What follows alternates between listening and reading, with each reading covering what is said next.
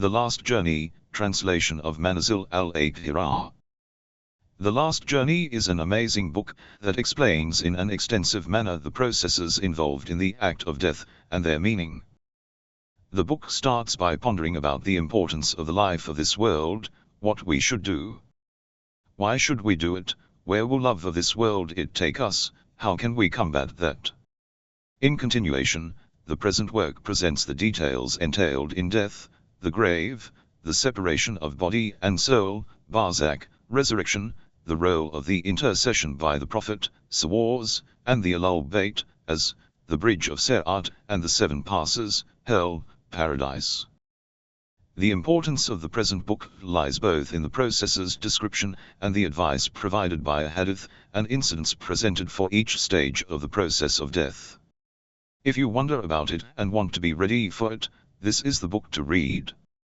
Miscellaneous information.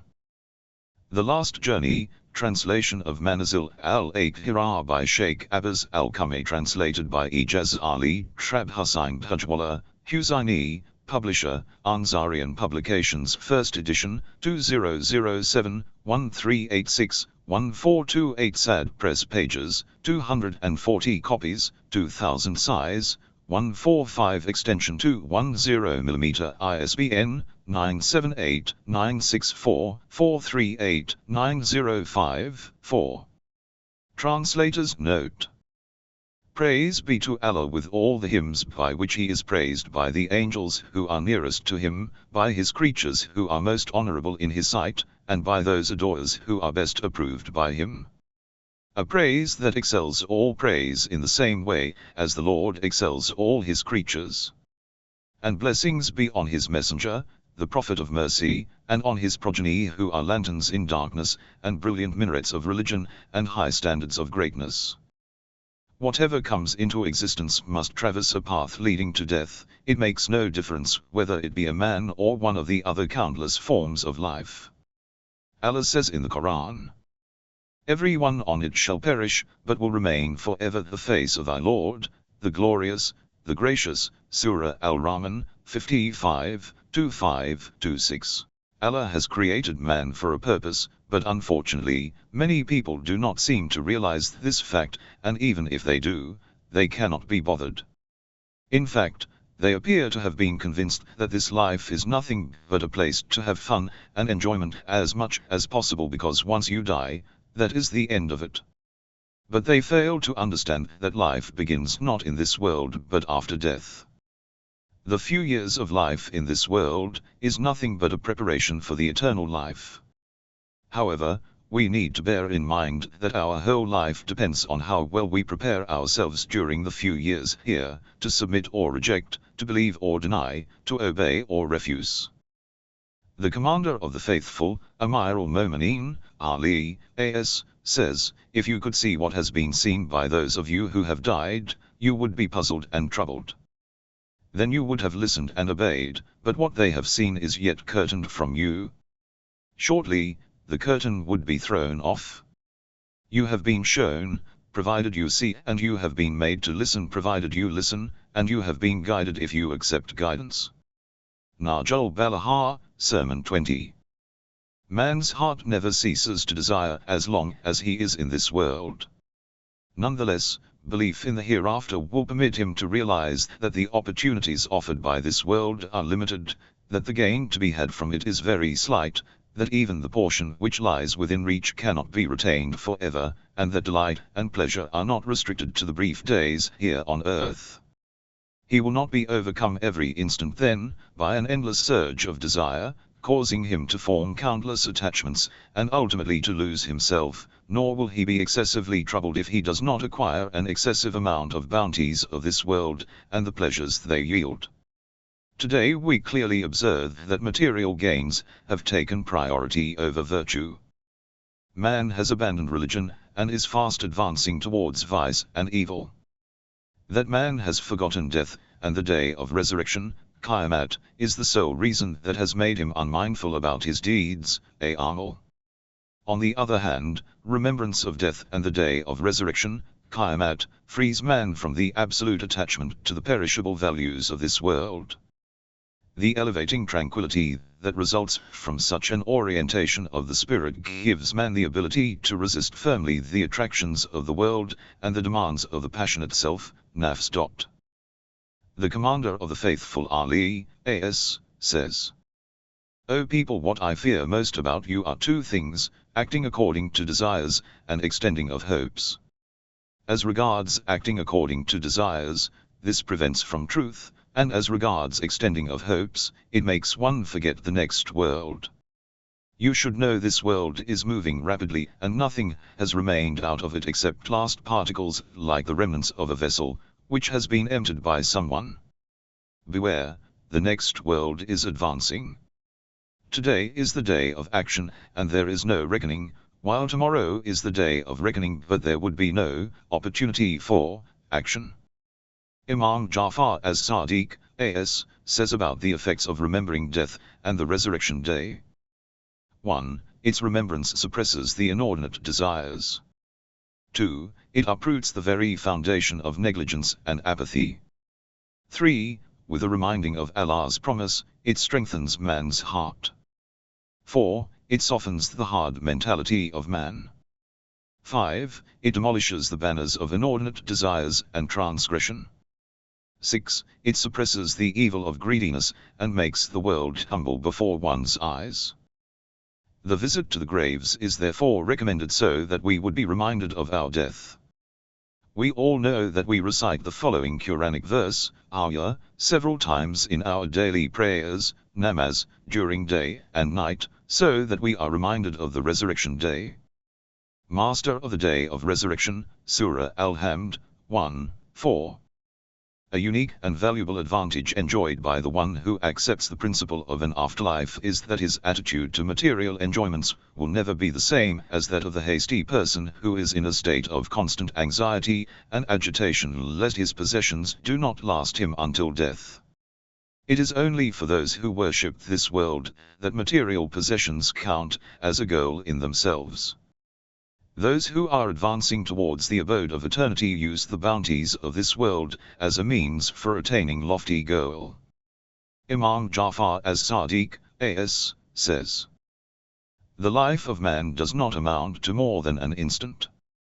What is past is now non-existent, you do not feel its pleasure or pain. As for what is yet to come, you do not know what it is. The true and precious capitals of your life are those few instants you presently enjoy. Master then your soul, and strive to redeem yourself and attain salvation, be steadfast in enduring the rigor of worshipping Allah, and obeying His commandments, and preserve yourself from the pollution of sin and disobedience to Allah, Al-Kafi." Those traders, who think of their future debts and liabilities, start saving something from the beginning. Similarly, those people who are concerned about death and Qiyamah from today give up their bad deeds and start performing noble deeds so as to present them on the resurrection day. The book Manazil al-Qur'an is written by the great traditionist, Muhaddith, Sheikh Abbas bin Muhammad Ria Qami, who was the student of the celebrated scholar Mirza Hussain Noori. He was born in Qum in the year 1294 AH. Many great ulama like Aka Buzurg Tehrani, Ayatollah Sheikh Muhammad Hassan al-Kashif al-Ghatar, Sayyid Abdul Hussain Sharafuddin Muswi etc. were his fellow students. Being a zealous and an enthusiastic seeker of knowledge, he was held dear by his teacher Mirza Hussain Noori, who loved him more than any of his other students. Sheikh Qami has authored many useful and important books, viz. Safinat al-Bihar Muntah al-Amal Mayfati al-Janan, the famous book of supplications, du'as, etc. He was an expert in the knowledge of traditions, ahadith, biographies, rijal, history, tariq, and lives of Aima, as, Sirat Majumeen. Muhaddith Qami left for the eternal abode in the year 1359 AH. Wisdom, Hikmah, of Ahlul Bayt, as. The present book is translated from the second edition of the Urdu translation by Maulana Ghulam Hussain Mazhar, in which the translator has added some quotes taken from books like Ma'ad by Ayatollah Dastagib Shirazi, Kazanach al-Jawahir, Ihsan al-Fawad, Tafsir Umdat al-Bayan, Bihar al-Anwar, Tafsir Anwar Najaf etc., which I too have included in my present translation for further explanation of the subject. I have taken up the translation of the above book, with the sole intention of enjoining good, amr bil maruf, and warning against evil, nahy anil munkar. I hope the readers will gain benefit from it and prepare themselves, and collect provisions for the last journey, eternal and perpetual. Last and foremost, may Allah shower upon Muhammad s. and his progeny his blessings befitting their distinction, as reward for their actions, and suitable to the chastity of their lineage. And his special blessings on his last deputy, and his remaining emissary, the expected Mahdi, may Allah hasten his glad advent. Ijaz Ali Trab Hussain Bhajwala, Husaini. Bombay, India. 15 Zulqa'dah 1418/15 March 1998. The returning, Ma'ad. Ma'ad is derived from the root word aud, which means to return. Hence, the returning of the spirit, ruhu, back to its body is called Ma'ad. Ma'ad is one of the fundamental principles of Islamic faith, and belief in it is incumbent upon all Muslims. After death every soul shall arise to see the reward or retribution, as the case may be, of their deeds. Ma'ad consists of stages: death, mort, grave, qubr, intermediate stage, Barzakh, resurrection, qiyamat, and paradise, jannat, or hell, jahannam. Ma'ad cannot be perceived by the five senses of man, but can be comprehended by reasoning alone. What happens after death? The Holy Prophet, through the medium of revelation, wahi, has explained it to us in detail. Man's senses have their own limitations beyond which it is not possible for him to understand. For example, a child in the mother's womb cannot perceive the vastness of the outside world. In the same manner, a soul captivated by the influences of matter cannot easily understand the hidden world and its realities. The knowledge of this unseen world is concealed from man, and he can only understand it through the medium of the Holy Prophet, and his vicegerents, the Holy Amir, as.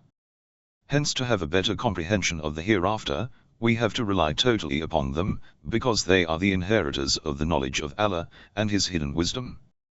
Is a person's body affected after death? Many are of the opinion that after death man's body becomes an absolute nothing, like a dry wood, hence the question of reckoning in the grave does not arise. Such doubts are the outcome of sheer ignorance and lack of belief in the unseen, ghaib. Speech is the effect of the tongue, and movements are impressions of a living body. However, the spirit, ruhu, is motionless. Hence it is independent of movements, as a man's tongue or lips do not move during a dream. A person who is awake will bear witness to it. After awakening, the person will narrate the discussions he had with people. He will also claim to have traveled far off cities, but his body in reality lay motionless on the bed all throughout the night. Dreams, Awliya. Imam Musa al-Kazim, a.s., states that in the former part of creation, man did not dream. Allah sent upon the people his apostle to guide them towards virtue, and warn against evil. The Prophet advised them that if they followed the right path, as preached by him, they would be successful and be rewarded in paradise. And, if they erred and did not avoid sin, they would face tribulation in hell. They asked the Prophet as to how could they rely on something which they had never seen. They said that they observed that after death a man's body became motionless and turned into dust. How could then he be rewarded or chastised for his actions? It is after this incident that they started having dreams in which they witnessed Allah's rewards in paradise, and his wrath in hell. They went to the Prophet and narrated this to him. The Prophet replied that same as in the dreams they were able to meet people, converse with them, and visit far-off places, after death too they would still taste chastisement or reward, as the case may be, in paradise or hell, even if their bodies would have been reduced to dust. Death, mort. Scholars differ regarding the explanation of death. Some call it a continuous phenomenon, amra vuyudi, not the end of life, while others opine that it is terminal one, Amra Adami, the end of life. However, generally it is accepted that this is purely a bodily affair. Regarding death it is said that it is a continuous process, and the vice versa to life. The Holy Quran says, "Blessed is he in whose hand is the kingdom of the heavens and the earth, and he has power over all things, who created death and life that he may try you, to prove which of you is best in deeds." Surah Al-Mulk, 67, 1-2. The above verse, ayah, refers to the purpose of the creation of life and death. Non-existence is not the essence of creation. If death had been an ending process, the word khaliq, creation, would not have been used. Death in reality is the divorce of the spirit, ruhu, from the body, and can be illustrated by many examples. It can be compared to a sailor estranged from his wrecked ship.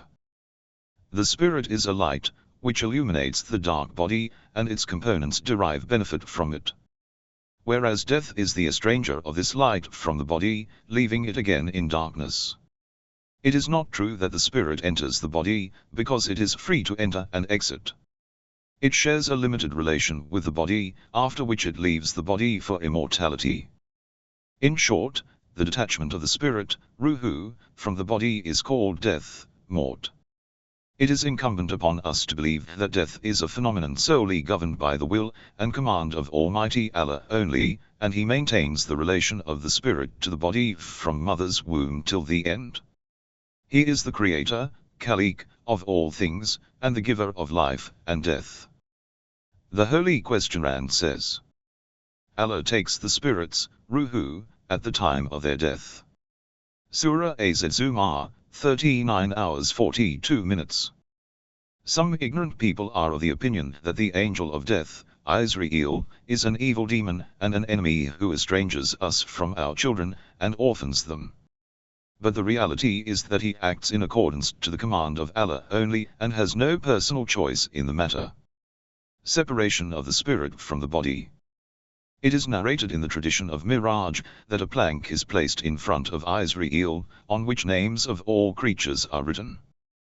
When Allah wills death of any one of his creatures, the name on the plank disappears, and Israel does the needful. It is possible that at one time death of more than one creature may be ordained. Just as many candles can be extinguished in a single puff, more than one spirit can be removed together. Surely Allah is the giver of death, as stated in the Quran. Say, O Prophet, the angel of death who is given charge of you shall cause you to die. Surah Az-Sajdah, 32 hours 11 minutes. In another verse it is stated, those whom the angels cause to die while they are unjust to themselves. Surah An-Nahl, 16:28. Israel and his comrade angels have been assigned the job of removing the spirits of creatures. When an army follows the commands of their king and conquers cities, it is said that the said army has conquered the said cities, but in reality conquest is a result of the king's military tactics and warfare. Many examples can be given to prove the above, but the fact is that this event is beyond comparison. As Allah has created this world as a house of causes, Dar al-Asbab, He has also created a cause for death. Disease, murder, accident etc. are some of its causes. These act as reasons for the approach of death, if not there are instances of persons who recover even after a serious illness, while some die in a blink of an eye. These causes also do not have an independent option, unless attested by the command and will of the Almighty. Spirits of some men are removed with ease, while some experience severe difficulty. It is narrated in traditions, ahadith, that during death some people feel as if their body is being cut asunder by scissors, or are being grinded in a mill, while some feel as if they are smelling the fragrance of a rose. It is stated in the Quran, those whom the angels cause to die in a good state, saying, peace be on you, enter the garden of paradise, for what you did. Surah An-Nahl, 16:32. It is not necessary that the spirits of all believers, mu'mineen, will be removed easily. Even a believer who has done good deeds in his lifetime can experience difficulty during death. This acts as the punishment for sins he committed, for which he is atoned for in this very world. While for a non-believer this difficulty is an extra punishment of Allah, followed by the ones to come in the hereafter. But how will it be when the angels cause them to die smiting their backs? Surah Al-Muhammad, 47 hours 27 minutes. It is also possible that a non-believer may not experience difficulty during death. This acts as reward for the good deeds he has committed, which is compensated in this very world, leaving their scrolls of deed of any reward. In reality, death is an unfortunate event for a non-believer even though he dies in comfort, while it is a blessing and felicity for a believer even though he experiences difficulty during it. Love of world. Hatred towards death and love of the world is the outcome of an ignorant person's mind, that thinks that the happiness of this world is from his prosperity and good fortune. The world, sated with numerous troubles and anxieties, is out to end in misery, and does not enjoy eternity, perpetuity and sincerity. A poet has referred to this in the following words: "Do not give your heart to this world, for its example is of an unfaithful bride who has never loved you, even for a night." The Holy Quran says that the love of this world is one of the characteristics of the disbelievers. The disbelievers are pleased with this world's life and are content with it. Surah Yunus, 10 hours 71 minutes. In another verse, it is stated, "Are you contented with the life of this world instead of the hereafter?" Surah Al-Barat, 9:38. For the Jews it is said, "Every one of them loves that he should be granted a life of 1,000 years." Surah 1 Baqarah, 296. There are many traditions detesting the love of world. The Holy Prophet has said, "Verily the love of this world is the root cause of every evil." Friendship with death. It is of utmost importance that man should hold death dear and consider it an opportunity of meeting with his Almighty, and not hate it and consider it as evil, but should take lessons from it. He should ask forgiveness from Allah for his sins, and tame the rebellious self, nafs. When the call of his Lord comes, he should welcome it with open arms, accepting it to be a blessing from Allah. He should be contented with the decree, qad, of Allah. He should rejoice that shortly he would be taken to the presence of Ahlul bayt, and meet his deceased companions and other believer brothers. He should also not be disheartened by the delay in death, but should consider it as an opportunity afforded by Allah to him to repent. This delay would give him a chance to gather provisions useful for his journey to the other world, for the journey is tiresome and full of dangerous valleys and difficult paths. Relating to the removal of the spirit and its hardships, Serat. And the stupor of death will come in truth, that is what you were trying to escape. Surah Kaf, 50 hours 19 minutes. This stage is full of difficulties and troubles. On one hand, a man feels pain, his tongue becomes motionless, his bodily components cease to function, while on the other hand there is weeping and wailing of relatives, grief of their separation, orphaning of children, and the sorrow of leaving behind hardly earned wealth and enormous property for others to feast upon, the wealth which was sometimes gathered by usurpation or through illicit means. The dying man remembers his sins and regrets, but alas, the time to repent has passed and accounts closed. Amir al-Mu'minin has said, the dying person, regrets over his wealth which he gathered bearing hardships, and now he is being separated from it, leaving it to be feasted upon by his inheritors. His hard-earned wealth is left for the use of others. The dying person feels scared, for he is about to enter an unknown and unexplored world, and is all the more frightened when he witnesses the things which are totally new to him. The Holy Quran says, "Certainly you were heedless of it, but now we have removed from you your veil, so your sight today is sharp." Surah Kaf, 50 hours 22 minutes. He feels the presence of angels around him and wonders about what is in store for him. It has been narrated in traditions, ahadith, that at the time of death, the Holy Prophet and the Holy Amir come near the head of the dying person, who is able to see them. It is narrated in third volume of Bihar al-Anwar that once Imam Ali Arya, A.S., went to meet one of his companions, Sahabi, who was about to die. He looked towards the Imam, A.S., and said, I see the radiant faces of your grandfather, the Holy Prophet, your father, the Commander of the Faithful, your mother, Hazrat Fatima, and the other Imams in your ancestry. I also see your luminous face along with them. It is a fact that dying men have a glimpse of the Imam, A.S., according to his love for and knowledge of them. For a believer, Momin, their sight is a blessing from Allah, and for a hypocrite, Munafiq, and disbeliever, it is a sign of Allah's wrath. In the salutation, Ziyarat, of Amir al-Mu'minin Ali, A.S., we utter these words. Peace be upon Allah's grace for the upright, and Allah's chastisement on the tyrants. The dying man is confused, because on one hand Satan, Shaitan, with his companions tries hard to spoil his faith, Iman, and on the other hand the thought of the arrival of the angel of death makes him all the more puzzled. He wonders as to in what state would he, the angel of death, come and how would his spirit be removed. The Commander of the Faithful Ali, A.S., says, and when the signs of death approach, he knows not what will befall him.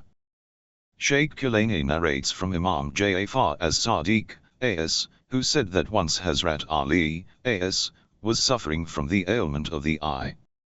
The Holy Prophet, S., came to inquire about his health. He saw that Ali, A.S., was in intense pain and was restless because of it. The Prophet asked him, is this anxiety the outcome of the ailment? Hazrat Ali, A.S., replied that, I had never witnessed such a pain before. The Holy Prophet, in order to console him, said, O Ali, when the angel of death comes to take the spirit of the disbeliever, he brings along with him a club of fire, by which he removes his spirit, and the flames of hell scream at the dying man.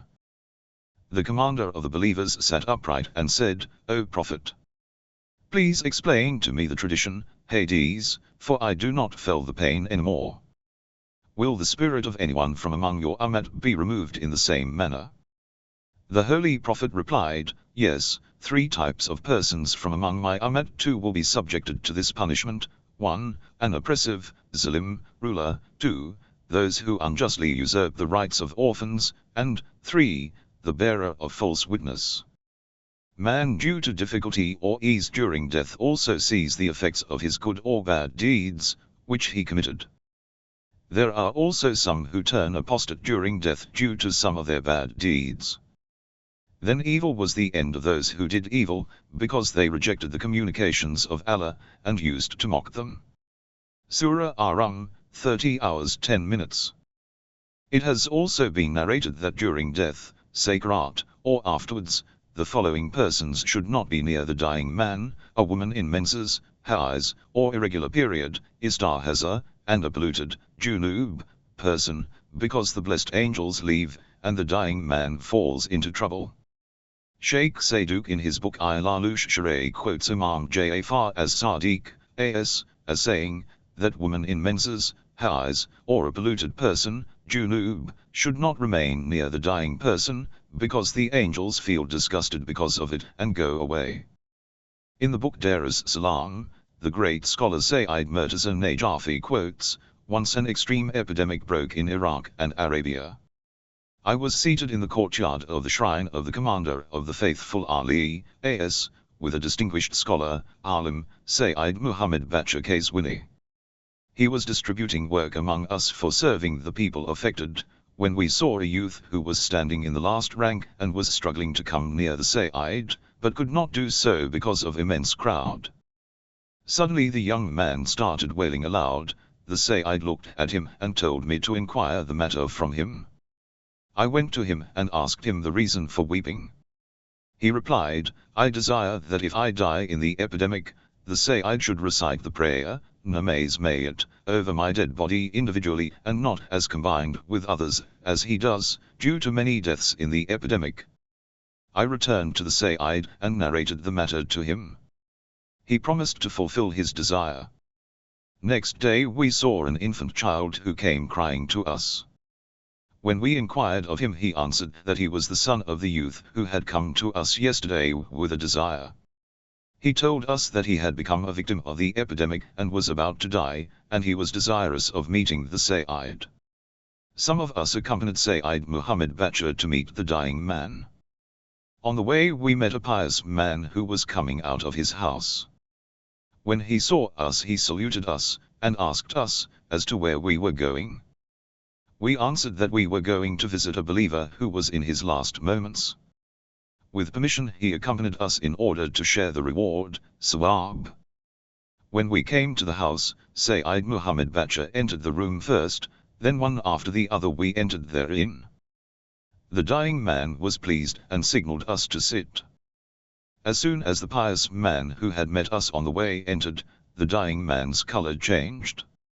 His face turned pale and in rage signaled him to go away. He became restless as if some trouble had befallen him. We were all the more surprised when we learned that the dying man did not even know him, whom we could assume to be his enemy. The man excused himself and went out but returned back after some time.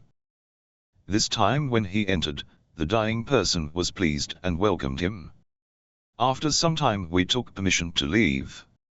On the way we asked the pious man the reason for the sudden change in the attitude of the dying man. He replied that he was in the state of pollution, junub, and was leaving his house with the intention of performing ceremonial bath, ghusl janabat, in the public bath. He met us on the way, and not wanting to miss the opportunity of performing this noble task accompanied us. He said that when he first entered the house and saw the dying man's restlessness, he understood and left. To make himself sure, he returned back after having performed the ceremonial bath, ghusl janabat. He concluded that the dying man had come to know about his impurity because the blessed angels had left him, and he felt immense pain. Those deeds whose performance eases death. Sheikh Sadhu quotes from Imam Ja'far as-Sadiq, as, that he said, if a person wishes that his last moments should be easy, he should maintain cordial relations with his kith and kin, and be kind to his parents. Whoever does so, death will be eased, and he will never fall prey to misfortunes in his lifetime. It is narrated that once the Holy Prophet went to see a youth who was in his last moments of life. He told him to recite Kalame Tawheed, there is no God but Allah, but the youth could not utter it because his tongue had turned speechless. The Prophet repeated his order but with no avail. He repeated it twice but the youth could not answer. The Prophet turned towards a woman who was sat near the youth's head, and asked her if she was his mother. She replied in affirmative. He then asked her if she was unhappy with her son. She answered that she was certainly unhappy, but would forgive him if the Prophet commanded her to do so. The Prophet told her to forgive him. As soon as she forgave, the youth's speech returned and he recited the kalima. The Prophet asked him as to what he saw. He answered that he saw an ugly-looking man who had held him by the neck, and was trying to strangle him. The Prophet told him to recite the following. O he who accepts the little deed, and overlooks the much wrong. Accept my little deed, and overlook my much wrong. You are certainly the all-merciful, the all-forgiving. When he did so, the Prophet asked him as to what he saw now. He answered that he saw that a handsome man had come to his rescue, while the ugly man had turned back. The Prophet ordered him to recite the above dua again, and after having done so asked him what he saw. He replied that the ugly man had left, and the handsome youth was there by his side comforting him. He uttered these words and breathed his last. The above narration should be understood well, and lesson should be learned that parents' displeasure becomes the reason for anguish in death. Even after being a companion, Sahabi, of the Prophet, and the Prophet being present besides him, the youth could not recite the kalima, and was in agony till his mother forgave him. Imam Ja'far as-Sadiq, as, says, for a person who gives clothes to his brother believer during the summer or in winter, it is incumbent upon Allah to present the dress of paradise to him, make his end easy, and save him from the narrowness of the grave. The Holy Prophet has said, a person who offers to eat something sweet to his brother believer, the pangs of death will be easy on him. Those aima which prove beneficial during death, and eases its tribulations. Reciting Surah Al-Yasin, Surah As-Safat and the following supplication, Dua, eases the tribulation during death. There is no God save Allah, the All-Forbearing, the All-Generous. There is no God save Allah, the Most High, the All-Great. All glory be to Allah, Lord of the 7 heavens, and Lord of the 7 layers of earth. And whatever is in, between, and beneath them. And Lord of the great throne. All praise be to Allah, Lord of the worlds. Shaykh Saduq narrates from Imam Ja'far as-Sadiq, A.S., that he said, for the person who fasts on the last day of the month of Rajab, Allah will save him from the after effects of death. Fasting on the 24th of Rajab carries great reward, sawab. One of its merits is that when the angel of death comes to remove his spirit, ruhu, he comes in the form of a handsome youth carrying a bowl of the pure drink, sharab tahura, and offers him to drink. The dying person does so and dies in peace. The Holy Prophet says that if a person recites 4 units, rak'at, of namaz on the night of 7th Rajab in a manner that in each unit, rak'at, after Surah Al-Hamd recites thrice Surah At-Tawheed, once Surah Al-Falaq, and once Surah An-Nas. After finishing the namaz, sends salawah on us. O Allah, please, bless Muhammad and his household. And recites 10 times Tasbihate Arba. All glory be to Allah. All praise be to Allah. There is no God save Allah. And Allah is the greatest. Almighty Allah will offer him shelter under the throne, Arsh, and give him reward of a person fasting in the month of Ramazan. Till the time he finishes the prayers, the angels pray for his forgiveness. Allah will ease the pangs of death on him, and save him from the squeeze in the grave, Fishakub. He will not die until he sees his place in paradise, and will be saved from the hardships of resurrection, Qamat. Shaykh Kafami quotes from the Holy Prophet, that he said that a person who recites the following supplication, Dua, 10 times daily, Allah will forgive 4,000 major sins, Gunahain Kabira, of his, offer him refuge from calamities at the time of death, the squeeze in the grave, Fishakub, and Qamat. Allah will also save him from Satan, Shaitan, and his army, and will pay off his dues, and save him from troubles and anxieties. I am preparing there is no God save Allah to face any horror. And only that which Allah wills shall come to pass to face any grief and anxiety. And all praise be to Allah to face all graces. And all thanks be to Allah to face all items of luxury. And all glory be to Allah to face any astonishing matter. And I pray Allah's forgiveness to face any sin. And we are Allah's, and to him shall we return to face any misfortune. And Allah is sufficient unto me to face any distress. And in Allah do I trust to face any unexpected matter. And in Allah do I take shelter to face any enemy. And there is neither might nor power except with Allah, the Most High, the All-Great, to face any act of obedience or disobedience. The recitation of the following dua 70 times carries great reward. The least of which is that he will be given glad tidings, that he will enter paradise. O most hearing of all those who can hear. O best seer of all those who can see. O swiftest in taking account. O justest of all those who judge. Shaykh Kulani relates from Imam Ja'far as-Sadiq, A.S., that he said that the one who recites Surah Az-Zilzal in the supererogatory prayers, Nafila, Allah will save him from earthquake, lightning and the calamities of the land and sky. And during death he will send this surah in the form of a handsome youth who will sit beside him and request the angel of death, Malakul Maut, to remove his spirit with ease. turning away from the right path at death. It means that a person could turn away from the right path, Sirat al-Mustaqim, during death. At the time of death Satan, Shaitan, comes to the dying man and tries his best to deceive him and puts him in doubt, so as to turn him away from faith, Iman. Fakir Muhakkeen says that a person who wishes to remain safe from the mischief of Shaitan at the time of death should preserve 5 proofs regarding the fundamental principles of faith, usual deen, in his mind, and present it to Allah's custody, so that during death these may come as a handy against Shaitan's deceit. Then he should recite the following supplication, dua. O Allah, the most merciful of all those who show mercy. I am depositing with you this faith of mine, and my firmness on this belief. And you are the ever best of all those who keep deposits. And you have commanded us to keep safe deposits that are put with us. So, please, keep for me this deposit to give it back to me at the time of my death.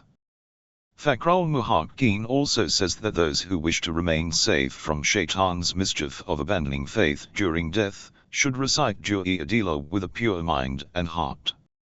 Dua Adila is found in all the renowned books of du'as, and also in the first volume of Mayfati al-Janan by the same author.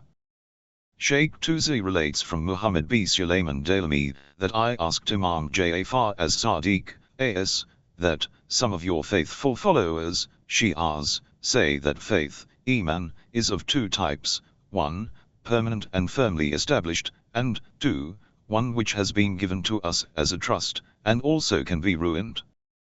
Please give me a dua through which my faith may also become permanent and firmly established. Imam A.S. told him to recite the following dua after every obligatory prayer, wajib namaz.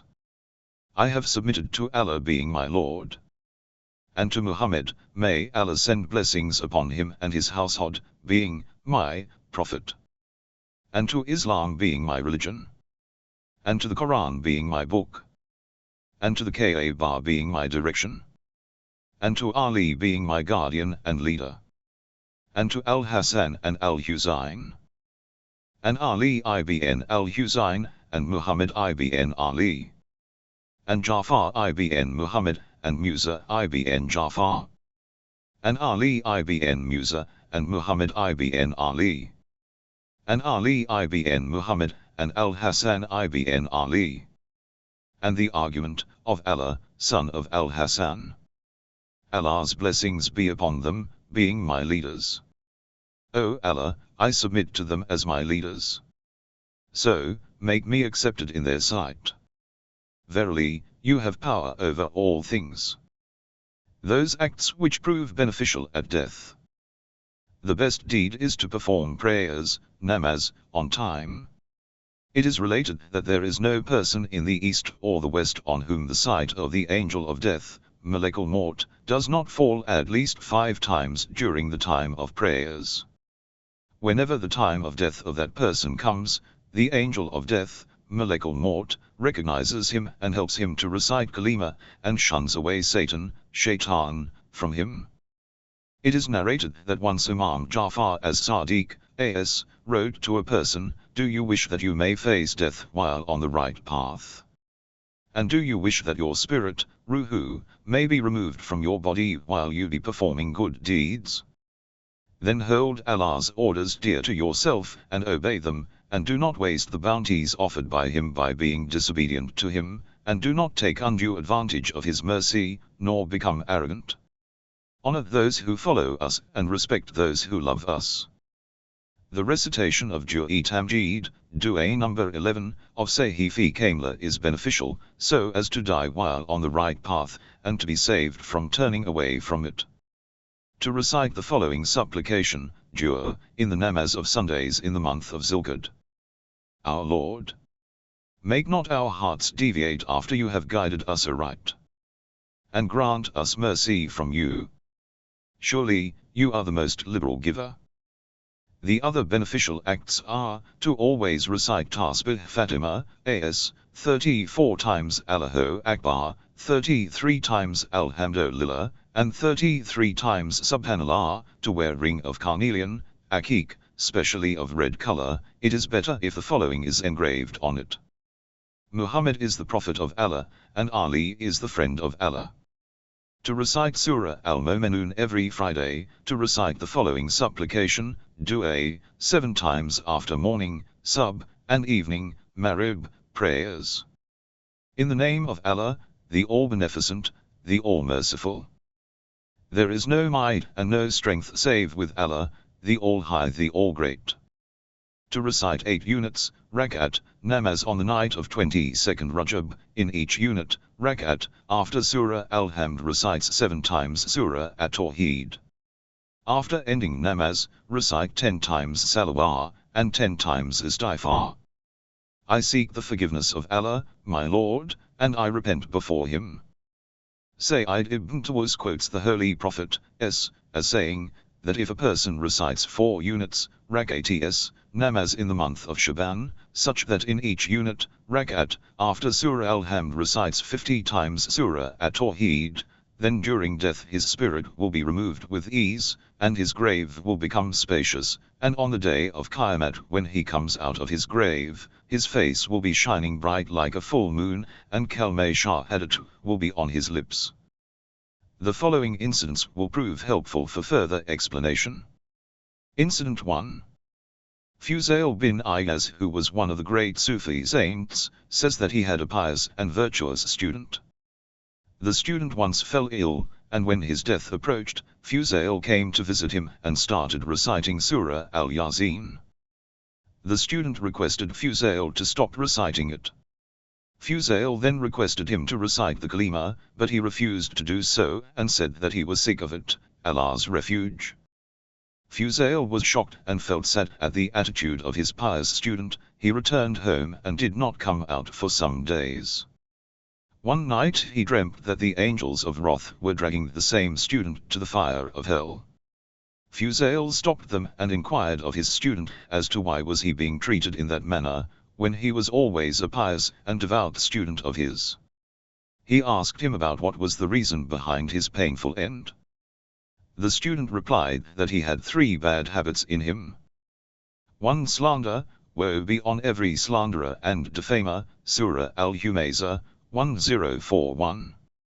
2. Jealousy, verily jealousy destroys faith, Iman, in the same manner as fire destroys wood, usual Kafi, and 3. Creating mischief is graver than murder, Surah Al-Baqarah, 2:217. The student also told Fuzail that he once committed an act, which also proved harmful for his hereafter. He said that once he had a disease, and the doctor had prescribed him to drink wine for its cure. The doctor told him that if he did not do so he would never be cured. He did as the doctor said. Because of this and the other 3 bad habits his end was this painful, and he died in the state of shame. For further explanation of the above narrative, I state below an incident quoted by Sheikh Kilani, who quotes Abu Bakr as saying that, once I was seated in the presence of Imam Jafar as Sadiq, as, when Khalid bint Marbadi came and told the Imam, as, that since she knew the prohibition of its use, she had come to the Imam, as, to take advice regarding it. Imam Sadiq, as, asked her, what stopped you from using it? She said that being one of his devout followers, she wished to be saved from shame, and on the day of Qiyamah if she be questioned about it she could reply that its use, or prohibition, was ordered to her by the Imam, as, himself. The Imam, as, turned towards me and said, O Abu Muhammad. Referred to Abu Bakr, do you pay heed to what this woman says? Then Imam Sadiq, as, answered, by Allah I never give you permission to consume even a drop of it, for if you do so, you shall have to regret when your spirit reaches here. And Imam, as, pointed towards his neck and repeated the sentence thrice, and took the woman's assurance that she had understood it well. Incident 2. Sheikh Bay states in his book Kashkol that there was a person who had spent his entire life in pleasures and luxuries of this world. When he was about to die, the people gathered around him and requested him to recite the kalima. But instead of the kalima the dying man said, "Where is that woman who in a state of exhaustion came to me and asked me the way to the public bath, named Manjab?" He said so because one day a virtuous and beautiful woman had come out of her house to have bath in a famous bathhouse named Manjab. She forgot her way and was exhausted searching for it. She saw this man standing near a door and asked him the way to it. He pointed towards his house and said that the same was the bathhouse named Manjab. As soon as the woman entered, the man locked the door and intended to have illicit physical relation with her. The virtuous woman sensed that there was no escape from his lustful fold, and hence pretended to be interested in him. She said that she was a state of uncleanliness and was proceeding for a bath. She told the man to go and get some scent for her so that she may perfume and adorn herself for him, and also to get something to eat as she was exhausted. The man was deceived by her words and went to the market to buy things. As soon as he stepped outside, the woman thanked Allah for preserving her chastity and ran away. When the man returned, he understood his mistake and regretted. Now when his end neared, her remembered this indecent act, and instead of reciting the kalima said the above words. The incident is to be reflected upon that when the person was about to die, the sin, even though he had not committed it, but had intended, stopped him from reciting the kalima. Shaykh Kulani quotes Imam Ja'far as Sadiq, as saying that, one who does not pay even 1 qirat of zakat due on him, qirat is equal to 21 dinars, will die the death of a Jew or a Christian. The same tradition, hadith, is also said about the person who intentionally does not perform Hajj even after being capable of doing so. From death till grave. After the spirit, ruhu, is separated from the body, it lingers on the top for some time. Thereafter the spirit of the believer is taken to the heavens, while that of a non-believer below. When a believer's bier is being carried, he calls out, "Hasten me to my eternal destination," while non-believer calls out, "Do not make haste to bury me in my grave, making way for my chastisement." During bath of the believer's dead body, the angels ask him if he desires to return to the world, back to his kith and kin, to which he replies that he does not intend to go back to the world of miseries and misfortune. The spirit of the dead remains present and witnesses the bath given to his body. It is also narrated that when the bath is being performed, the dead person feels as if he is being thrown from height, and the rough hands of the person performing the bath seems to be smiting him. Hence it is necessary that bath should be performed with gentle hands. The spirit hears the voices of the people who have come to attend his funeral. Hence it should be borne in mind that one should avoid talking during funeral. A woman in menses or nifas, blood discharge after childbirth, and a person in the state of pollution should avoid coming near the dead body, because it becomes the reason for the displeasure of the blessed angels, who turn away in disgust. Such acts should be performed for the dead person, which become the reason for Allah's blessings, viz. remembrance of Allah and Ahlul bayt, as, recitation of Quran, etc. It is also narrated that after the dead body is buried, the spirit returns and maintains relation with the body. When it sees that the people are returning back, knows that from now on it is destined to live alone. It becomes restless, and says, "Alas! Those children of mine whom I brought up with love and care have abandoned me, and now my only companions are my deeds, Ahlul, which I performed while alive." The first glad tidings which a believer receives is in the grave, "O you who believe! Allah has forgiven your sins, and the sins of those who attended your funeral." The grave, Kub. One of the fearsome stages of the hereafter is the grave, which calls out daily, "I am the abode of loneliness, I am the house of terror, I am the home of worms." Terror of the grave. It is quoted in Man la yazaru hul faji, that when a dead body is brought for burial, it should not be buried immediately. For there is no doubt that the terror of the grave horrifies the dead person, and he seeks refuge from Allah's wrath. The dead body should be laid to rest for some time far from the grave, so that it prepares itself, and gets accustomed to it. Again one should stop and then take it to the grave. Allama Majlisi, while commenting on the above, says that even though the spirit is separated from the body, it still maintains relation with it, and remains somewhat attached to it. The darkness and loneliness, questioning by Mungsa and Naka, squeezing in the grave, fishar, and the chastisement in hell are some of the frightful stages. Hence it is necessary for every man to take lessons from a dead man's state, and reflect upon it, because one day he himself will have to pass through these stages. Yunus narrates that one day he asked Imam Musa al-Kazim, a.s., that, whenever I think about the door of a house, the house becomes narrow in my sight. Why is it so? Imam, a.s., replied, it is so because whenever you take a dead body for burial, you should lay it to rest for some time near the grave, so that the dead person may ready itself to enter therein, and collect strength to answer the questions of Mungsa and Naka.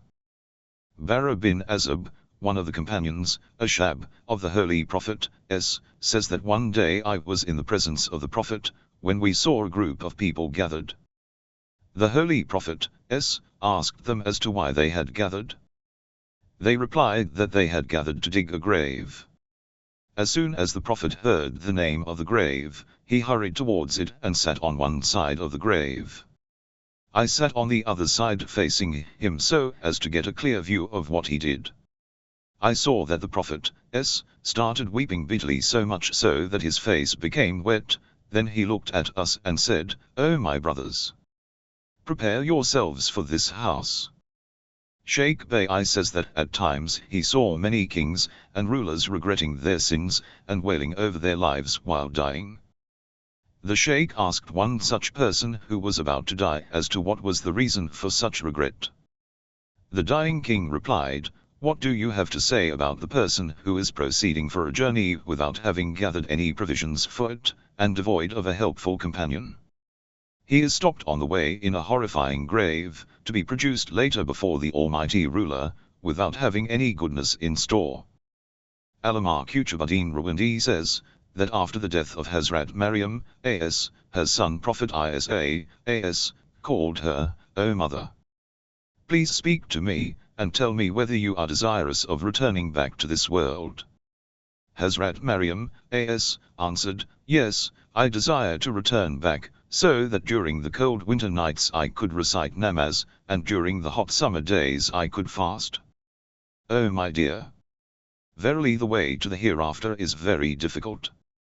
It is narrated that when the last moments of Hazrat Fatima, a.s., neared, she called Amir al-Mu'minin Ali, a.s., and said, "When I die, you bathe me, shroud me, pray namaz over my dead body, and bury me. When you do so, sit near my grave for some time and recite the Holy Quran, and pray for my forgiveness.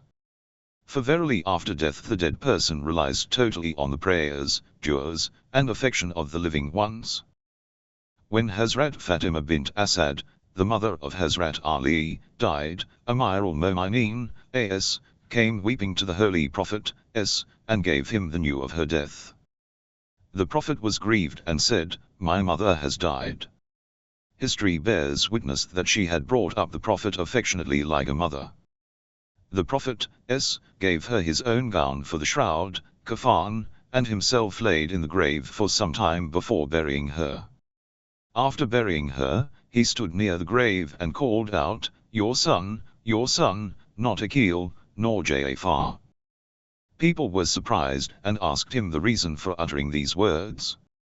The Holy Prophet, replied that, "One day we were discussing about Qiyamah, and I said that on that day people will be coming out of their graves in a state of nakedness.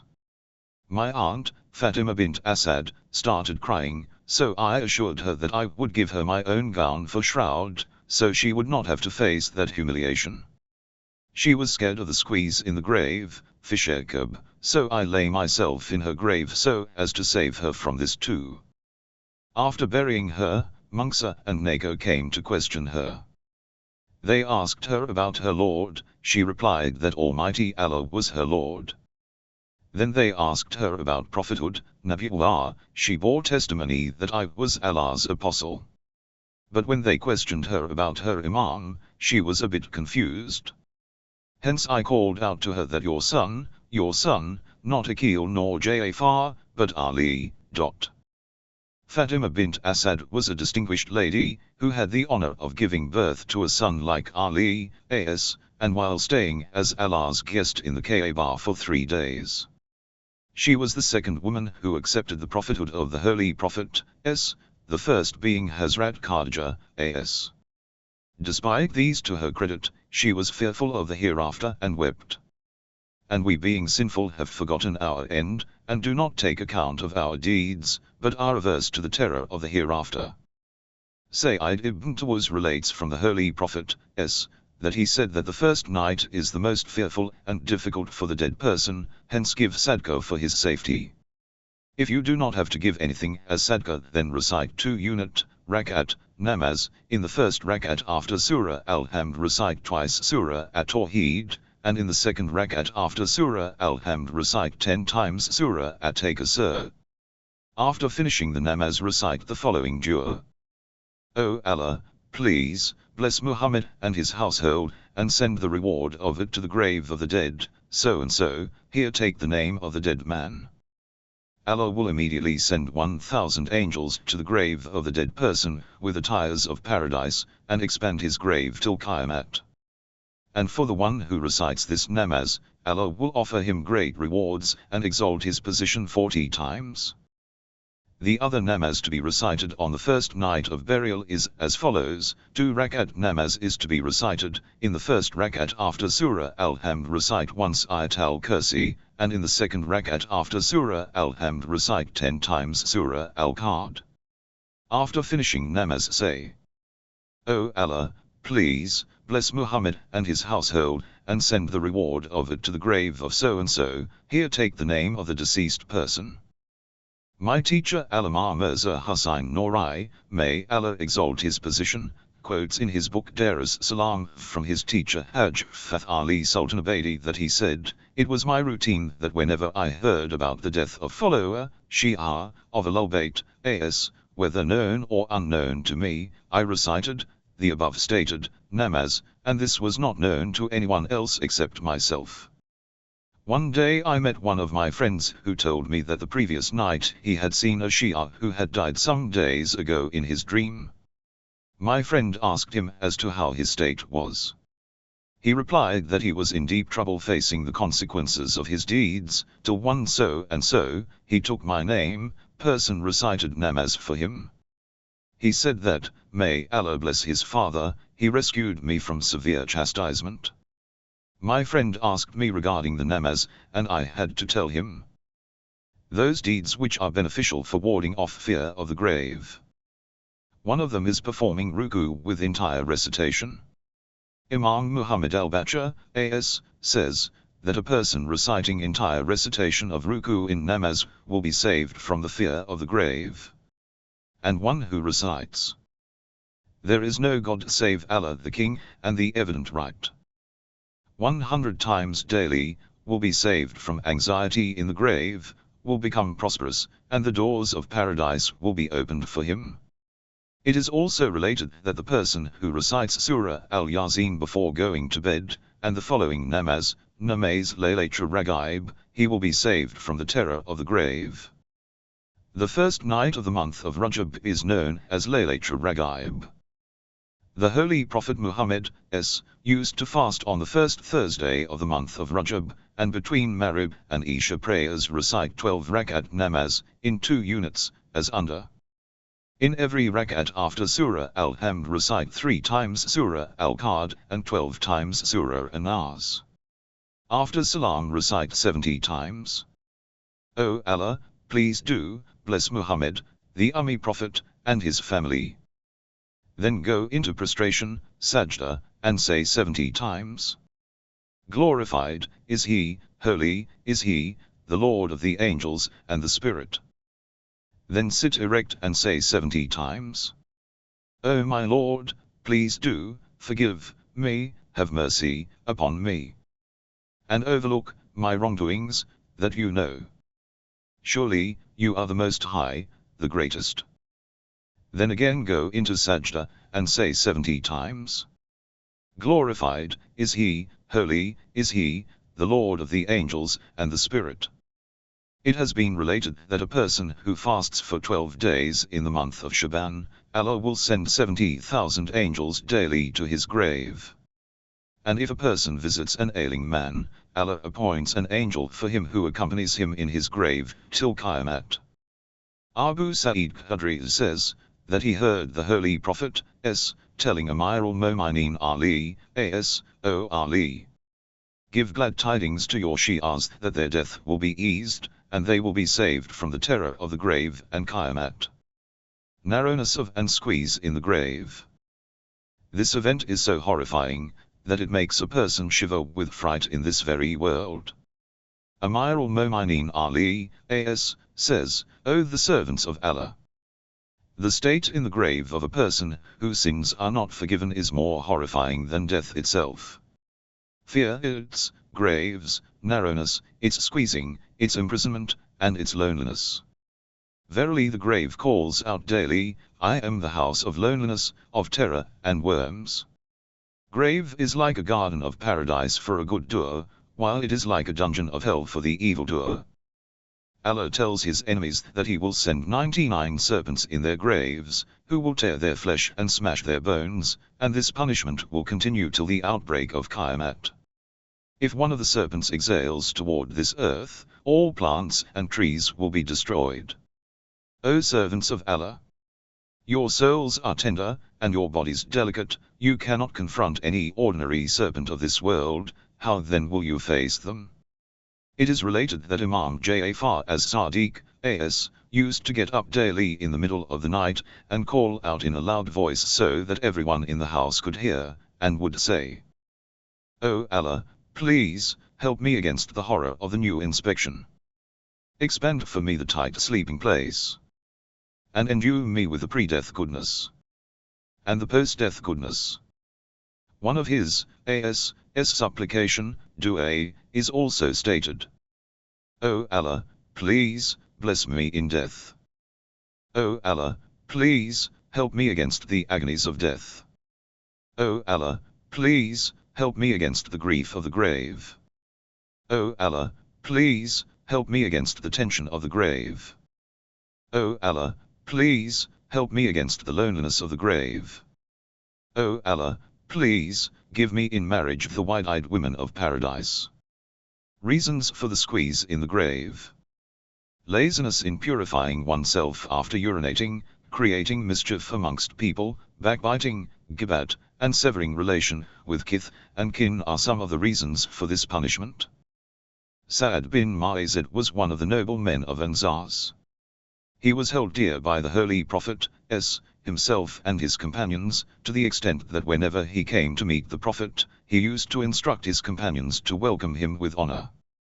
The Prophet himself stood up to welcome him. Sa'ad was wounded in a battle fought against the Jews of Qurayza, and later succumbed to the injuries. When he died, 70,000 angels attended his funeral.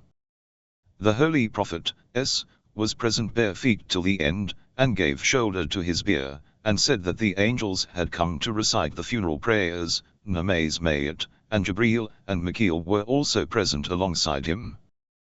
The Holy Prophet loved him so much that he himself buried him. Seeing these, the mother of Sa'ad remarked, O my son, rejoice at the attainment of paradise.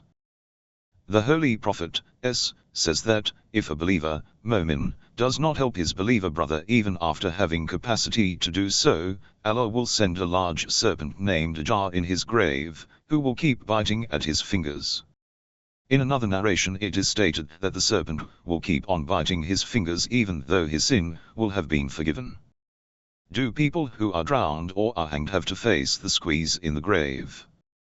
Sheikh Kulani narrates from Yunus, who says that once Imam Ali Arya, was asked whether a person who is hanged also faces squeezing.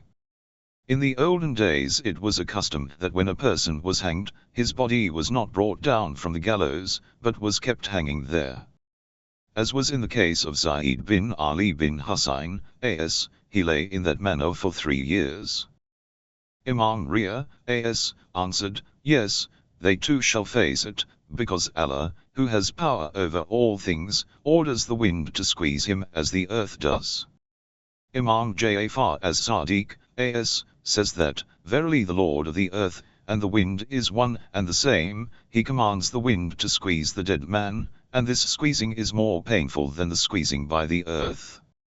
In the same manner those who are drowned or are killed and eaten up by the beasts, have to face the squeezing.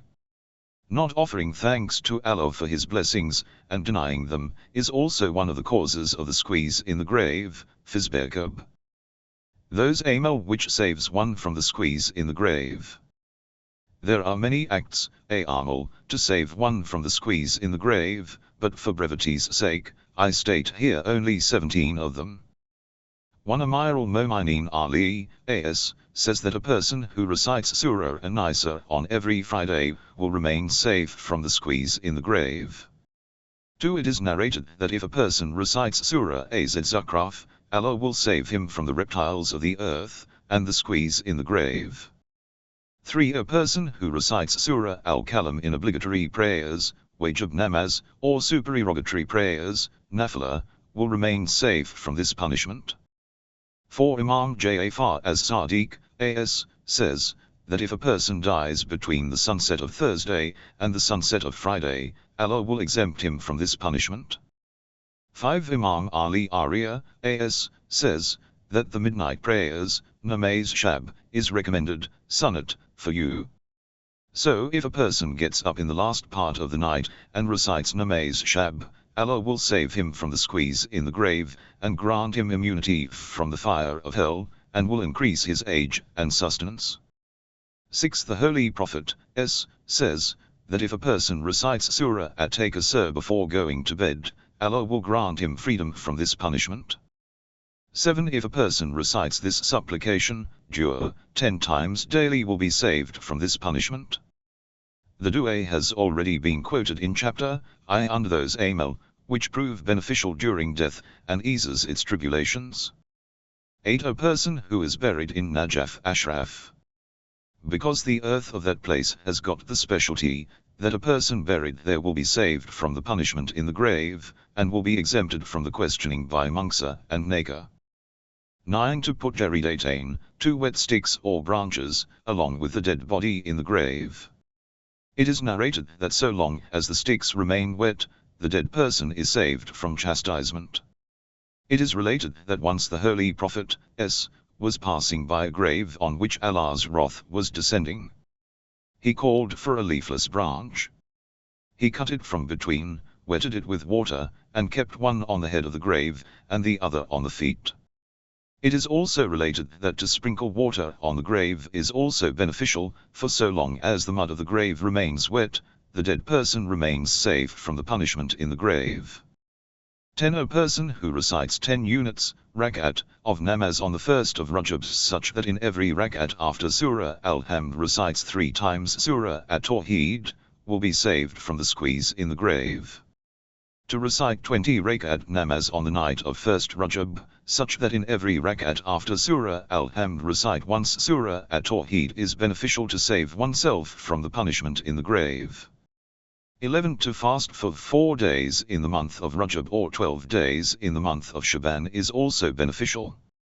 12 To recite Surah Al-Mulk on the grave is an act, which saves the dead man from the punishment in the grave. Allama Qutbuddin Rawandi relates from Ibn Abbas, who says that once a person pitched a tent on a ground, not knowing that there was a grave beneath. Thereafter he started reciting Surah Al-Mulk. Suddenly he heard a voice saying that the surah gives salvation.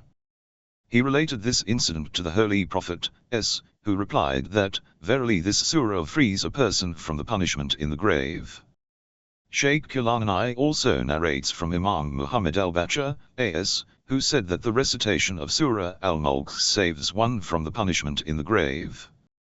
13 It is related from the Holy Prophet, S., in the War of Allama Qutbuddin Rawandi that, when a person is being buried and someone recites this supplication, dua, thrice, the corpse will remain safe from the punishment in the grave till the day of Qiyamah. O Allah, I do beseech you in the name of Muhammad and his household not to torment this dead. 14 Sheikh Tusi in his Misbah al-Mutahajjid relates the Holy Prophet as saying that, if a person recites the following 2 rakat namaz on Friday night, Allah will free him from the punishment in the grave, and save him from fear on the day of Qiyamah. In each rakat after Surah Al-Hamd recite 15 times Surah Az-Zilzal. 15 to recite 30 rakat namaz in the middle part of the month of Rajab, such that in each rakat after Surah Al-Hamd recite 10 times Surah Al-Tawheed is beneficial to ward off punishment in the grave. In the same manner to recite the above namaz on the night of 16th and 17th Rajab and the 1st of Shaban is also beneficial. On the night of the 1st of Shaban to recite 100 rakat namaz, such that in each rakat after Surah Al-Hamd recite once Surah At-Tawheed, after ending the namaz recite 50 times Surah At-Tawheed. On the night of 24th Shaban recite 100 rakat namaz, such that in each rakat after Surah Al-Hamd recite 10 times Surah An-Nas. Also to recite 50 rakat namaz such that in each rakat after Surah Al-Hamd recite 50 times Surah At-Tawheed, 50 times Surah Al-Falaq, and 50 times Surah An-Nas saves one from the punishment in the grave.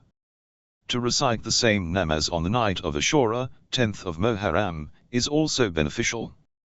16 to keep Kukshafa, the mud of the grave of Imam Hussain, as, in the shroud, kafan, or to rub it on the parts of prostration, sajda.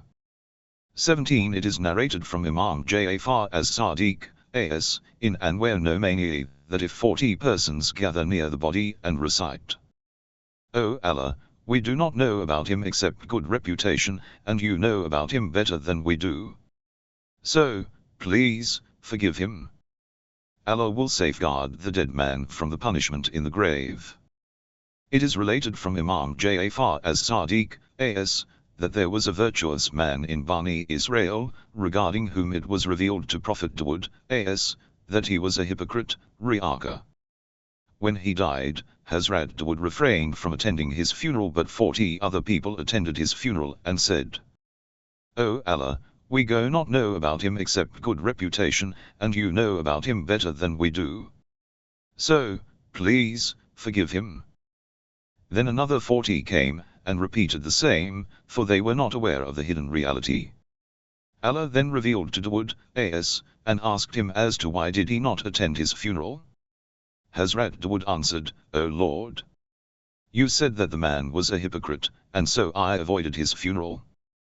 Allah said, verily it was true, but because 40 persons bore witness to his goodness I forgave his sins.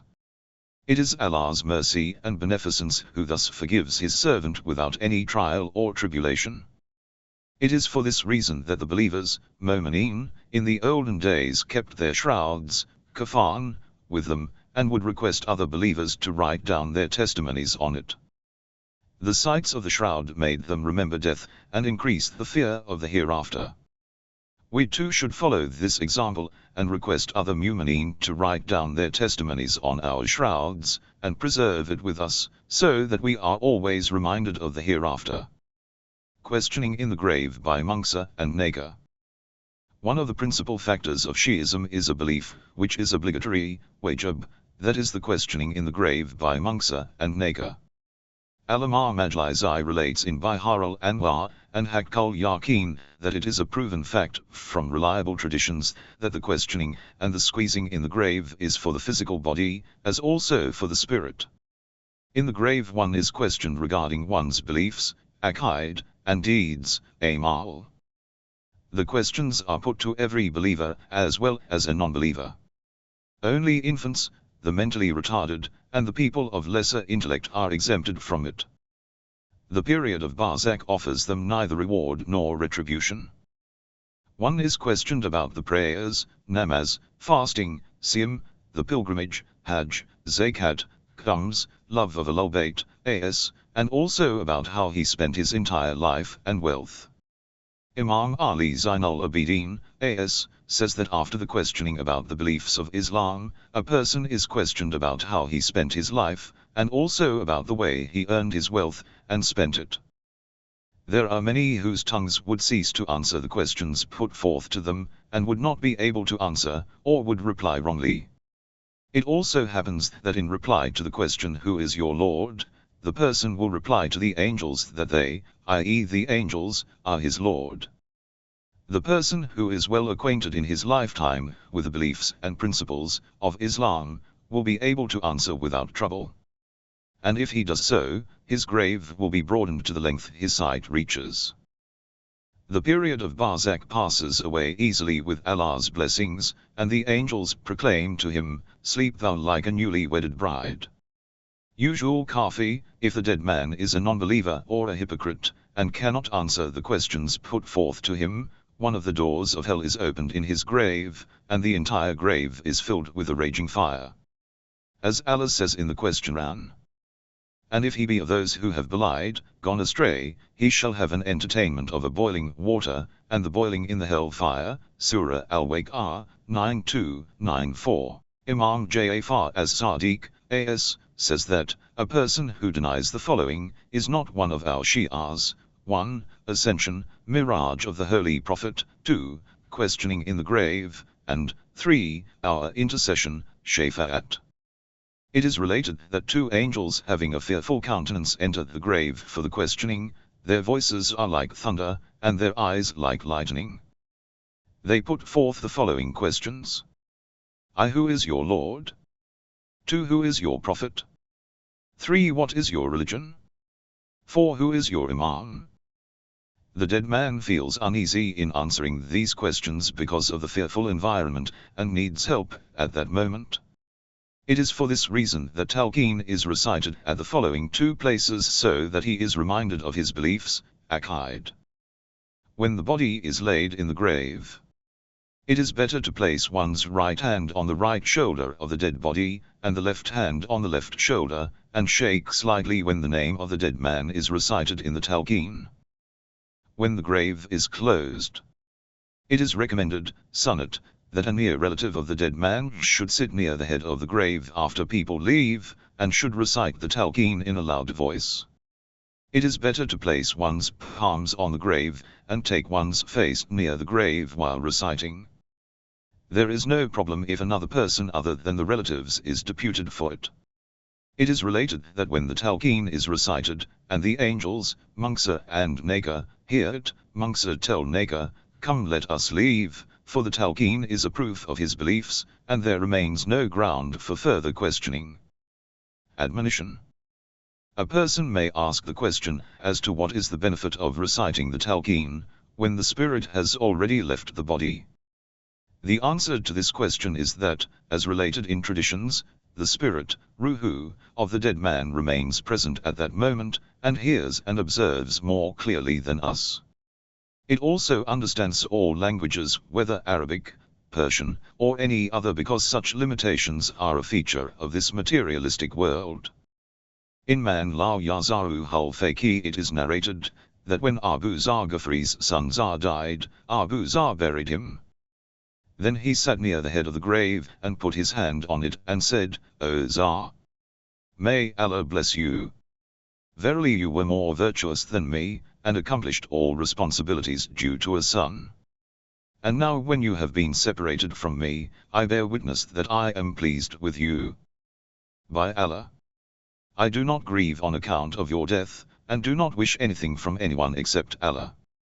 If I would not fear the after effects of death, I would surely have accepted death instead of you. But I wish to remain alive for some more time so as to ask forgiveness for my sins, and prepare myself for the last journey. Surely I have performed such acts on your behalf, which may be useful for you in your journey, and have not confined myself to just weeping and wailing for you, and hence this has kept me away from drooping myself in your separation. By Allah, I do not grieve on account of your death, nor because of your separation, but I lament thinking about what might have befallen you after your death, and wonder in what state you are. I wish I knew what you said and what was said unto you. O my Lord, I excuse all my rights due upon him, and I request you to forgive all your rights due upon him, for you are more liable than me to forgive and pardon.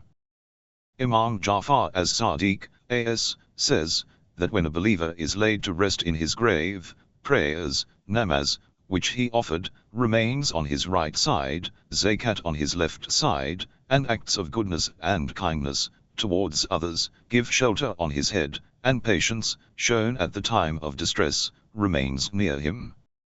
When Mungsa and Naka come to question him, patience requests namaz, zakat, and goodness to surround him from all sides, and give him refuge, and says that whenever troubles and calamities befell this man, I was always there with him, i.e. he bore it patiently. Allama Majlisi in his Mahasin quotes Imam Muhammad al-Baqir, a.s., and Imam Ja'far as-Sadiq, a.s., as saying that when a believer, Momin, dies, 6 faces enter his grave along with him. Out of these, one is more illuminated, chaste and more scented than others. One stands on the right side, the second on the left, third in front, the fourth near the head, fifth near the legs, and the one more illuminated shelters on the head. From whichever side the wrath of Allah comes, the face on that side defends the dead body. The one who is more illuminated asks these other faces, may Allah bless you all, who are you? The one on the right side says I am the prayers, namaz, which he recited in his lifetime. The one on the left side says I am the zakat, which he gave while alive. The one standing in the front says I am his fasts. The one near the head says I am the hajj and umrah which he performed in his life. While the one standing near the leg says I am the kindness, ihsan, which he performed with his brother believer. Then all these faces turn towards the more illuminated one and ask him as to who he is. It replies I am the love of Ahlul bayt. Sheikh Saduq in the chapter on the importance of fasting in the month of Shaban says that whoever fasts for 9 days in this month, Mungsa and Naka will deal with him gently and courteously during questioning. Imam Muhammad al-Baqir, a.s., has narrated many benefits for a person who remains awake on the night of 23rd of the month of Ramazan, and offers 100 units, rakat, namaz. One of these benefits is that Allah removes fear from his heart during the questioning by Mungsa and Naka, and a light shines forth from his grave, which illuminates the whole world. The Holy Prophet, says, that applying dye has 4 benefits. One of them is that Mungsa and Naka shy away from him in the grave. As stated earlier, a person who is buried in Najaf is exempt from the questioning in the grave. Incident 1. Allama Majlisi quotes in his Tofatchas Zareen from Irshad al-Qulub and Faich al-Azhar that a virtuous man from Kufa relates that, once on a rainy night I was seated in the masjid of Kufa when some people entered the mosque from the door near the shrine of Muslim bin Aqil carrying a bier with them. They kept the bier on a mound. One of the persons accompanying the funeral fell asleep. He dreamt that 2 persons came near the bier, and one said to the other, I will settle his account fast before he is taken to Najaf, because then I will not be able to go near him. The person got up from his dream, and narrated it to others who understood the whole situation, that the 2 men were Mungsa and Naka who had to question the dead man, and lifted the bier and proceeded towards Najaf immediately to save the dead man from chastisement and the questioning. Allama Bebahani says that once I saw Imam Hussain, a.s., in a dream, and asked him, O my master, will the one buried near your grave also be questioned? Imam Hussain, a.s., replied, which one of the angels have got the nerve to question him who is buried near my grave? Incident 2. It is written in Jilam 18 that Mir Mu'anuddin Ashraf, who was one of the virtuous attendants of the shrine of Imam Ali Arya, a.s., says that once I dreamt that I was in the shrine of Imam Ria, a.s., and was coming out to perform ablution, wuzu. When I came near the mound of Amir Ali Shia, I saw a group of people entering the shrine. An eminent personality was leading them, and they all carried spades in their hands. As soon as they entered the shrine, the eminent personality pointed towards a particular grave and said, dig out the wretched fellow from his grave. Hearing his command, they started digging the grave. I asked one of those men as to who that man was. He replied that he was the commander of the faithful Ali, a.s. Suddenly I saw that Imam Ali Arya, a.s., came out of his shrine and greeted Imam Ali, as. Hazrat Ali, as, answered his greeting. Imam Ria, as, said, "O my respected grandfather, I request you, and have faith, that you will forgive this person on my behalf who lies buried here under the shelter of my shrine." Amir al-Mu'mineen, as, answered, "O my dear son, do you know that he was a mischief creator, an adulterer, and a drunkard?" Imam, as, replied, "I do know, but when his last moment neared he willed to be buried under the shelter of my shrine, so I request you to forgive him on my behalf." Hazrat Ali, as, forgave him and left. I awoke from my sleep in awe, and woke up the other attendants, and related to them my dream. We all went to the place, which I had seen in my dream, and found a newly constructed grave, whose mud was scattered. After inquiry we learned that a Turkish man who had died was buried there the day before. Haji Ali Baghdadi had the honor of meeting Imam Mahdi, ATFS, and asked him some questions. One of the questions put forward by him was that is it true that a person who goes for the pilgrimage, Ziyarat, to the shrine of Imam Hussain, as, on Friday night receives salvation? Imam, as, replied, "Yes, by Allah." Haji Ali Baghdadi says that I saw tears in the eyes of Imam, as. Then I asked him another question. In the year 1269 AH, when we went for the pilgrimage, Ziyarat, to the shrine of Imam Ali Arya, as, we met a nomadic Arab who was a native of Najaf. We invited him for a meal, and asked him his views regarding the reward of the love of Imam Ria, as. He replied, "Paradise," and said, "Since the past 15 days I have been fed from the wealth of Imam Ria, as, do Munksa and Nakar have the nerve to come near me? The food which I consumed from the table of Imam Ria, as, has turned into flesh and blood." I asked Imam Mahdi, ATFS, whether his claim was true. Imam, as, replied, "Yes, it is true. Imam Ria, as, himself will come and save him from the questioning in the grave. For verily by Allah, my grandfather is a Zaman, surely, Imam." Intermediate period, Barzakh. The state of the body in Barzakh. One of the dreaded stages of the hereafter is Barzakh. Barzakh literally means a curtain or a separation, which lies between two things and does not allow them to meet each other. For example, sweet water and bitter water both flow side by side, but Almighty Allah has set between them a barrier so they do not intermingle. As Allah says in the Quran, He has made the two seas to flow freely, so that they meet together, between them is a barrier which they cannot pass. Surah Ar-Rahman, 55 hours 19 minutes, 20. But Barzakh in this context means that Allah has placed a curtain between this world and the hereafter. Imam Ja'far as-Sadiq, as, says, "By Allah, I fear a lot for your state in Barzakh." The narrator asked Imam, as to what was Barzakh. Imam Sadiq, as, replied that it is a period starting from death till Qiyamah. Bihar al-Anwar. And before them is a barrier, Barzakh, until the day they are raised. Surah Al-Mu'minun, 23, L00. The period of Barzakh, and the body. Barzakh is also called a corporeal or a non-material world, a lame misali, because while it seems somewhat like this world, but its nature and matter is totally different. After we die the other world seems quite vast when compared to this world, seems quite vast when compared to this world, and this world can be compared to the womb of the mother. In the same manner the body of a human in Barzakh will be the likeness of the one in this world.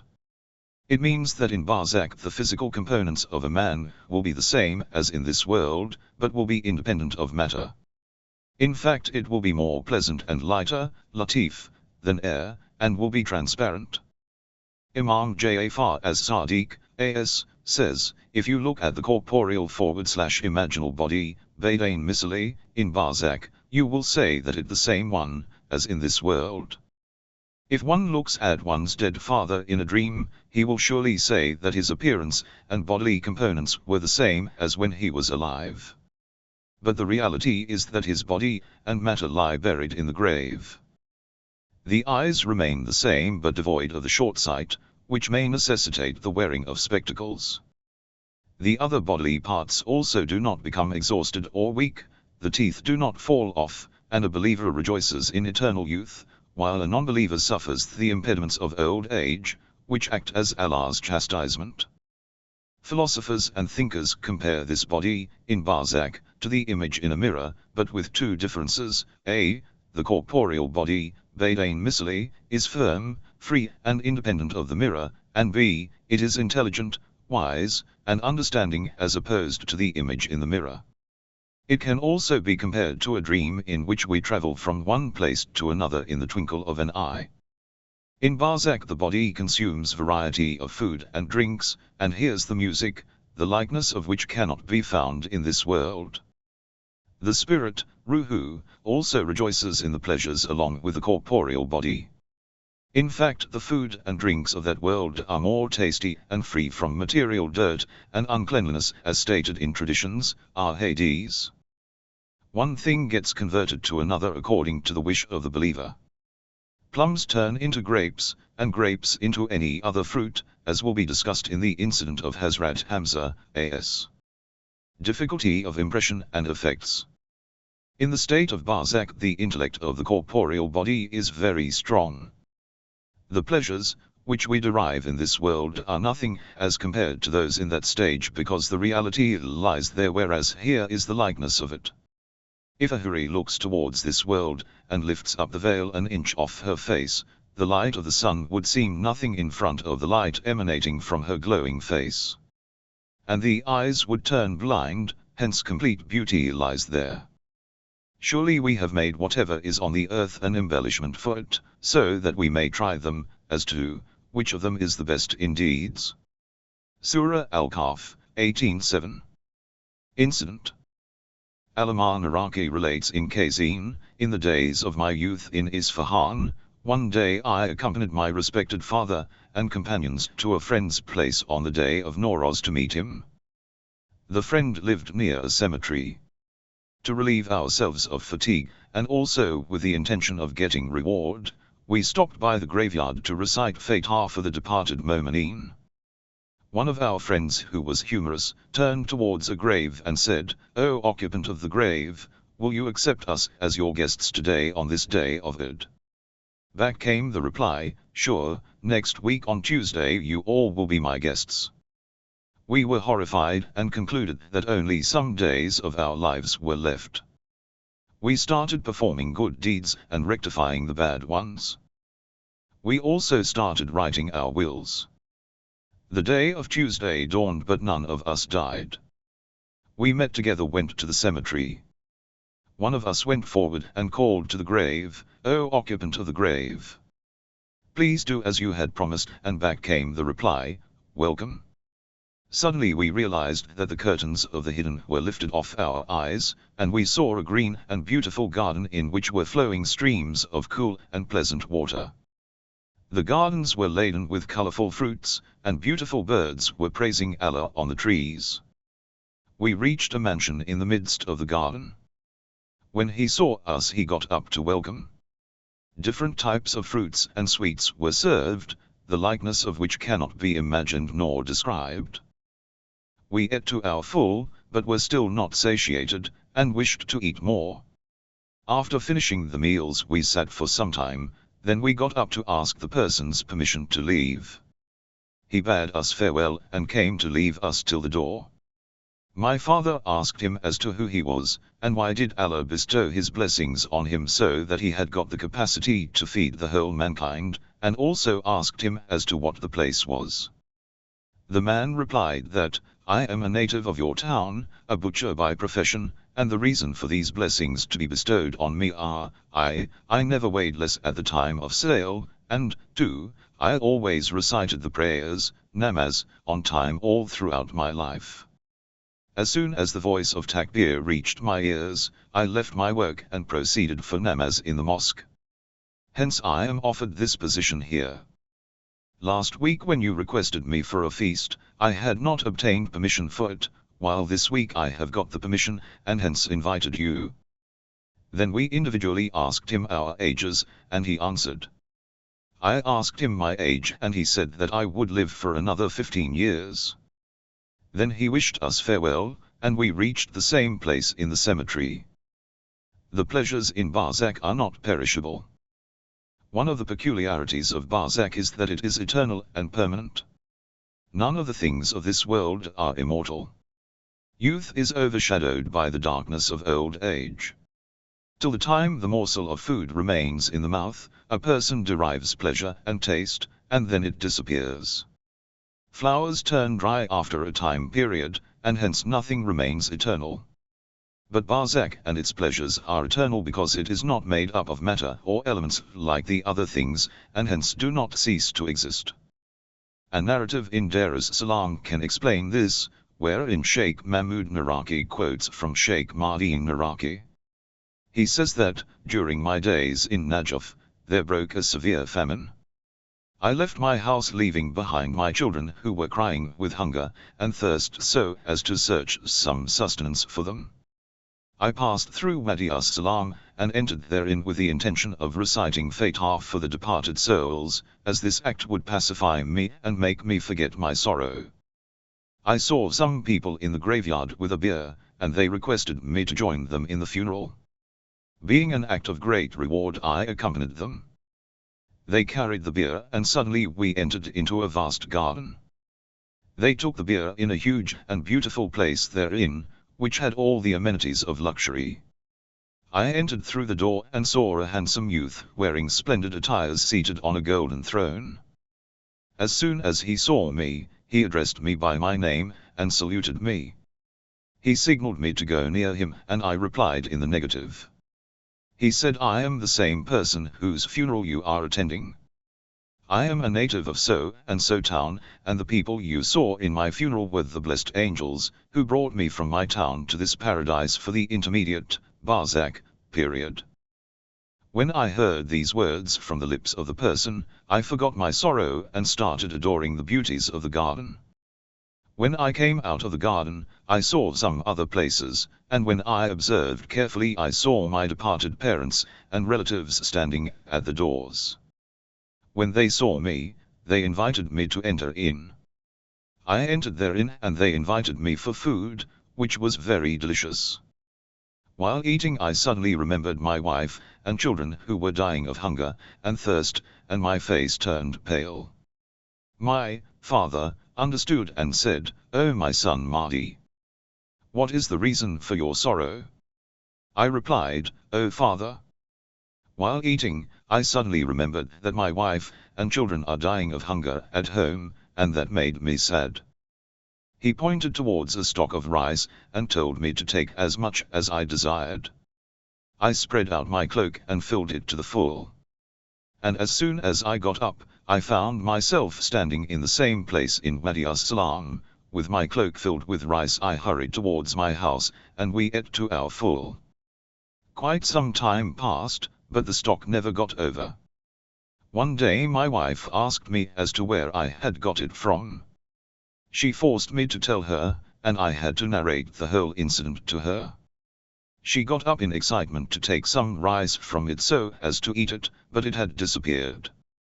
Hence it can be concluded from this incident that the pleasures of Barzakh are eternal and not perishable. On the other hand, if we hear the voices of those who are being punished in Barzakh, we shall forget the sorrows of this world. It is narrated in the 3rd volume of Bihar al-Anwar that the Holy Prophet said, before the proclamation of prophethood, once when I was grazing the cattle, I suddenly saw that the cattle stopped grazing and looked frightened.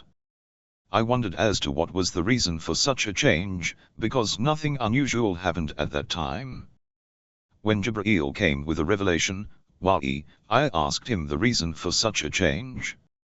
Jibreel answered, O Prophet of Allah, when the people who are being punished in Barzakh scream with anguish and pain, while human beings and jinns do not hear their voices, animals can hear it and hence become tense. There are many incidents to support this. It is written in Dar es Salaam that the great scholar Allama Sayyid Hashim Hussain Bahrani says, in Najaf there lived a shopkeeper who counseled and advised people daily at his shop after namaz Zahar. At that moment his shop would be full of people who gathered to hear the guidance. One day an Indian prince came to settle in Najaf, and planned to proceed on a journey. He came to the shopkeeper to keep his ornaments and valuables as a trust with him, because he thought the shopkeeper to be a trustworthy believer. After some days, when he returned back from the journey, he went to the shopkeeper to take back the things entrusted to him. The shopkeeper totally denied having taken the valuables from him. The prince was dejected and went to the shrine of the commander of the faithful Ali, A.S., and called out, "O Ali, I left my motherland, and came and settled here near your grave, and entrusted my wealth to the shopkeeper, believing him to be a trustworthy person. But alas, now he denies having my wealth, and I have no witness to prove my claim except you." In the night he dreamt that Hazrat Ali, A.S., came and told him to go in the morning to the gate of the city. And when the gate opens, the first person to enter therein would help him acquire his lost wealth. He got up the next morning, and went to the city gate. The first person to enter the gate was an old and feeble man, who looked virtuous and was carrying a load of wood on his head. He entered the city and sat down to sell the wood so as to earn something for his family. The prince felt ashamed to ask for his help, and returned to the shrine. He again dreamt the same, and the next day again went to the city gate and saw the old man, and returned back. When on the third night he dreamt the same, in the morning he went to the gate, and finding the old man related the whole incident to him. The man thought for a moment, and told the prince to come to the shopkeeper's place after midday prayer, namaz Zahar, and he would get his wealth back if Allah desires. After the namaz, people, as usual, gathered at the shop, and the shopkeeper got up to advise. Suddenly the old man got up and requested the shopkeeper to let him say something, to which he agreed. The old man said, "O people, I am so and so, the son of so and so, and I am worried about the rights of people, Hakkan Nas. Praise be to Allah. For I have no lust for the wealth of this world, and am a connected man, and passing my days in solitude. I would like to narrate to you an incident of my life, and warn you about the wrath of Allah, and the punishment of hell, and the hardships of Qiyamat. Once I was in great debt, and hence borrowed 10 chirate, equal to 21 dinars, from a Jew, and promised him to pay half a chirate daily. I fulfilled my promise for 10 days. On the 11th day the Jew was not to be found anywhere. I inquired about his whereabouts, and was told that he had migrated to Baghdad. After some days I dreamt that Qiyamat had dawned, and I was being brought for reckoning along with others. After giving my account, I was sent towards paradise. While passing on the Bridge of Serat, I suddenly saw the Jew appearing from the raging fire below, and he stopped my way. He asked me to return him back the 5 chirates, which I owed him. I told him that I had no intention of usurping his money, and that I had searched for him, but he was nowhere to be found. He said that he would not permit me to go any further until I return his trust back to him. I said that I did not have anything at that moment, to which he replied that in that case I should allow him to place his finger on my chest. I agreed to it. As soon as he placed his fingers on my chest, I felt intense pain, and I woke up from my sleep. I saw that there was a wound on my chest, which is not yet cured, and is still fresh. Whatever treatment I do is of no avail. Saying this, the old man opened his shirt buttons, and showed the wound to the people. When the people saw the wound, they started weeping and wailing, and asked repentance from Allah. The shopkeeper, who was also hearing this, was very much affected, and regretted his sin. He called the Indian prince, and returned him his wealth, and apologized sincerely for his sin. The effect of the spirit, ruhu, on the body, and its relation with the grave. The spirit receives reward or punishment, as the case may be, in the grave.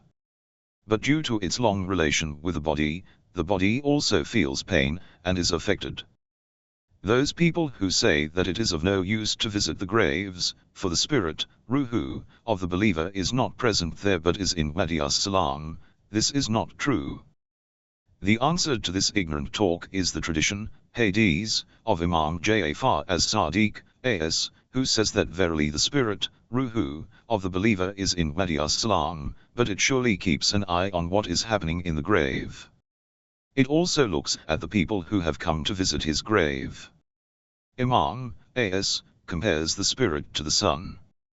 Even though the sun is not on the earth but is on the sky, the entire earth is illuminated by its light. In the same manner the spirit is in Wadi as-Salam but it keeps contact with the body. The great traditionist, Muhaddis, Sayyid Muhammad Jazari narrates an incident in his book Anwar Nomani, that once Shah Ismail Safawi came to Karbala. He heard the people denying and doubting the faithfulness of Hurr bin Yazid Arihi, one of the companions of Imam Hussein, who was martyred in Karbala. He gave the order to dig the grave of Hurr. When the grave of Hurr was opened, people saw the corpse of Hurr lying afresh. A kerchief was tied on his forehead, regarding which it is related, that on the day of Ashura, the 10th of Muharram, Imam Hussein, as, himself had tied a kerchief on the bleeding forehead of Hurr. Shah Ismail ordered that the kerchief should be removed and given to him so as to be kept in his shroud. As soon as the kerchief was removed, blood started oozing from the forehead of Hurr, hence it was tied back. Shah Ismail ordered another kerchief to be tied instead of it. When this was done, the blood flowed ceaselessly. The Shah was helpless and ordered the kerchief to remain at its original place. He then acknowledged the faithfulness and high honor of Hurr. Then he ordered a shrine to be erected on the grave. In the same manner Sheikh Kulani and Sheikh Saduq, two great Shia ulama's graves were opened, and their bodies were found fresh therein as if sleeping in peace. The henna applied on the hands of Sheikh Saduq also remained intact even after so much time. The signs of life were visible from his body. On the other hand, when the spirits of the non-believers are being punished, their bodies are also affected. When Bani Abbas gained victory over Bani Umayyah and entered Damascus, they started exhuming their graves. When the grave of Yazid ibn Muawiyah was opened, only a lump of mud was found instead of his body. When a person was being buried in a graveyard in the city of Qum, a flame of fire erupted from his grave, which destroyed all its surroundings. In Pakistan too many such incidents have taken place, which have been reported in newspapers. The Valley of Peace, Wadi as-Salam. A question may arise in the minds of people as to where does such a vast event of Barzakh take place. A human's intellect is beyond its understanding. In traditions, ahadith, this universe is compared to the mother's womb, and the state of Barzakh to the expansive world outside it. If a child in the mother's womb is informed about a vast and expansive world outside, it will be difficult for it to grasp it. In the same manner, human intellect cannot understand the state of the expansive Barzakh. As is said in the Holy Quran, so no soul knows what is hidden for them of that which will refresh the eyes. Surah As-Sajdah, 32 hours 17 minutes. Whatever has come down to us from the Holy Amr, as, has to be relied upon. It is related in traditions that whenever a believer, Momin, dies anywhere in the east or the west, his spirit is taken to the Valley of Peace, Wadi as-Salam, in Najaf near the grave of the commander of the faithful Ali, as. In another tradition, Najaf is described as an assembling place for the high-honored and blessed angels, Malika. And if the dead man is a believer in the Holy Amr, as, and is buried in Najaf, he rejoices in abundant bliss. While if a sinful person is buried in Najaf, and his spirit is being punished in Wadi-e-Bahut, his spirit strengthens its union with the body, and hence is relieved of the punishment, as has been related in earlier incidents. The Valley of Punishment, Wadi-e-Bahut. The Valley of Punishment, Wadi-e-Bahut, is situated in the barren lands of a deserted valley in Yemen, which is devoid of food or water. This is the dwelling place of the evil spirits, Ruhu, who are made to stay there during Barzakh, and taste severe chastisement. One day a man came to the presence of the Holy Prophet, in a manner that fear had overtaken him and his face had turned pale. He said that he had witnessed an astonishing event, which was the cause of his restlessness. On the Prophet's inquiry he said, "My wife has a disease, for the cure of which she requested me to fetch some water from the well at Wadi Bahut. Mineral water has got the power to cure skin diseases." I took a leather bag and a bowl and left. When I reached there, the eerie surrounding made me fearful and I hastily started searching for the well. I found one well and was about to fill water in the bag, when I heard the noise of chains from above me. I heard a voice requesting me for water for he was dying of intense thirst. When I looked above I saw a man hanging by a chain, which was bound around his neck. I was confused but agreed to his request for water. When I extended my hand to offer him water, the chain was suddenly pulled on top, and the man reached just near the blazing sun. I was dumbfounded and scared, and started filling the water bag when I saw the man being sent down again.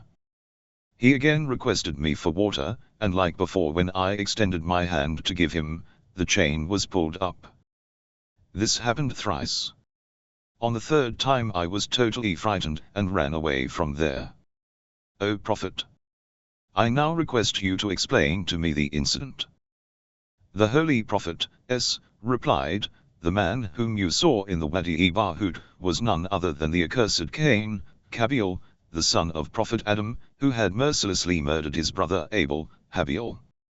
He will be punished in the same manner in the valley, and on the day of Qiyamah he will be fed to the blazing fire of hell." Sayyid Momin Shablanji Shafi'i in his book Nur al-Absar relates from Abul Qasim bin Muhammad, who says, "One day I saw some people gathered near the Maqam Ibrahim in the Masjid al-Haram, Kaaba, and asked them the reason for it. They said that a Christian hermit had converted to Islam and had an astonishing incident to narrate. I went and saw an old man wearing woolen clothes sitting there and inquired of him. He said, 'One day I was seated outside my hut gazing at the river and adoring it. Suddenly I saw a huge bird having the head of a donkey descending from the sky. It came down and sat on a boulder. It spitted something from its mouth and flew away. I observed properly and saw that it was a quarter part of a human body. The bird returned again and spitted another quarter part of the human body. This happened 4 times. When all the 4 parts collected together, a man arose from it. I was astonished when I saw the bird coming again. The bird started biting the man and severed a quarter part of his body and swallowed it without chewing and flew away. It returned 4 times until it had swallowed the whole body in parts. I wondered as to what was happening and who the person might be. I regretted not having asked the person when the bird was away. On the second day I saw the same thing happening and gathered courage and went up to the person and asked him as to who he was and why was he being troubled in such a manner. He replied that his name was Abdul Rahman ibn Muljim, the murder of Ali ibn Abi Talib, and the bird was sent by Allah to punish him regularly for the grievous crime, murder of Hazrat Ali, which he had committed. Having got the reply, I left my hut and came about to inquire as to who this Ali was.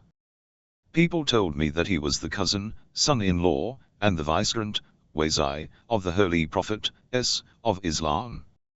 I have thus accepted Islam because of this event and have come to Mecca to perform the pilgrimage, Hajj, lesser pilgrimage, Umrah, and the ziyarat of the grave of the Holy Prophet Those aim which prove helpful for the people in Barzakh. Allama Qutubuddin Rawandi quotes from Lub Labab that it is related, that on the night of every Friday, the spirits, Ruhu, for the dead ones come to the doors of their houses, and call out, "O my children! O my relatives! Favor me by performing such acts, which may prove helpful to me, and may also become the cause of Allah's blessings to be bestowed on you." give us a place in your hearts, and do not forget us, have mercy on our wretched state. Surely we are in a state of imprisonment, loneliness, and anxiety. So do not hold your hands from giving alms, sadaqah, on our behalf, and pray for our forgiveness. It is possible that Allah may hear your prayers, and bestow His mercy upon us. Do so before you too may become like us. Alas! Someday we were also strong and healthy as you are now. O servants of Allah! Listen to our words, and pay heed to them. It is no doubt that the enormous wealth, which you now enjoy, was once ours. We did not spend it in the way of Allah, but acted miserly and even usurped the rights of others. And verily this is the cause for our damnation, and your enjoyment. So now favor us by offering on our behalf a dirham or a morsel of food. We see that soon you too shall weep over your deeds, but it will be of no avail. Try and rectify your mistakes, and save yourselves from regret. It is narrated from Jami al-Akbar that one of the companions, a Shab, of the Holy Prophet, heard him saying that, "Send gifts to your dead." I asked him as to what gifts could we send to the people who are dead. He replied, "It is to give alms, sadaqah, on their behalf or pray for their forgiveness." The Prophet continued, "On every Friday the spirits, ruhu, of the dead come to the homes, and call out, 'O people of my house! May Allah bless you, have mercy on us.'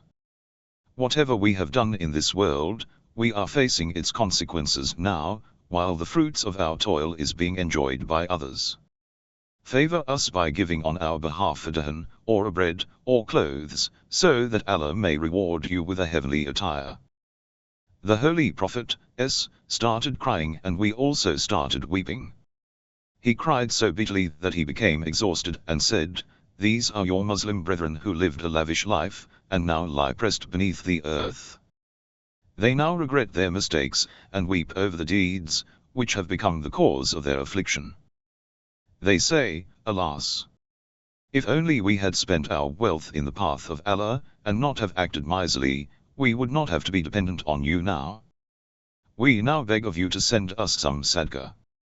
In the same book it has been narrated from the Holy Prophet, that he said that, whatever alms, sadaqah, is given on behalf of the deceased person, the blessed angels adorn it on an illuminated tray, whose light spreads across the 7 heavens, and take it to the head of the grave, and say, "Peace be on you, O inhabitant of the grave. Your relatives have sent this gift to you." The deceased person takes the tray into his grave, as a result of which the entire grave gets illuminated, and the grave expands in length. He then continued, "Those who favor their departed relatives by giving alms on their behalf, its reward is as big as the mountain of Ahud in the sight of Allah. On the day of Qiyamah, Allah will give the person shelter under his throne, Arsh, when there will be no other shelter except this." Hence this sadaqah proves useful for the living person as well as the dead one. Al-Imam Majlisi narrates in Zad al-Ma'ad says that, "Do not forget your dead, for they have no power to perform good deeds, and they totally rely on their children, brothers, and relatives. They eagerly await the favors. Particularly pray for them in the midnight prayers, namaz shab, and after every obligatory prayers, wajib namaz. And never forget to pray for your parents more than anyone else whenever you visit the sacred places, and perform good deeds on their behalf." It is also narrated that there have been such children who were disowned by their parents during their lifetime, but were later forgiven because they performed good deeds on their behalf after their death. The best deed to be performed on behalf of one's parents or relatives is to pay their debts, huquq nas, and to perform worship acts, huquq, namaz, rosa etc., on their behalf. One should also perform the pilgrimage, hajj, for them, which they left in their lifetime. It is related in a trustworthy tradition that Imam Ja'far as-Sadiq, A.S., used to recite 2 units, rakat, namaz during the night for his children, and during the day for his parents. In each rakat after Surah Al-Hamd he recited once Surah Al-Qad, and in the second rakat after Surah Al-Hamd once Surah Al-Kawthar. Imam Jafar as-Sadiq, A.S., says that sometimes it happens that a dead person faces trouble and difficulty, and suddenly Allah grants him peace and prosperity. It is said unto him, "This is so because your such and such brother in faith has recited namaz on your behalf." A person asked him, "Can two dead persons be included in the same namaz?" Imam A.S. replied, "Yes, you can do so, for verily the dead man becomes happy when this prayer reaches him through you." He, A.S., added, "Perform prayers, namaz, fasting, rosa, pilgrimage, hajj, give alms, sadaqah, and do other good deeds on their behalf, for these enter his grave and are also written on his scrolls of deeds, name Ahlul.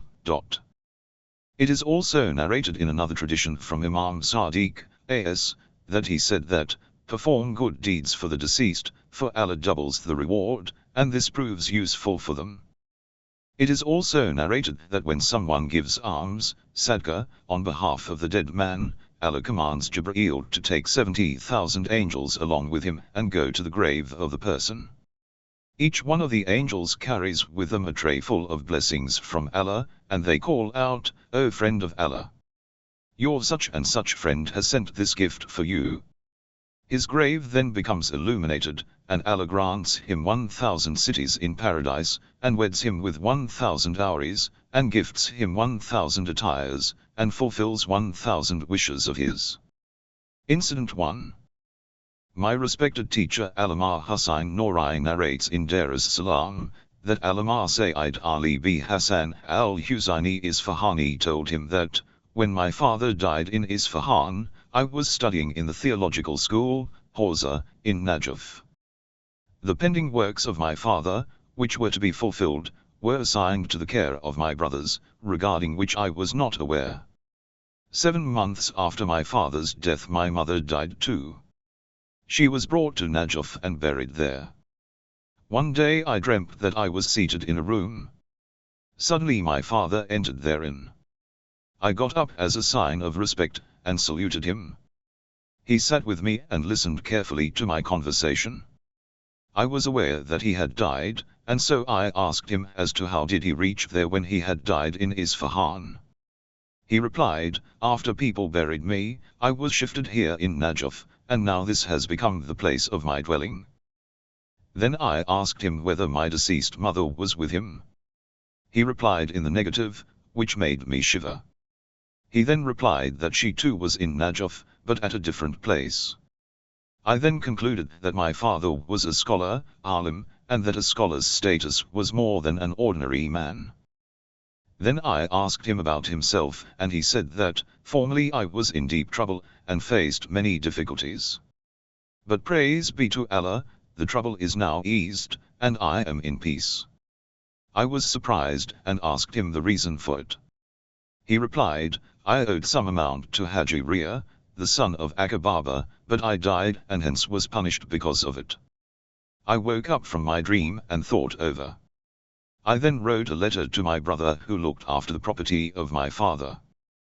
I wrote to him the whole incident, and requested him to find in the records of the book of loans of my father, if any amount was due to Haji Ria.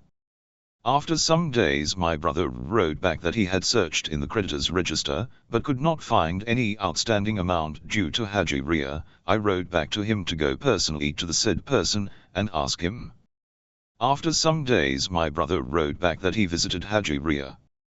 He said that he owed 18 tumans to our father, but had no witness for it except Allah. He said that after the demise of our father, he had asked my brother if his name was written in the creditors' register, but he said no.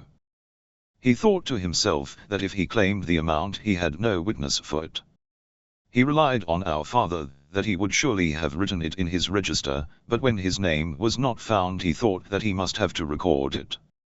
When my brother tried to repay him the amount, he refused to accept the money, and said that he had forgiven our father, and freed him from the loan, which he had owed him. Incident 2. Allama Hussain Norai relates in Dar es Salaam from Haj Mullah Abul Hassan Mazandarani, who says that, "I had a friend named Mullah Jafar bin Muhammad Hussain Tabrisani who lived in a town named Tilak. Once there broke out an extreme epidemic, and many people died because of it. People had appointed Mullah Jafar as their trustee to distribute their loans if they died. But it so happened that after some time Mullah Jafar himself fell prey to the epidemic, and the money was left undistributed. When I went to Karbala for the pilgrimage, Ziyarat, to the shrine of Imam Hussain, a.s., one night I saw in a dream a man in whose neck was bound in chains, from which fire was spurting out, and two men held him. The tongue of the imprisoned man was hanging out from his mouth, and lying on his chest. When he saw me, he came near and I recognized him to be my deceased friend Mullah Jafar.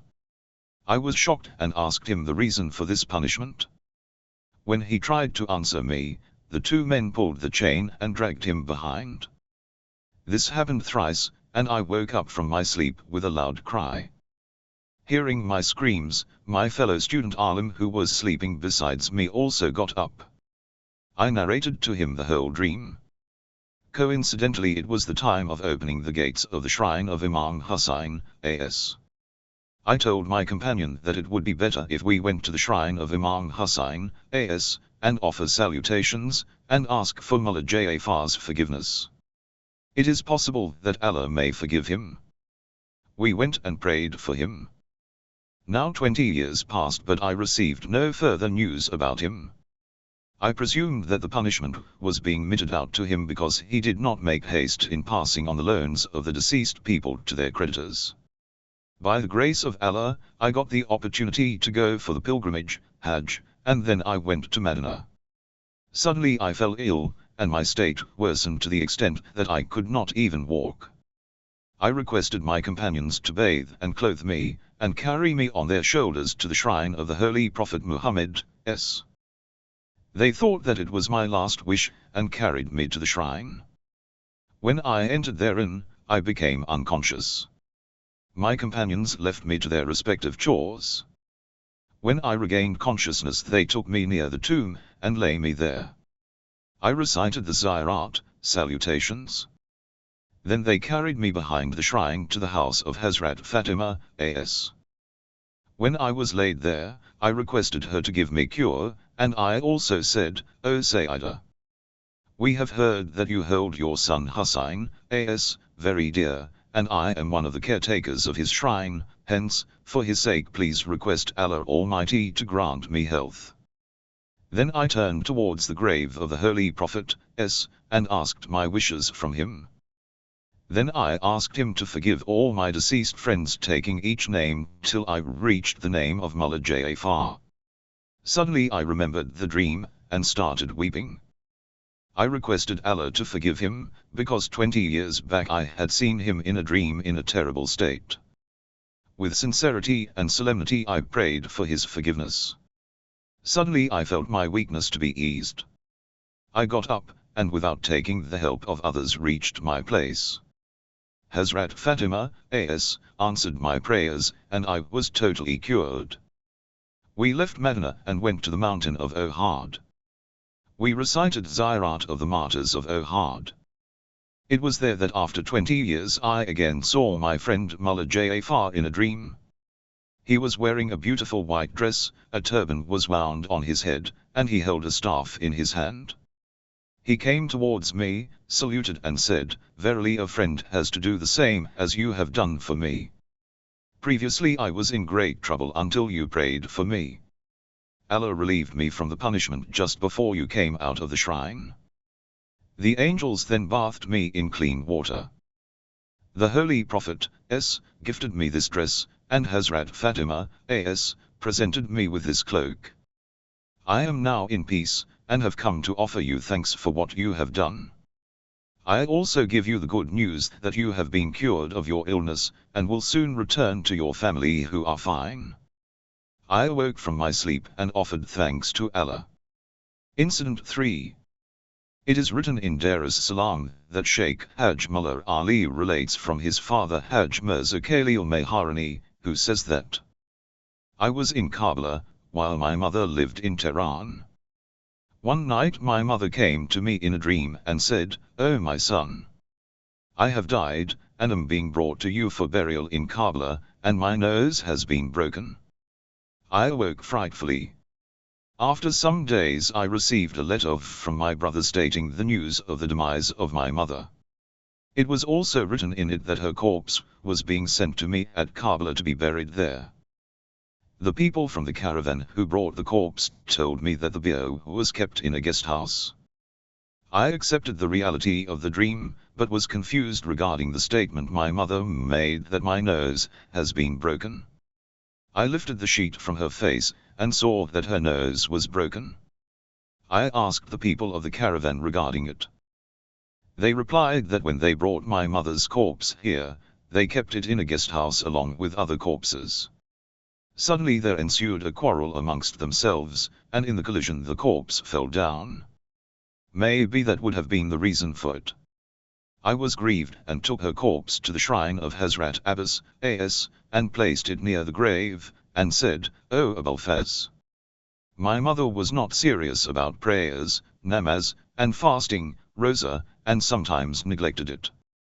Now she lies here near you, so please ward off her difficulty. O my master! I take responsibility to offer 50 years of the elapsed, qaza, prayers, and fasting on her behalf. Then I buried her but later forgot to fulfill as promised. After some days I dreamt that some people had gathered in front of my house. I came out and saw that my mother was bound to a tree, and was being lashed severely. I screamed and asked them the reason for this punishment. They replied that they had been commanded by Hazrat Abbas, A.S., to punish her until so and so amount is not paid on her behalf. I entered my house and brought the money, and gave it to them. Then I untied my mother, and took her inside my house.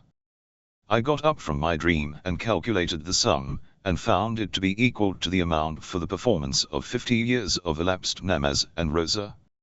I took the money and went to the great alim of our time Sayyid Ali, and requested him to do the necessary arrangement to offer the elapsed namaz and rosa of 50 years on behalf of my mother.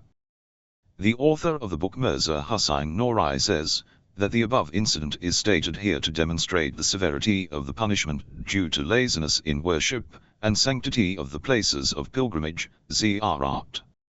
Incident 4. Hajj Sheikh Mullah Ali quotes from his father Hajj Mirza Khalil Malarani, who says that, in Tehran there lived a person named Ali Talib who worked in a bathhouse. He did not offer prayers, namaz, nor fasted, siyam. One day he went to a mason, and told him to construct a bathhouse for him, and agreed to offer the payment. The mason asked him as to where he got such a huge sum, to which he replied that it was none of his business. The mason did as ordered, and the bathhouse was built, which became famous by his name.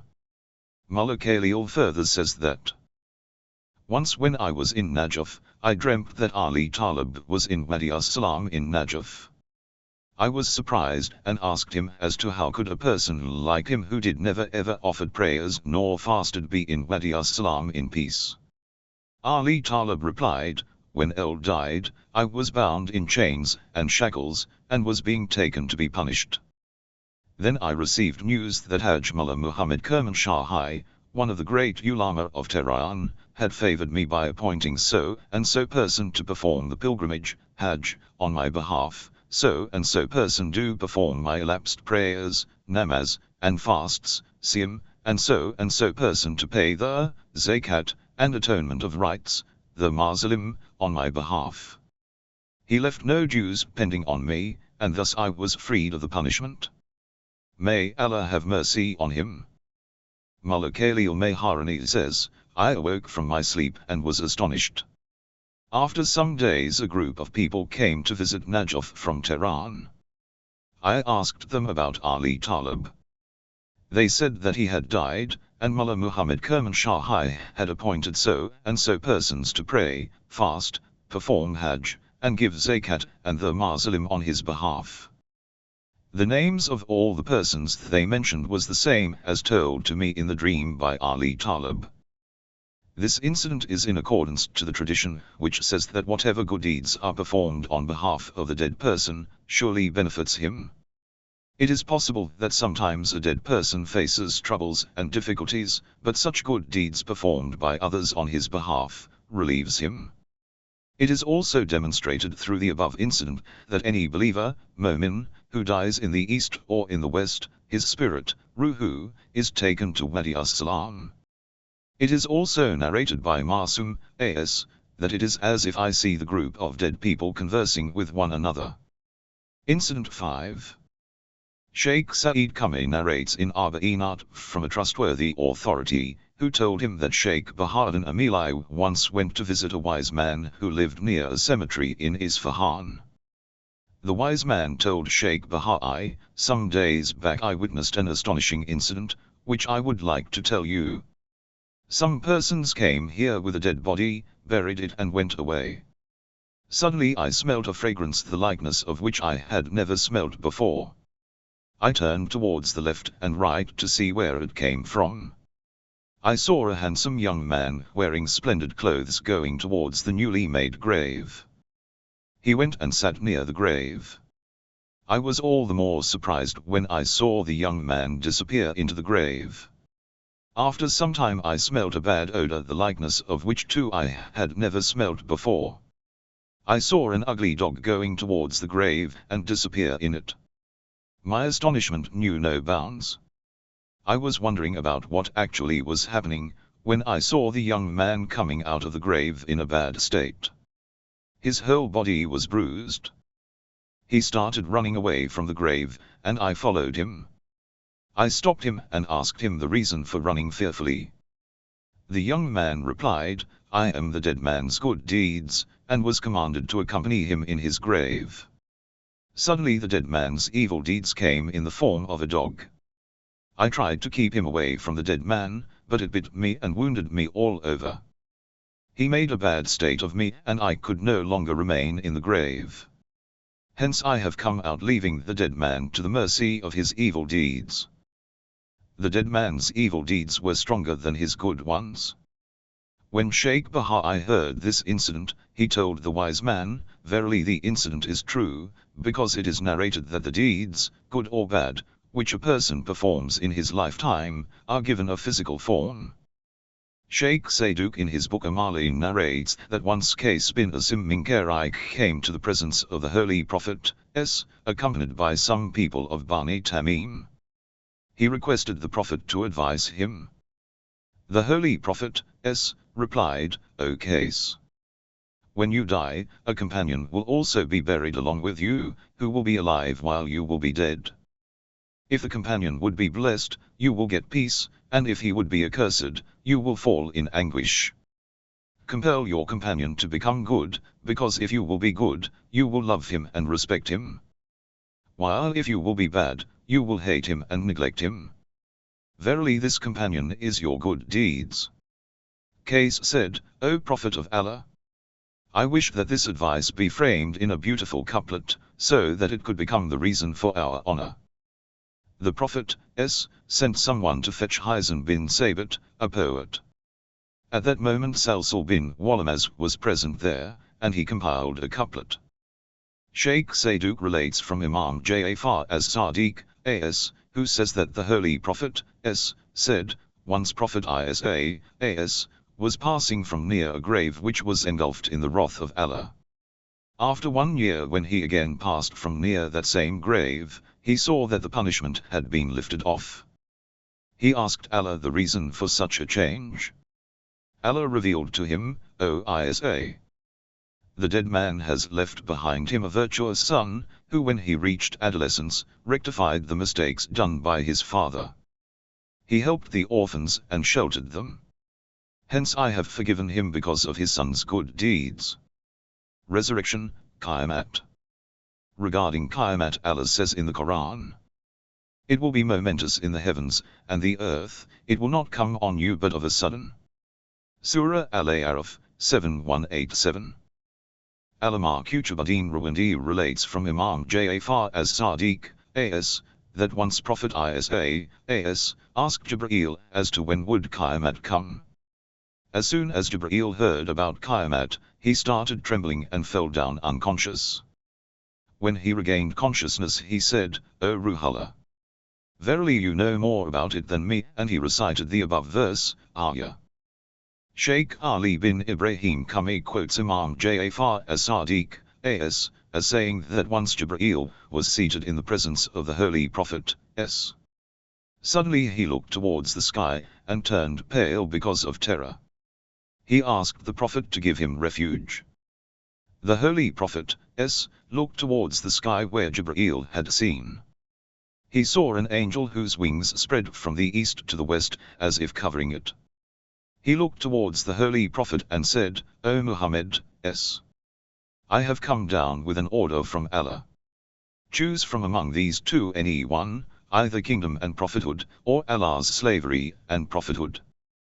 The Holy Prophet turned towards Jibreel, and saw that he had regained strength by then, and asked for his advice. Jibreel told the Prophet to choose Allah's slavery and prophethood.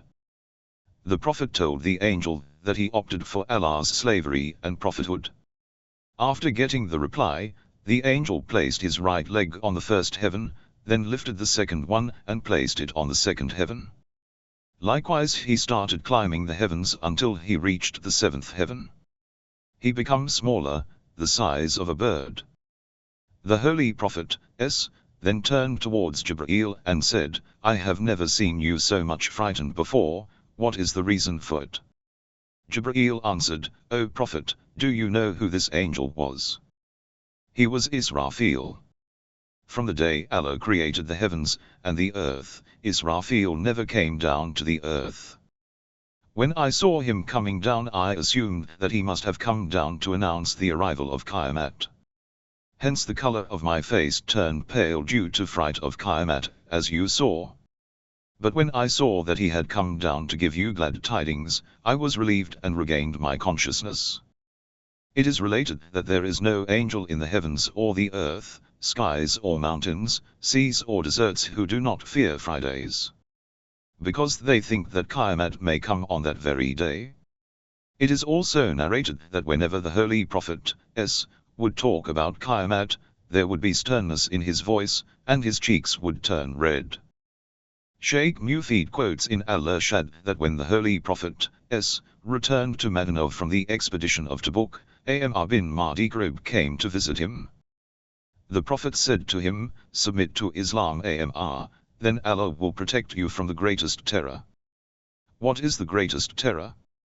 He asked, for I fear nothing. It is said that Amr was a very brave and strong man.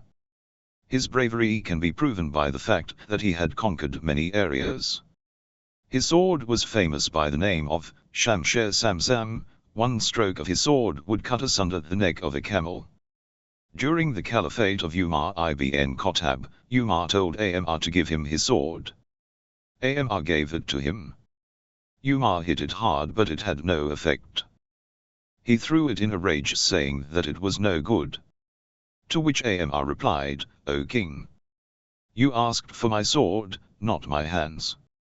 Umar became furious at this reply, and ordered him to be silent. When Amr told the Holy Prophet, s. that I fear nothing, the Prophet said, Amr, it is not as you think and suppose. Indeed there will be one great shout among the people. Not one person will remain who does not attend, nor a living person who does not die, except as Allah wishes. Then there will be another great shout among them, and those who are dead will assemble and all get into ranks. The heavens will split open, and the earth will be crushed. The mountains will be cut asunder, and fire will hurl them like sparks. No one who has a soul will remain, except his heart be stripped bare while he mentions his sins, and is occupied with his soul, except as Allah wishes. Then, where will you be, Amr, at this? Indeed I am hearing of a terrible event, said Amr. Then he believed in Allah, and his apostle. People from his tribe also accepted Islam, and returned back. Verily Qiyamah is full of fright and terror, so much so that even the dead tremble in their graves. It is narrated through many great personalities, that when the dead men were raised back to life by them, they saw that their hair had turned grey. They asked them the reason. To which they replied that, when we were told to arise, we thought that Qiyamah had come, and our hair turned grey due to its fright. Those aim which eases the trouble of Qiyamah. I state here under 10 such amals, which ease the troubles and difficulties of Qiyamah. 1. It is related that a person who recites Surah Al-Yusuf daily during the day or night, will arise on the day of Qiyamah, with the likeness of the beauty of Prophet Yusuf, as, and will be saved from the fear of Qiyamah. Imam Muhammad al-Baqir, as, says that a person who recites Surah Ad-Dukhan in Nafila prayers or obligatory, wajib, namaz, will remain safe from the fear of Qiyamah. Imam Ja'far as-Sadiq, as, says that a person who recites Surah Al-Kahf on the day or night on Friday, will be safe from all fears of this world as well as the hereafter. In another tradition, Imam Ja'far as-Sadiq, as, says that a person who recites Surah Al-Az in supererogatory, nafila, prayers, will arise in delight on the day of Qiyamah. His face will be glowing, his eyes shining, and he will enter paradise in this cheerful state. 2. Shaykh Kulaini narrates from Imam Ja'far as-Sadiq, as, who says that the Holy Prophet Muhammad, said, that whoever respects a man with a white beard, Allah will grant him refuge from the fear of the day of Qiyamah. 3. The Holy Prophet, says, that whoever dies while going to Mecca or returning from there, will be saved by Allah from the fear of the day of Qiyamah. Shaykh Sayyid quotes the Holy Prophet, as saying that whoever dies in the courtyard of the Kaaba or Masjid Nabawi, in Medina, will arise in a manner that he will be free from all terror and fear. 4. Shaykh Sayyid quotes Imam Sadiq, as saying that whoever is buried in the courtyard of the Kaaba, will be saved from the fright of Qiyamah. 5. Shaykh Sayyid narrates from the Holy Prophet, that he has said that if a person guards himself from sins or the lustful passions of his self, only for the sake and fear of Allah, Allah will make the fire of hell forbidden upon him and keep him away from the fear of Qiyamah. 6. The Holy Prophet, says that Allah will grant refuge from the fear of Qiyamah to the man who keeps away from the passions of his self. 7. Shaykh Ali bin Ibrahim Khumaini narrates from Imam Muhammad al-Baqir, who said that whoever suppresses his anger even after having power to retaliate, Allah will fill his heart with faith, iman, and save him from the terror of Qiyamah. 8. One of the reasons for a person to be free from the fear of Qiyamah is the love, wala, of Ali, as. The verdict of the Quran regarding it is that it is the best deed. As said in the Holy Quran, surely as for those for whom the good, husna, has already gone forth from us, they shall be kept far off from it. They will not hear its faintest sound, and they shall abide in that which their souls long for. The great fearful event shall not grieve them, and the angels shall meet the Surah Al-Anbiya, 21:101-3. The Holy Prophet Muhammad, said, O Ali, you and your Shias will remain under the protection on the day of Qiyamah, and the above-mentioned verse, ayah, bears witness to it. The word husna used in the above verse, ayah, means love, wala, of Ali, and his progeny, Ahlul bayt. As the Holy Quran promises, whoever brings good, he shall have better than it, and they shall be secure from terror on that day. Surah An-Nahl, 27 hours 89 minutes. It is quoted in many books of exegesis, tafsir, of Quran viz. Kashaf, Salabi, Kabir etc. that whoever shall arise with the goodness, husna, will be secured on the day of Qiyamah, and husna here means Ali, as. Whoever dies bearing love of Ahlul bayt, will become pure after repentance, and when he shall arise on the day of Qiyamah, a cloud will give shelter on his head, and he will remain safe from the terror of Qiyamah, and enter paradise in this manner. 9. Shaykh Sayyid quotes Imam Ja'far as-Sadiq, as saying that if a person helps a believer brother, mu'min, and frees him from anxiety, and fulfills his desires, Allah will offer him 72 types of favors, ni'mat. One of them is that he will increase his sustenance, rizq, in this world, and 71 are those which will guard him against the terrors and hardships of Qiyamah. Many traditions, ahadith, have been narrated in praise of fulfilling a believer brother's wishes.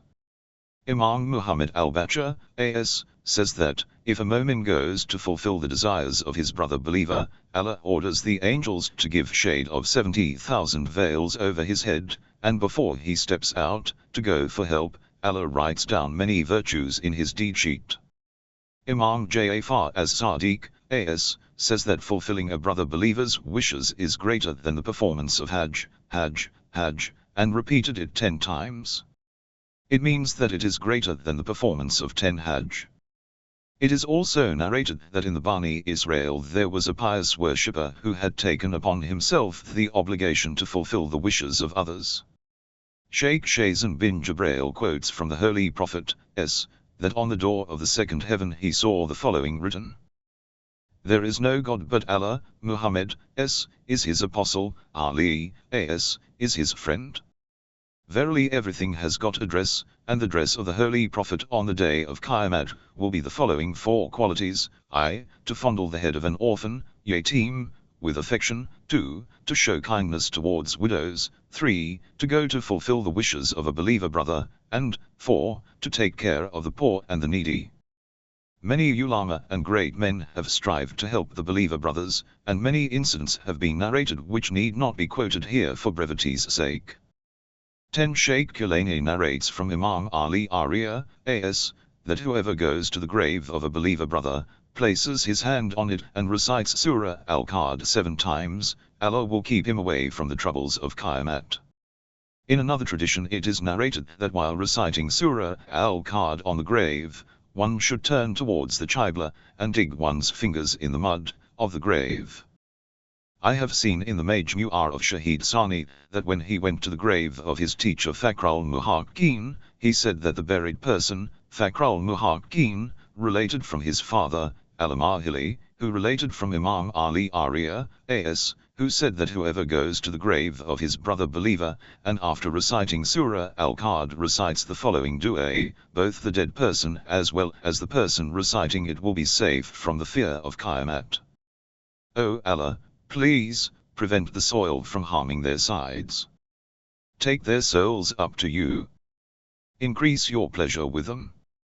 And make part of your mercy dwell with them. So that you will save them from loneliness. And entertain their isolation. Verily, you have power over all things. The trumpet of Israfil, saw Israfil. When Almighty Allah will intend to bring forth Qiyamah, He will order Israfil to blow the trumpet, so. The trumpet is large and illuminated, and has 1 mouthpiece and 2 tubes, one pointing towards the earth, and other towards the sky. Israfil will go to the Bayt al-Muqaddas, in Jerusalem, and while facing the Qibla will blow the trumpet. When the voice will come out from that side, which is towards the earth, all living beings on it shall die, and when the voice will come out from that side, which is towards the sky, all living being in it shall also die. Then Allah will say to Israfil, die, and he too shall die.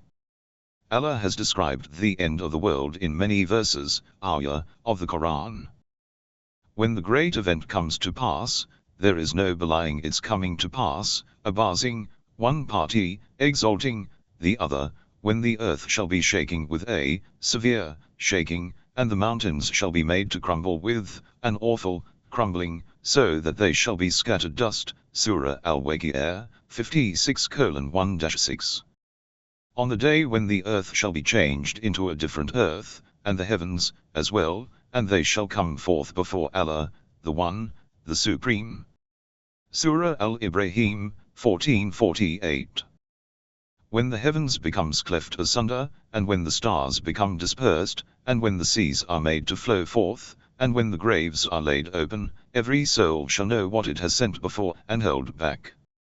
Surah Al-Infitar, 82:1-5.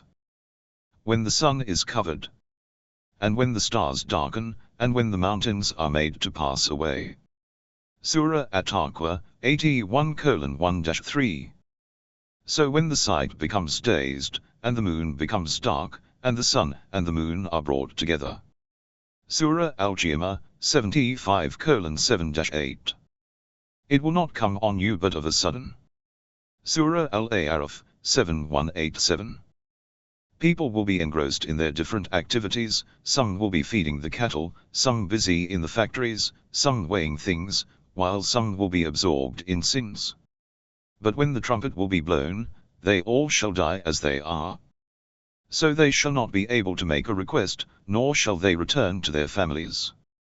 Surah Al-Yasin, 36 hours 50 minutes. Then the angry voice of Allah will be heard, where are those men who walked arrogantly over the earth, where are the kings and the emperors who prided upon their empires, where are the people who claimed to be gods, where are your so-called kingdoms? Whose kingdom is it today? No one will have the courage to answer. Then he himself will say, verily Allah's, the dominant, Ka'ah, the compelling, Jabbar. Esanul forward. Resurrection, Qiyamat. The entire universe will remain destroyed till Allah wishes. Someone asked Masum, A.S., regarding this time gap. Masum, A.S., replied that, it will remain like that for 40 years. In another tradition it is stated, it will remain like this for 400 years. Thereafter it will rain consequently for 40 days, and all physical matter will gather together and collect. Israfil will be the first one to come to life again. Allah will then command him to blow the trumpet again, he shall do so and all dead will arise. A voice will then come, O souls driven forth from the bodies, and the scattered flesh, and the rotten bones, and the dispersed hairs, come and join together, come forth to account for your deeds. The earth will be commanded by Allah to vomit all that lies buried in it. And the earth brings forth her burdens. Surah Az-Zilzal, 99:2. All the matter buried in the earth will come out and join. And the people will arise and stand together. But each one will have a distinct state, and different voices. The virtuous will be uttering Allah's praises, praise be to Allah who has fulfilled what he promised. While the sinners will be lamenting while coming out of their graves. O woe to us, who has raised us up from our sleeping place. Surah Al-Yasin, 36 hours 52 minutes. It is related in a tradition, that one foot will be on the earth, while the other in the grave, and they will be standing in wonder so much so that 30,000 years will pass away. This will be the first part of the punishments of Qiyamat. The believers will say, O Lord, hasten us to our eternal abode, so that we may delight in the blessings of paradise. While the unbelievers will say, O Lord, let us remain here, for your wrath is less here, as compared to the hereafter. Coming out of the grave. The time when people will come out of their graves is very horrifying. Allah says in the Quran, therefore leave them alone to go on with the false discourses, and to sport, until they come face to face with that day of theirs with which they are threatened. The day on which they shall come forth from their graves in as if they were hastening on to a goal, their eyes cast down, disgrace shall overtake them, that is the day which they were threatened with. Surah Al-Ma'arij, 70:42-44. Abdullah ibn Mas'ud said, that once he was in the presence of the commander of the faithful Ali, A.S., when he, A.S., said, for every man there are 50 halting stations in Qiyamat, and each station will be equal to the span of 1,000 years. Here the first halting place is when coming out of the grave, where every man will have to wait bare feet and naked. He will have to bear the agony of hunger and thirst.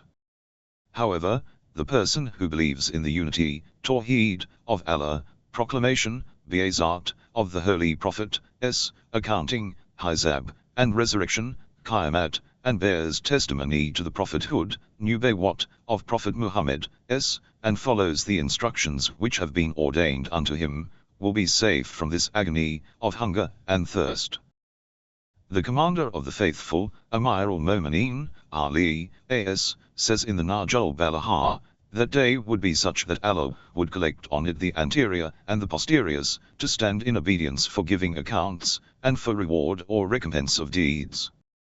Sweat would flow up to their mouths like rains, while the earth would be trembling beneath them. In the best condition among them would be he who has found a resting place for both his feet, and an open place for his breath. Sermon 101. Shaykh Kulani narrates from Imam Jafar as-Sadiq, A.S., who said that, on the day of Qiyamah people will be standing in the presence of the Almighty like an arrow stretched on the string of the bow.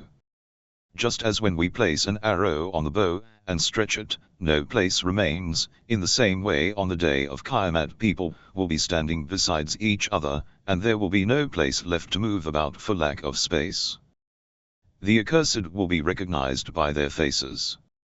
It is appropriate to quote here the various states in which people will arise out of their graves.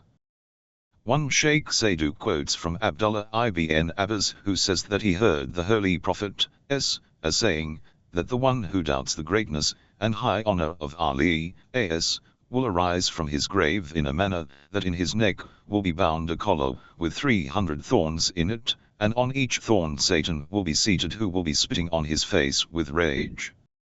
2 Shaykh Kulani narrates from Imam Muhammad al-Baqir, as, who said that on the day of Qiyamah a group of people will be ordered to come out of their graves in a manner that their hands will be bound with their necks such firmly that they would not be able to move even an inch.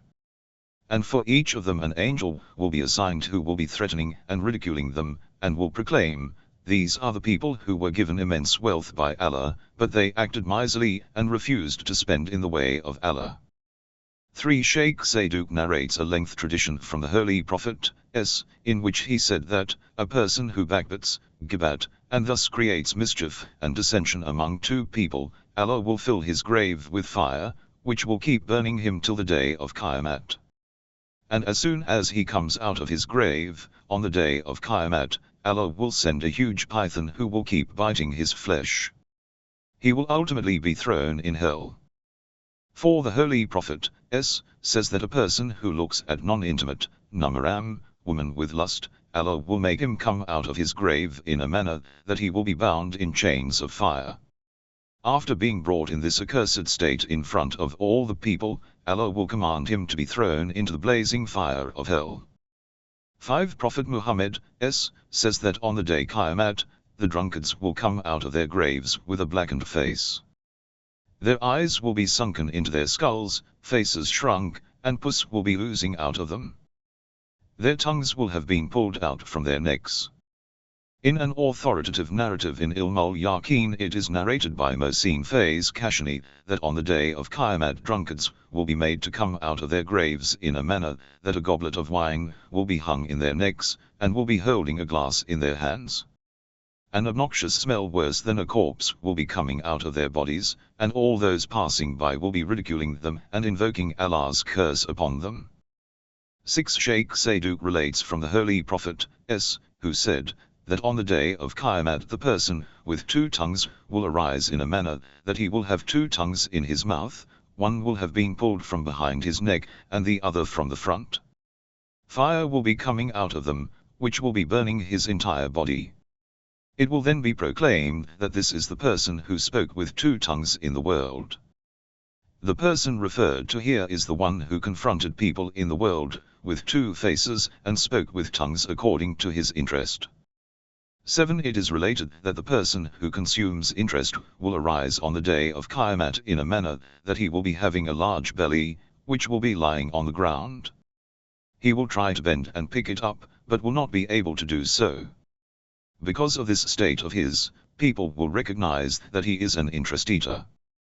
8 It is narrated in Anwar Nomani from the Holy Prophet, that he said, that the Almighty Allah shall collect the one who beats the tambour, a brass drum, with a tarnished face on the day of Qiyamah. And in his hand will be a tambour of fire, which he will be hitting on his own head. 70,000 angels shall beat him in the head and face with their clubs of fire.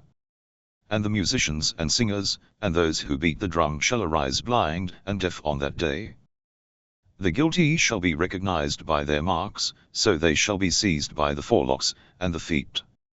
Surah Ar-Rahman, 55 hours 41 minutes. Those aima which are useful for the people in Qiyamat.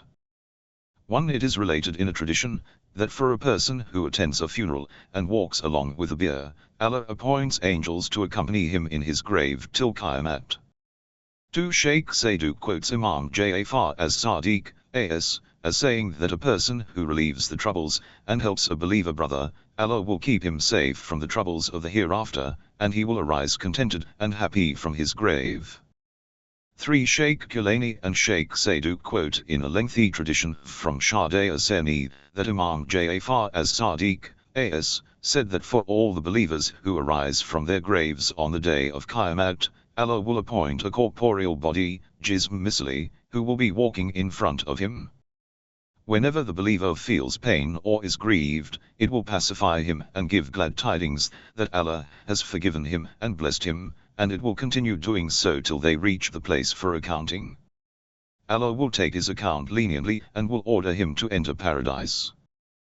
The corporeal body will still be walking in front of him. The believer will tell the body, "My Allah bless you, you removed me from my grave and gave me glad tidings about Allah's forgiveness and mercy. You are indeed a sincere friend, for verily I have now witnessed Allah's blessings and mercy, as you said. Now tell me who you are." And it will reply, "I am that very happiness which you presented to your brother in faith in the world. Hence Allah appointed me to accompany you in this difficult journey, and give you glad tidings." 4. Shaykh Kulani quotes Imam Ja'far as Sadiq, as saying, that if a person gives clothes to his believer brother in the summer or the winter, it becomes incumbent upon Allah to clothe him with the heavenly attires, and to ward off difficulty during death, and in the grave. When he will come out of his grave on the day of Qiyamat, the angels will come to greet him and give glad tidings of Allah's mercy. Allah says in the Quran, "The great fearful event shall not grieve them, and the angels shall meet them, this is your day which you were promised." Surah Al-Anbiya, 21:103. 5. Sayyid ibn Tawus writes in Iqbal that the Holy Prophet said, that the person who recites the following supplication, Dua, 1,000 times in the month of Shaban, Allah will write in his account 1,000 years of worship, and will forgive his sins of 1,000 years. And on the day of Qiyamat, when he will arise from his grave, his face will be shining like a full moon, and his name will be written among the truthful ones, Siddiqeen. There is no God save Allah, and we worship none save him, making our devotion sincere as in his sight, even though the polytheists may detest it. 6. To recite Juz-e Jawshan Kabir in the first part of the month of Ramazan is also beneficial. 7. Piety and virtue are the apparels of the believer. And on the day of Qiyamat the pious and virtuous believers will come in their clothing. These are the people for whom Allah promises that they shall not arise naked. Facts regarding resurrection, Qiyamat. Shaykh Tabasai in Majma al-Bayan quotes from Bara bin Azib, who said, that one day Mu'azzid bin Jabal was seated in the presence of the Holy Prophet, in the house of Abu Ayyub Ansari. Mu'azzid asked the Holy Prophet regarding the 18th verse, ayah, of Surah An-Naba, 78 hours 18 minutes. The day on which the trumpet shall be blown, so you shall come forth in hosts. The Holy Prophet, replied, O Mu'azzid, you have asked me a very horrifying question. Then he started weeping and said, some people from my ummah will arise from their graves in then different states, some will have the face of monkeys, while some pigs. Some will be walking upside down on their heads. Some of them will be blind and will not be able to walk. Some will be deaf and dumb and will not understand anything. Some will be in a state that their tongues will be hanging out of their mouth, with filthy water out of it, which they will be licking with their tongues. Some people will arise with amputated hands and feet. Some will be hanging from the branches of trees made of fire. Some will be more rotten than a corpse, and emitting a repugnant odor. And some will be wearing long garments of tar, which will have been stuck to their skins and flesh. Those having the face of pigs will be the ones who ate unlawful, haram, property, for example bribe, etc. Those walking upside down on their heads, and the blind ones, will be the unjust and oppressive rulers. The deaf and dumb will be the ones who prided upon their knowledge, ilm, and worship, ibadah. The ones licking their tongues will be the scholars, ulama, and judges, qazas, who did not practice what they preached. The ones with amputated hands and feet will be the ones who troubled their neighbors in the world, and oppressed them. The ones hanging from the tree branches will be the ones who backbite along with the kings and rulers, to please them, and instigate them by creating mischief. The ones emitting a repugnant odor will be the ones who acted according to their lusts and passions, and did not give Allah's rights. The ones wearing garments of tar will be the haughty and arrogant people. Muhaddis Kashani writes in Ain al-Yaqeen that on the day of Qiyamah some people will arise in the manner that their faces will be even worse than monkeys and pigs. The Holy Prophet once said, on the day of Qiyamah, people will arise in 3 different conditions. Some will be riding an animal, some will be walking on foot, while some will be walking on their faces. The narrator, Roy, asked him as to how could they walk on their faces, to which the Prophet replied, "The Almighty who taught them to walk on their feet certainly has the power to make them walk on their faces. That day will be equal to 50,000 years. That day the measure of which is 50,000 years, Surah Al-Ma'arij, 4. It is written in the 3rd volume of Bihar al-Anwar that Masum, A.S., has said that Qiyamah has 50 halting stations, and each station is equal to 1,000 years. The evildoers will have to wait for 1,000 years in each station. The calculation of years is according to the time of this world, but there will not be any sun or moon, for days and nights. Man will be able to see all those things, which he could not see in the world at night. And all the deeds which men committed concealing from one another will be made apparent in front of all. In another place Allah says, "And what they never thought of shall become plain to them from Allah." Surah Az-Zumar, 39 hours 47 minutes. This world is a dark world, people are not aware of what is hidden in others' minds, in fact he is not aware of himself. But Qiyamah is a day of righteousness. The sun of reality will shine there for 1,000 years, and we will realize as to what we ourselves were, and what our companions were. The first station here is of astonishment. As related earlier that man will stand at the mouth of his grave in astonishment for years. At this moment except humming no other voice will reach his ears. And the voices shall be low before the beneficent God so that you shall not hear aught but a soft sound. Surah At-Taha, 21:08. And they will try to call another, but their hearts will come to their throats because of fear. When hearts shall rise up to the throats, grieving inwardly. Surah Al-Mu'min, 40 hours 18 minutes. Then the second station will be of companionship where people will inquire about the state of one another. And some of them shall advance towards others questioning each other. Surah At-Taha, 52 hours 25 minutes. In this way people will cross one station and another. They will be scattered like moths the day on which men shall be as scattered moths. Surah Al-Qur'an, 101:4. And will flee from own parents, brothers and children. The day on which a man shall flee from his brother, and his mother and his father, and his spouse and his son. Surah Al-Abasa, 80:34-36. It will be a day when people will have no escape because the angels from all sides would surround them. O assembly of the jinn and men, if you are able to pass through the regions of the heavens and the earth, then pass through. Surah Ar-Rahman, 55 hours 33 minutes. Man shall say on that day, where to flee to. Surah Al-Qiyamah, 75:0. No way, none will be able to run away. By no means, there shall be no place of refuge. With your Lord alone shall on that day be the place of rest. Surah Al-Qiyamah, 75:11-12. There is no other way except to stand in front of the Almighty. Then they will reach the station of questioning. Everyone will ask their friends and relatives to give them some of their good deeds. A father will try to put an obligation on his son by saying that, in the world I bore troubles to get comforts for you. I remained hungry but fed you, now at least give me one of your good deeds in turn.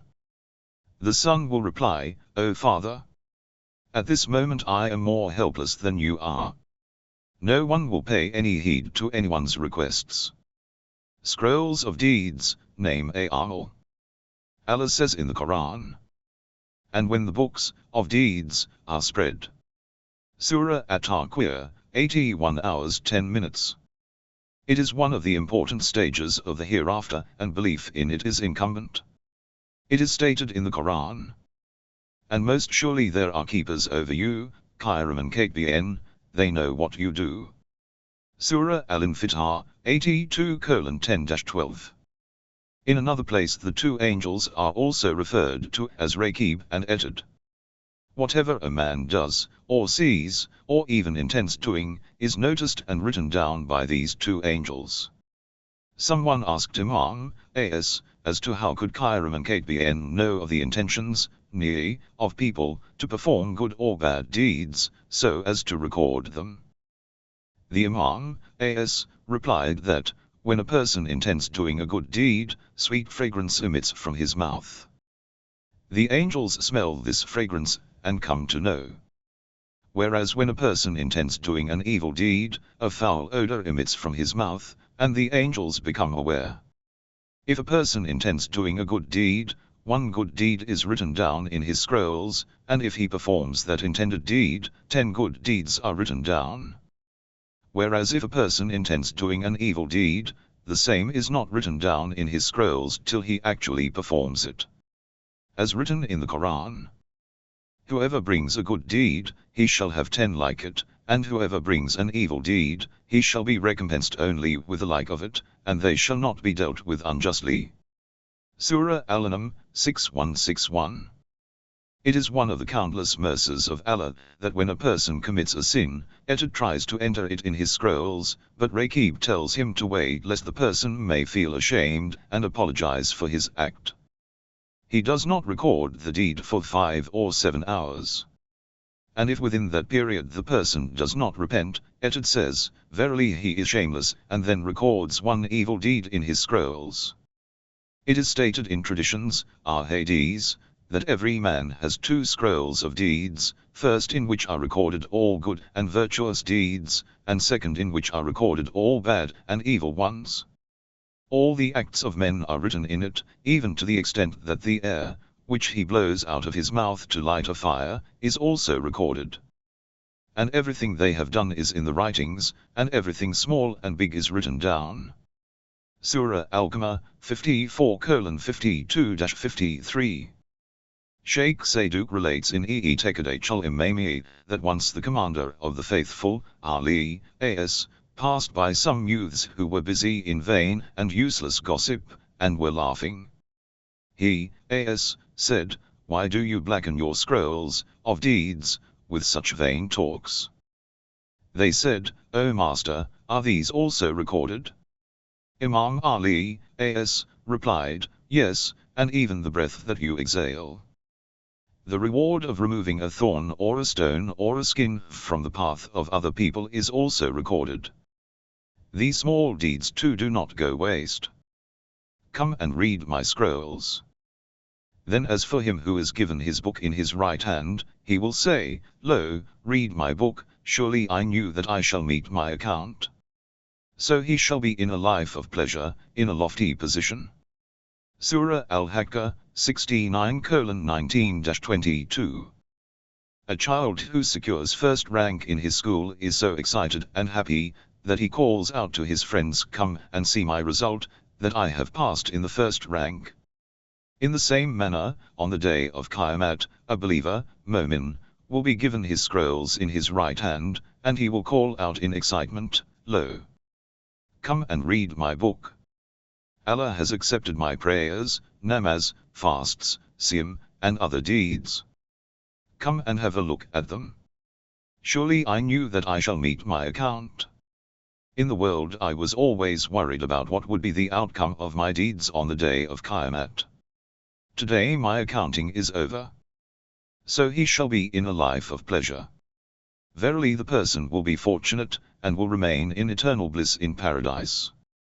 While the unfortunate child who has failed in his exams, passes through the narrow lanes, hiding from people's sight with his head bowed down in shame. Sometimes he wishes that he had died, and sometimes he pacifies himself. This will be the state of the evildoers on that day. And as for him who is given his book in his left hand, he shall say, "O would that my book had never been given to me, and I had not known what my account was, O would that it had made an end of me, my wealth has availed me nothing." Surah Al-Haqqah, 69:25-28. And as for him who is given his book behind his back, he shall call for perdition, and enter into burning fire. Surah Al-Inshiqaq, 84:0-2. The sinner will be given his scrolls from behind, in a manner that his right hand will be tied with his neck, and his left hand will be stretched behind. The scrolls will then be given in his left hand, and it will be said unto him, "Read your scrolls." He will say, "How can I see what's behind so as to read?" Then his neck will be twisted around. In some narratives it is stated that his neck will be turned around, pulling him by the beard. And it will be said unto him, "Read your book, your own self is sufficient as a reckoner against you this day." Surah Al-Bani Israel, 17:14. He will read his scrolls of deeds and cry out, "Sabra, perdition! Woe to us! What a book is this! It does not omit a small one nor a great one, but numbers them all, and what they had done they shall find present there, and your Lord does not deal unjustly with anyone." Surah Al-Kahf, 18:49. Refusal to accept the scrolls. It is narrated that many people at that time will refuse to accept what is written in the scrolls, and will say, "O Allah, the deeds and actions written in these scrolls are surely not ours." Imam Ja'far as-Sadiq, A.S., says, that at that time Allah will bring forth the angels, who wrote the scrolls, to testify. They will say, "O Allah, verily these are your own angels, and will testify in your favor, while the reality is that we have not committed these acts, and they will swear upon it." As said in the Question. On the day that Allah will raise them up all, then they will swear to him as they swear to you. Surah Al-Mujadilah, 58:18. And when their shamelessness reaches this stage, Allah will set a seal on their tongues, and their bodily parts will scream and testify against them. On that day we will set a seal upon their mouths, and their hands shall speak to us, and their feet shall bear witness of what they earned. Surah Al-Yasin, 36:65. In another place it is stated, "And on the day that the enemies of Allah shall be brought together to the fire, then they shall be formed into groups. Until when they come to it, their ears and their eyes and their skin shall bear witness against them as to what they did." Surah Al-Hamim Sajda, 32:19-20. And they shall say to their bodily components, "Why have you borne witness against us?" They shall reply, "Allah who makes everything speak has given us speech." Surah Al-Hamim Sajda, 32:21. At that time they will be rendered speechless. Say, then Allah is the conclusive argument. Surah Al-An'am, 6:150. Their refusal to accept their faults at that time will be the proof of their ignorance. For, if they accepted their faults, surely Allah would shower His mercy upon them and forgive. It is narrated in Anwar Nomani that when a person's deeds will be weighed, and his bad deeds will be more than his good ones, Allah will command His angels to throw him into hell fire. When the angels will be taking him, he will turn around and see. Allah will ask him, "Why do you look behind?" He will reply, "O my Lord, I had never expected that you would throw me to the flames." Allah will say, "O my angels, I swear by my honor and grandeur, verily he in his lifetime never ever thought of what he now says. But now when he claims to have thought so, of my mercy, I permit him to enter paradise. Shaykh Aisha narrates from Imam Ja'far as-Sadiq, as, that he said, that on the day of Qiyamah every person will be given his scrolls of deeds, and will be told to read it. At that time Allah will recollect the person's strength of sight, speech and movement, and he will say, "O regrets! What has happened to my scrolls, for there is no big or small sin of mine which is not recorded in it." Shaykh Ibn Quayla narrates from Imam Ja'far as-Sadiq, as, that he said, that whoever goes for the pilgrimage, ziyarat, to the shrine of Imam Hussein, as, in the month of Ramazan or dies on the way while going there, then on the day of Qiyamah there will be no accounting and reckoning for him, and he shall enter paradise without fear or anxiety. Al-Imam Majlisi narrates from Imam Ali Arya, as, in Tofatus Simin that he said, "Whoever comes to visit my grave from far and near, we shall save him from 3 calamities on the day of Qiyamah, we shall give him refuge from the terrors of Qiyamah, when the scrolls of good doers will be given in their right hands, and evil ones in their left hands, 2, he will be safe from the punishment at the bridge, pool, of Serat, 3, we will help him during weighing of scales."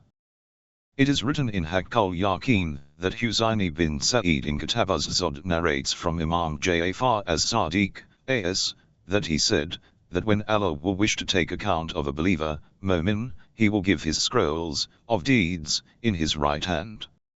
And Allah himself will take his accounting so that no one else may come to know about his affairs. Allah will then ask him, "O my valuable slave, have you committed such and such acts also?" The believer will answer, in repentance, "Yes my Lord, I have committed them."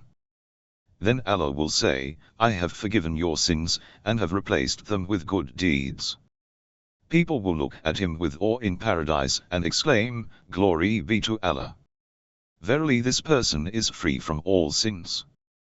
A narrator, Roy, asked Imam as, regarding Allah's words, "Then as to him who is given his book in his right hand, he shall be reckoned with by an easy reckoning, and shall go back to his people joyfully." Surah Al-Inshikak, 84:79.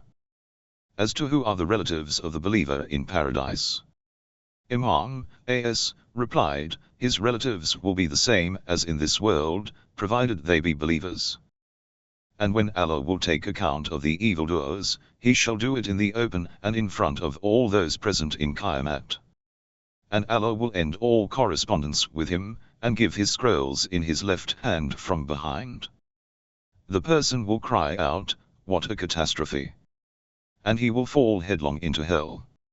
He will be the one who led a luxurious and careless life with his family in the world, and disbelieved in the hereafter." It is also a fact that in Qiyamah Allah will tie the hands of the hypocrites, munafiqeen, and disbelievers behind their necks. And in the supplication, Dua, to be recited during wuzu, these 2 punishments are described. "O Allah, please, give me my scroll in my right hand, and eternity in the gardens of paradise in my left hand, and reckon with me by an easy reckoning. O Allah, please, do not give me my scroll in my left hand, or from the side of my back, and do not make my hand be tied to my neck. And I seek your protection against the severing flames of hellfire." Here I quote the narration of Sayyid ibn Tawus, when the month of Ramazan would commence, Imam Ali Zainul Abidin, as, would stop punishing his male and female servants for their faults. Instead he would note down their names and their faults, which they committed, in a book, instead of punishing them at that very moment. On the last night of the month of Ramazan, he, as, would gather all of them. He would then bring the book and tell each of them, "Do you remember that on such and such day you committed such and such crime, and I had not punished you for it?" They would accept their mistakes and say, "O son of the Prophet, verily we have committed these crimes." Thereby he would make everyone accept their faults. Then he, as, would stand in their midst, and tell them all to call out in a loud voice, O Ali bin Husayn! Your Lord has also noted down your deeds as you have noted down ours. Surely Allah has with him a book that speaks and in which are recorded all deeds whether big or small. And just as you desire that Allah may forgive your sins, in the same manner you too forgive and overlook ours. O Ali bin Husayn! Ponder upon your state in Qiyamah when you will be standing in front of the Almighty, for Allah is just and will not do injustice nor oppress anyone even equal to the size of a mustard seed. Then you too overlook our faults and forgive us so that Allah may forgive you on the day of Qiyamah. For verily Allah says in the Quran, and they should pardon and turn away. Do you not love that Allah should forgive you? Surah An-Nur, 2422. Thus Imam Zainul Abidin, A.S., requested his male and female servants to repeat these words again and again, and they did so. He stood in their midst and wept and asked for Allah's forgiveness, and said, O Allah! You have ordered us to forgive. O Allah, we have forgiven all their faults and mistakes, so you too forgive our sins, for you are the best forgiver. O Allah, you have commanded us not to let go any beggar empty-handed from our doors, so you too do not turn us empty-handed from your door. O Allah, you have commanded us not to let to any beggar empty-handed from your doors. O Allah! We have also come to your door like beggars, and crave for your mercy and blessings. O Allah! Do not disappoint us.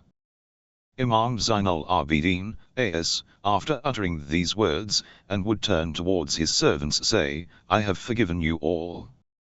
Have you also forgiven my faults, which I have committed? For I am an oppressive ruler, and am a subject of a just king. Then the servants would reply, O our master, we have forgiven you, but you have never ever wronged against us nor oppressed us. But he, A.S., would tell them to say, O Allah! You forgive Ali bin Husayn as he has forgiven us. O Allah, save him from the fire as he has freed us from bondage, slavery. His servants would say this, and then Imam, A.S., would say, O Allah, please respond. O Lord of the worlds! Go you all, I have forgiven you and freed you, hoping for pardon and freedom from punishment. Then when the day of Eid al-Fitr would pass away, Imam, A.S., would forgive all the things which his servants owed him, and would make them independent of others. And every year on the last night of the month of Ramazan, he, A.S., would free around 20 slaves in the way of Allah, and say, verily on each night of the month of Ramazan during the time of the breaking of fast, iftar, Allah grants amnesty to 7 people from hellfire, each one of whom is worthy of punishment. And on the last night of the month of Ramazan, he grants liberty to the amount of people he freed in the whole month. And I like this, that Allah may witness that I have freed the slaves in this world, with the hope that he too delivers me from the fire of hell. Angels take the scrolls to the Holy Prophet, S., and the Holy Aimer, A.S. The angels first take the scrolls to the Holy Prophet, S., and then to the Holy Imams, A.S. Lastly the scrolls are handed over to Imam Mahdi, ATFS, for scrutiny. Imam, A.S., looks at both, good as well as bad, scrolls, and asks for forgiveness from Allah for the sins of his Shi'as that are recorded in them. And those sins, which can be written off, are done so. Hence Imam, A.S., tells his Shi'as, beware.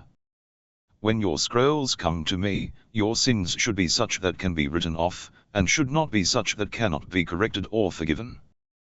Then the scrolls are taken to the heavens, as said in the Quran, and say, work, so Allah will see your work, and so will his apostle and the believers. Holy Aimer, Surah Al-Barat, 9105. Weighing scales, mizan. Sects have interpreted the meaning of mizan according to their own view. Some opine that the deeds shall literally be weighed, while others say that the deeds shall be given a physical form, and then weighed. The good deeds shall be given a beautiful face, while the evil deeds an ugly one. Alamar Eni Machalajazeri in Anwar Nomani says, that according to trustworthy and consecutively transmitted reports it clearly proves that the deeds shall be given a physical form, and then they shall be weighed. Ahlul forward. In some traditions it is related, that these deeds will be weighed with the weight of the deeds of the prophets, and their successors. Hence in one ziyarat it is stated, peace be on you, O the weighing scale. Here Imam Ali, as, is referred to as the weighing scale. The prayers of all mankind will be weighed with the weight of the prayers of Imam Ali, as. Imam Ja'far as-Sadiq, as, says, that the weighing scale, in which the prayer and deeds of men shall be weighed, is the prophets, Anbiya, and their successors, Asiyah.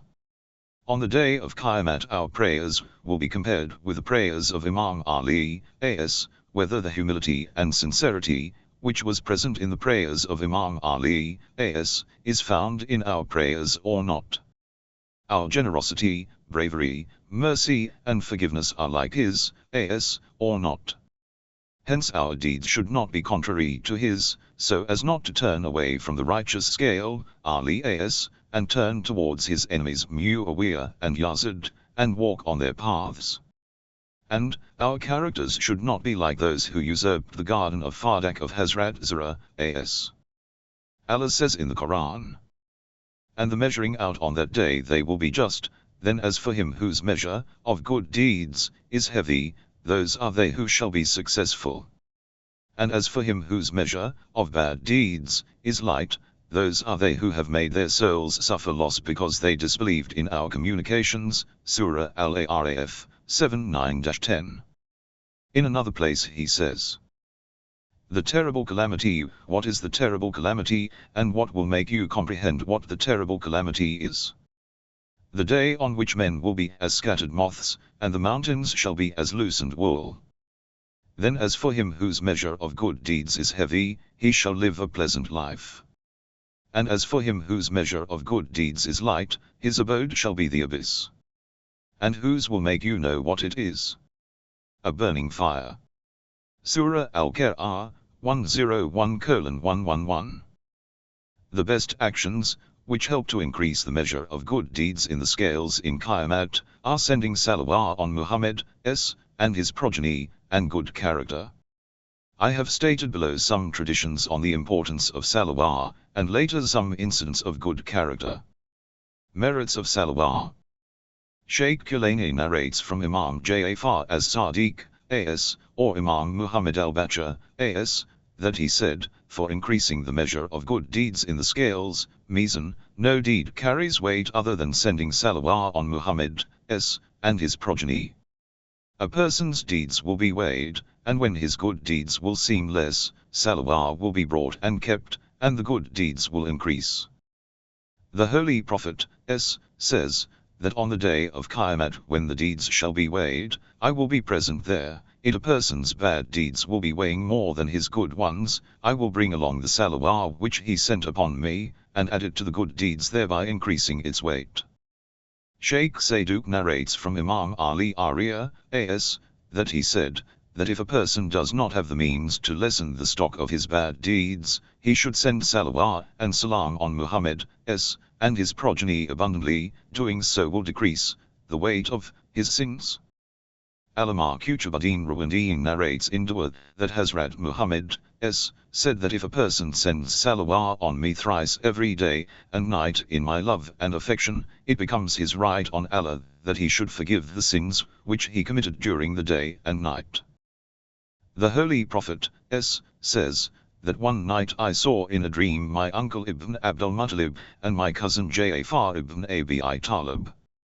In front of them was kept a tray full of plums. After some time as they ate, the plums turned into grapes. Then again as they ate, the grapes turned into fresh dates.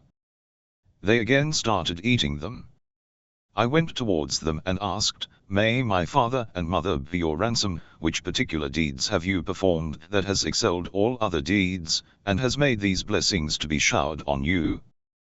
They replied, may our parents be your ransom, those deeds are, sending salawah on you, feeding water to the pilgrims of Hajj, and love, Waler, of Ali ibn Abi Talib, as. The Holy Prophet, says that, if anyone writes my name in a book, and sends salawah on me, the angels will seek forgiveness for him till my name remains in that book. Shaykh Kulani narrates from Imam Jafar as-Sadiq, as, who has said that whenever you talk about the Holy Prophet, send salawah on him. When a person sends salawah once on him, Allah orders 1,000 ranks of his angels to send 1,000 salawah on the person himself. And because of Allah and his angels sending salawah, the whole creation sends salawah on him. And the person who does not do so, is an arrogant and ignorant person. And Allah, his Prophet, and the Holy Ahlul bayt, leave such a person to himself. It is written in Mani al-Akbar in the context of the meaning of the verse, ayah, of salawah from Imam Jafar as-Sadiq, that the meaning of salawah according to Allah is blessings, rahmat, while to the angels it is safety, and for the people it is a supplication, dua. In the same book it is written that a narrator asked Imam, as to how should we recite salawah on Muhammad, and his progeny Imam, replied. Blessings of Allah and blessings of his angels, prophets, messengers, and all of his creatures, be upon Muhammad and his household. Peace be upon him and them. So be Allah's mercy and benedictions. The narrator continues that I then asked Imam, as to what was the reward for this salawah. Imam, replied, a person reciting this salawah becomes clean from the sins, as if he was just born from his mother's womb. Shaykh Abul Futuh Razi narrates from the Holy Prophet, that he said, on the night of Miraj when I ascended to the heavens, I saw an angel who had 1,000 hands. On each of his hands there were 1,000 fingers, and he was counting something on them. I asked Jibreel as to who that angel was, and what was he counting. Jibreel replied that the angel had been appointed by Allah to count the drops of rain, so that it may be known as to how many drops have fallen down to the earth. I turned towards the angel, and asked him, do you know the total amount of the raindrops which have fallen down on the earth from the day Allah created this world till now? To which he replied, O Prophet of Allah, I swear by my Lord who has chosen you, as a blessing, for mankind, verily I know the total amount of raindrops fallen on the earth till now. Even to the extent that how many drops have fallen in the wilds, in the prosperous lands, in the gardens, and also in the cemetery. Then I told him that I was very much surprised by the power of his mind, and intellect, and the ability to remember, to which he replied, O Prophet of Allah, verily this ability to count proves futile when I try to count only one thing. I asked him as to what calculation was that. He replied, when people of your ummah gather at one place, and send salawah upon you, it is beyond my ability and capacity to count the rewards for it. Shaykh Kulani relates, that whoever recites the following salawah 7 times during as on Fridays, Allah gives him the rewards equal to all his servants, and accepts his deeds and prayers of that day. It is also related that the reward will be equal in the eyes of all men. O Allah, bless Muhammad and the household of Muhammad, the successors and the pleased, with the best of your blessings, and confer upon them, with the best of your favors, and peace be upon them, and upon their souls and bodies, and Allah's mercy and blessings be upon them. It is related that whoever recites the following salawah after morning prayers, will not die until he sees his Imam Zaman, as. O Allah, bless Muhammad and the household of Muhammad, and hasten their relief. Narrations of good character. Narration 1. Anas ibn Malik says that once I was in the presence of the Holy Prophet, who was wearing a Yemeni shawl, the edges of which were shabby and torn. Suddenly a nomad came, and pulled his shawl with such severity, that the edges gave way. He then shouted, O Muhammad!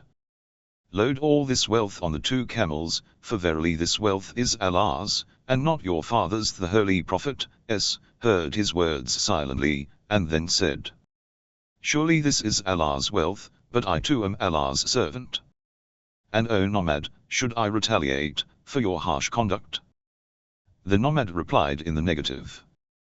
The Holy Prophet asked him the reason. He said, O Master, because giving bad in exchange of bad is not your nature. The Prophet smiled and gave order to load barley on one of his camels, and dates on the other, and blessed him. Narration 2. Izam bin Mudlaik Shami says, that once when I went to Medina, I saw Imam Hussain ibn Ali, as. I was very much influenced by his conduct and manners, and thus envy overtook me. I thought of revealing the enmity, which I bore towards his father. I went unto him and said, Are you the son of Abu Trab? You should know then, that the inhabitants of Syria attributed this name to Ali, as, and thereby ridiculed and insulted him. I again asked him, Are you the son of Abu Trab? Imam, as, answered, Yes, I am. Then I started abusing Imam, as, and his father. He looked at me with kindness and said, Take to forgiveness and enjoying good, and turn aside from the ignorant.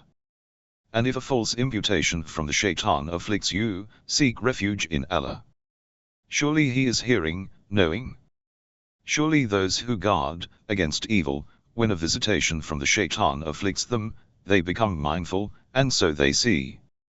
And their brethren increase them in error, then they cease not. Surah Al-Araf, 199-202. In this verse, the Holy Prophet's good conduct is discussed. Allah ordered the Prophet to bear patiently the bad behavior of the people, and stopped him from taking revenge for the bad attitude given in exchange to him by people, and their behavior. And he ordered Prophet to ignore foolish people, and to seek refuge of Allah from the temptation of shaitan. Then Imam Hussain, said, O Izam, remain silent and thus lessen your burden of sins, and seek forgiveness for yourself, and for me. If you seek my help, I shall give you a helping hand, if you are desirous of gifts, I shall present you.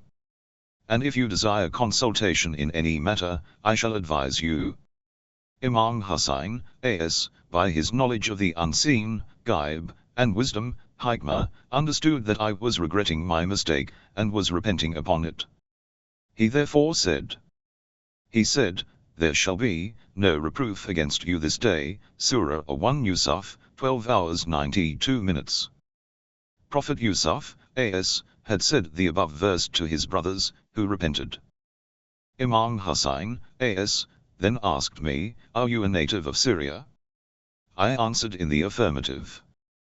Then he said, Verily the people of Syria are accustomed to abusing and ridiculing us, for Muawiyah has left this as his custom amongst them, may Allah keep them alive as well as us too.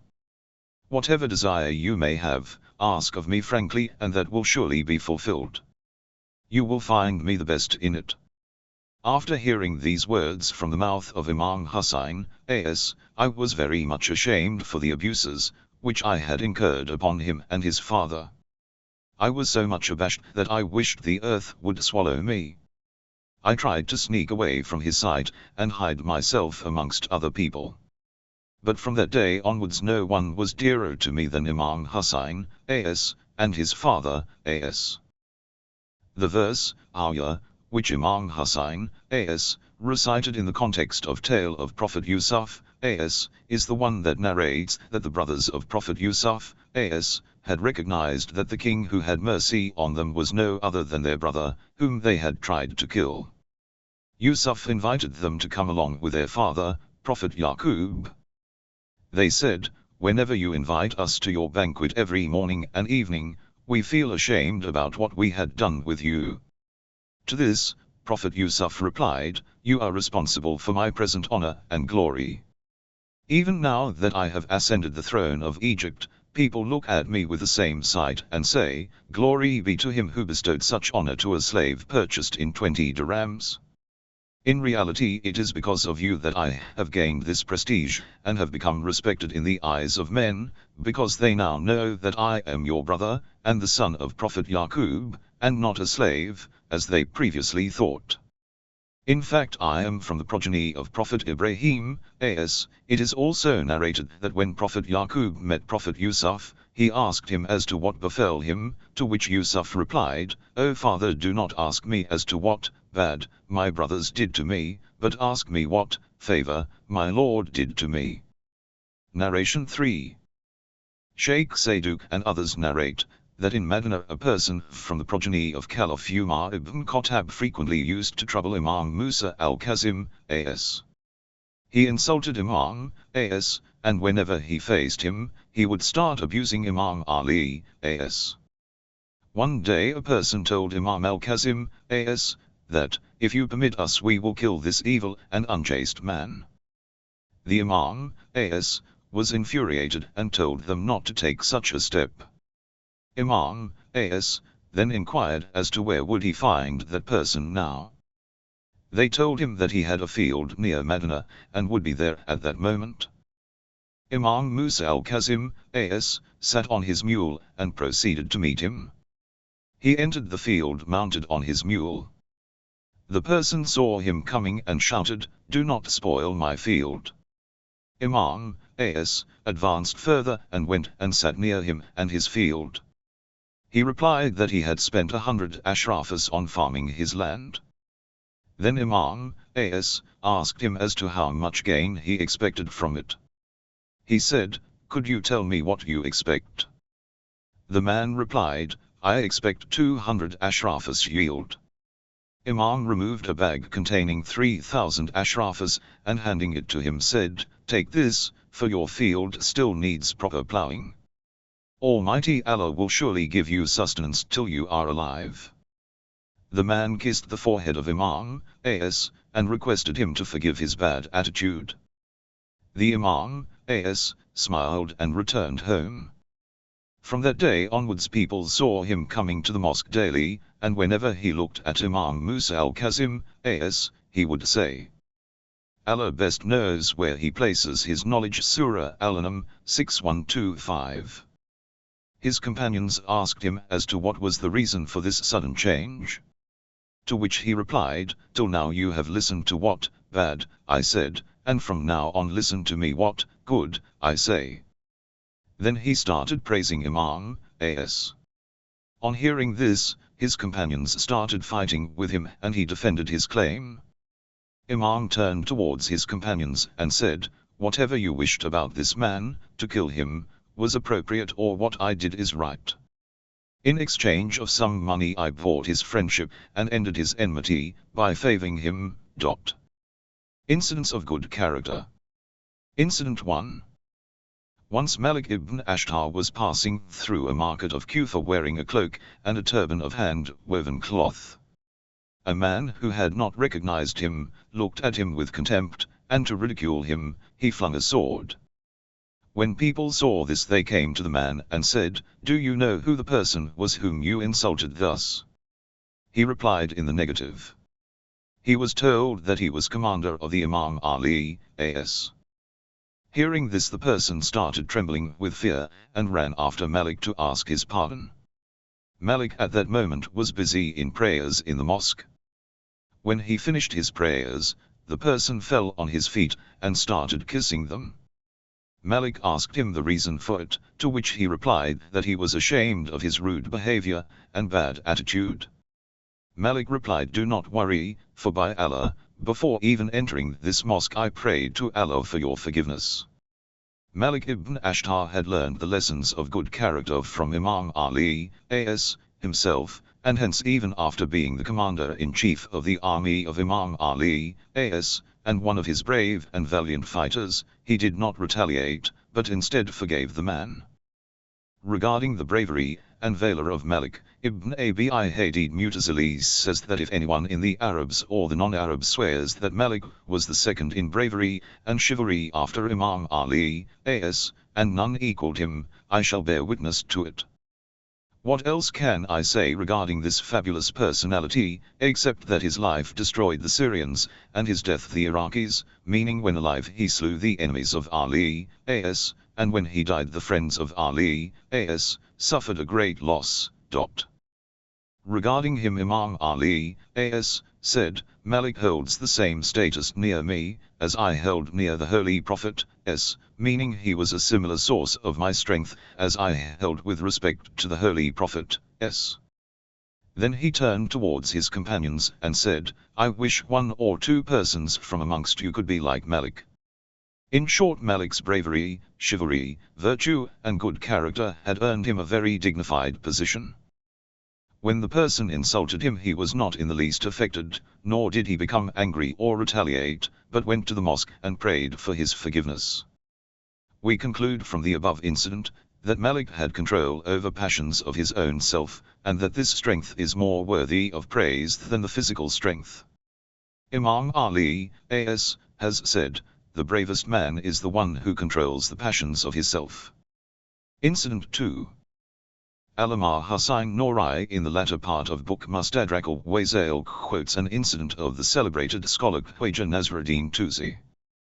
One day Khwaja Nasr received a letter, which contained abuses for him and filthy language. One of the sentences was, the dog, referred to as Khwaja Nasr, and the son of a dog. When he read it he became serious, and sat down to answer it. He used neither a bad word nor filthy language and wrote, You have addressed me as a dog, but it is not at all true. For a dog walks on his 4 legs and its paw has large nails, whereas I am a human who talks and laughs, and my qualities are averse to that of a dog. After finishing he declared openly that the writer of the letter was his friend from that day onwards, and that he bore no animosity towards him. The presence of such a good character in the personality of Khwaja Nasruddin Tusi is not strange. Allama Hilli says regarding him that, Khwaja Nasruddin Tusi was the greatest scholar, alim, of his age. He has authored many books on reason and authority, ulum akaliye wa nakaliye, wisdom, knowledge, and principles of Islam, the true religion. He was also the best in character among ulama. Khwaja Nasr had learned the lesson of good character from the illustrious lives of our holy Imam, as has been narrated, that once Imam Ali, heard a person abusing Kamba, who tried to retaliate in the same manner when Ali, stopped him and said, O Kamba, remain silent, for verily the person will suffer because of our silence. Gain Allah's happiness by your silence, and let the person fall prey to the mischief of Shaitan. I swear by the Lord who split open the seed to grow plant from it, and who created human beings, that no other quality of a believer is dearer and pleasing to Allah than controlling one's temper, and no other quality of a believer is disagreeable to Shaitan than this. For this reason verily all friends and foes alike praised Khwaja Nasr alike. George Zedden in the translation of Wadabul Lafat al-Arabia writes that, Khwaja Nasruddin Tusi's library contained 4 books, and he was a master in the field of astrology and philosophy. He had under his care many endowment, waqf, properties of the Mongols, in short he was a tower of light in the darkness of this world. I have discussed about the life of this great personality in my book Ufawd Razoye. His family was related to the Awashara family of the kings of Jarud, situated at distance of 10 farsakh from Qum. Khwaja Nasruddin Tusi was born in Tus on 11 Jamadi ul-Ula 590.h./1201 AD, and died on Sunday 18 Zilhaj 672 AH/1274 AD in Kazmain. It is engraved on his grave. While their dog lay outstretching its paws at the entrance. Surah Al-Kahf, 18:18. Incident 3. It is narrated that one day the great scholar Sheikh Jafar Kashaf was distributing some money among the poor before going to recite the namaz. After finishing distributing, he became engrossed in prayers. A Sayyid then asked him, Give me the wealth of my grandfather, referred to the Holy Prophet and Imam. Sheikh Jafar replied that he had exhausted all the money, and had nothing left to give him. At this the Sayyid became enraged, and spit on the face of Sheikh Jafar. The Sheikh got up to address the worshippers saying, Those amongst you who hold my beard dear, please help this Sayyid. It is to be pondered upon what a great character Sheikh Jafar had. It is he who has authored Kashf-ul-Ghitar, the famous book on jurisprudence, fiqh, while in journey. He himself used to say that all the books on jurisprudence, fiqh, are compiled, I with my memory can write down all the points from the chapter of purification, tahara, till the chapter on compensation, for murder, diya. There were many ulama from amongst his children. Alama Norais says about him that, if one looks at the morning supplications of Sheikh Jafar, his virtues, piety and worship, will understand his high honor. He addressed himself thus: previously you were Jafar, small river, then later became Jafar, a vast sea. Sheikh Jafar became a ship, to guide, and an ocean, of knowledge, and the spiritual master of Iraq, and its Muslim inhabitants. His address to himself is because he says that even after having bestowed with such a high rank, he never forgot the days of his hardships. He was among those in the Battle of Jamal, about whom Imam Ali, a.s., said to Arnaf bin Qais, after returning from the Battle of Jamal, if you look at them at that time of the night, when eyes become heavy with sleep, and voices fade away, when the birds are resting in their nests, these people remain awake due to the fear of resurrection, and the promised event, Qiyamat. As Allah says in the Quran, do the people of that town think that they are fast asleep? Sometimes they get up in the dark of the night, and weep, and recite namaz, and sometimes praise and glorify Allah in the niche of the mosque. During the dark night they lament and wail, and supplicate to the Almighty Allah. O Arnaf, when you look at them during the night, you will see that their backs have dent, due to excessive bowing, ruku, and they will be reciting the chapters of the Quran in their prayers, namaz. And they will be weeping and wailing as if the fire from all sides has surrounded them, which has reached their throats. And when you hear them cry, you will think that their necks are bound in chains. And if you look at them during the day, you will find the men who walk slowly and humbly upon the earth, having a courteous speech. And when they are confronted with ignorant people they salute them, and when they pass by vain and useless things, they pass away with honor. They keep their feet away from slander, and their tongues become speechless, so they do not speak against the honor of other people. And they keep their ears away from listening to vain sounds, and have applied in their eyes the collyrium of refraining to see forbidden things. And surely they wish to enter the city of peace, Dar-es Salaam, the place where one remains free from doubts and anxieties. It is appropriate to quote here a saying of a monk. It is related from Oazim Zahid, that one day I saw a monk in a sorry state, at the gate of in Jerusalem. I went towards him and told him to advise me, to which he said, an animal is timid and dejected, and is afraid that if he moves an inch, other beasts would devour him. And it's better to be like a man whose night passes in fear of his Almighty, while the liars sleep in peace, and whose days are so filled with grief while the powerful sit contented. Then the monk turned his back away from me and started going away. I told him to advise me further, to which he replied that a thirsty man is contented even with a small quantity of water. Incident 4. It is related that one day the great scholar, Alim, Sahib ibn Abbad asked for a drink, sherbet. A servant brought it for him. As he was about to drink, one of those present there told him not to drink it for it contained poison. The servant who had brought the drink was also present there. Sahib asked the informer as to what proof he had. He answered that the servant should be asked to consume, and thus the matter would be clear. Sahib replied, then give it to an animal to drink. Sahib then replied, I do not even deem this to be lawful. Saying this, Sahib ordered the drink to be thrown away, and told the servant to go away from his house, and not enter his house again.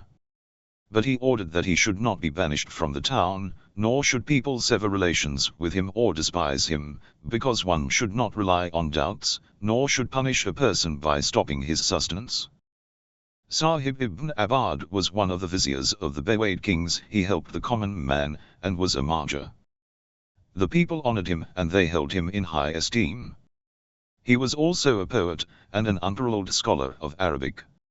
It is said regarding him, that when he sat down to write his orthographic, people gathered around him to hear.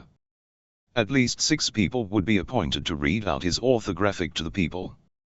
He had with him so many books on grammar, that 60 camels could be loaded with them. He gave due respect to the scholars, ulama, jurists, fuqaha, ahluls, alaws, and sadats, and encouraged them to write and compile books. Sheikh Hassan bin Muhammad Qami wrote Ta'iqum. Sheikh Sayduq al-Akbariya, and Salabi compiled Yatimatud Dawa for his sake. Many scholars, jurists, sadats, and poets owed their work to him. Every year he sent 5,000 ashrafas to the jurists, fuqaha, of Baghdad. Whoever went to visit him after namaz, as in the month of Ramazan, he did not allow the person to go away without breaking the fast, iftar. At least 1,000 people did iftar daily in his house during the month of Ramazan. He gave the same quantity of alms, sadaqah, in this one month, as he gave in the whole year. He has also written many couplets, ash'ar, in the praise of Imam Ali, as, and vilifying his enemies. He died on 24th Safar, 358 AH in Ray, and is buried in Isfahan. His grave still lies there. Accounting, Hisab. Allah says in the Quran, "Their reckoning has drawn near to men, and in heedlessness are they turning aside." Surah Al-Anbiya, 21:1. And how many a town rebelled against the commandment of its Lord, and his apostles. So we called it account severely, and we chastised it, with a stern chastisement. So it tasted the evil result of its conduct, and of its affair was perdition. Allah has prepared for them severe chastisement, therefore be careful of your duty to Allah, O men of understanding. Surah At-Talaq, 65:8-10. Who will take the accounting? According to the Quran and the traditions, ahadith, it is proved that Allah himself will take account of all people. And he is swiftest in taking account. Surah Al-An'am, 662. But also according to some traditions this work will be assigned to the angel. According to some reports it is related that Allah will take account from his prophets, Anbiya, while the prophets will take account from their vicegerents, Asiyah, while they in turn will take account from their Amat, as Quran says, Esanul forward. Remember, the day when we will call every people with their Imam. Surah Bani Israel, 17 hours 71 minutes. It is narrated from Imam Ja'far as Sadiq, as, in the 3rd volume of Biha al-Anwar of Al-Imam Majlisi, and Amali of Sheikh Mufid. Then he said, when the day of Qiyamah will dawn, Allah will command us to take account from our Shias, followers. We will question them about the rights of Allah, Huququllah, and Allah will forgive them, because of their intimacy with us. Then we will also forgive them our rights, due on them. Then Imam As recited the following verse. Surely to us is their turning back, then surely upon us is the taking of their accounts. Surah Al-Ghashi, 88 hours 25 minutes, 26. In the same book it is related from Masum, As, that after the forgiveness of the rights of Allah, and the rights of Ama, As, the rights still due on our Shi'as, will be compensated for by the Holy Prophet, S, himself. May Allah place us amongst the Ummah of the Holy Prophet, S, and the Shi'as of Ahlul bayt, As, and resurrect us with them. On the day of Qiyamah, when Allah will appoint over the Ummah their Imams to take accounts, it is a felicity for us Shias that our accounts will be taken by no other than the Imam of our age Hazrat Mahdi, ATFS, when we will be brought to his presence with heads bowed down in shame and repentance, and with a blackened face, but with heads full of their love, Wallah, we have faith that he will cause our accounts to be scrutinized by a benevolent son of a benevolent father, who himself holds a high status in the eyes of the Almighty. Whose account will be taken?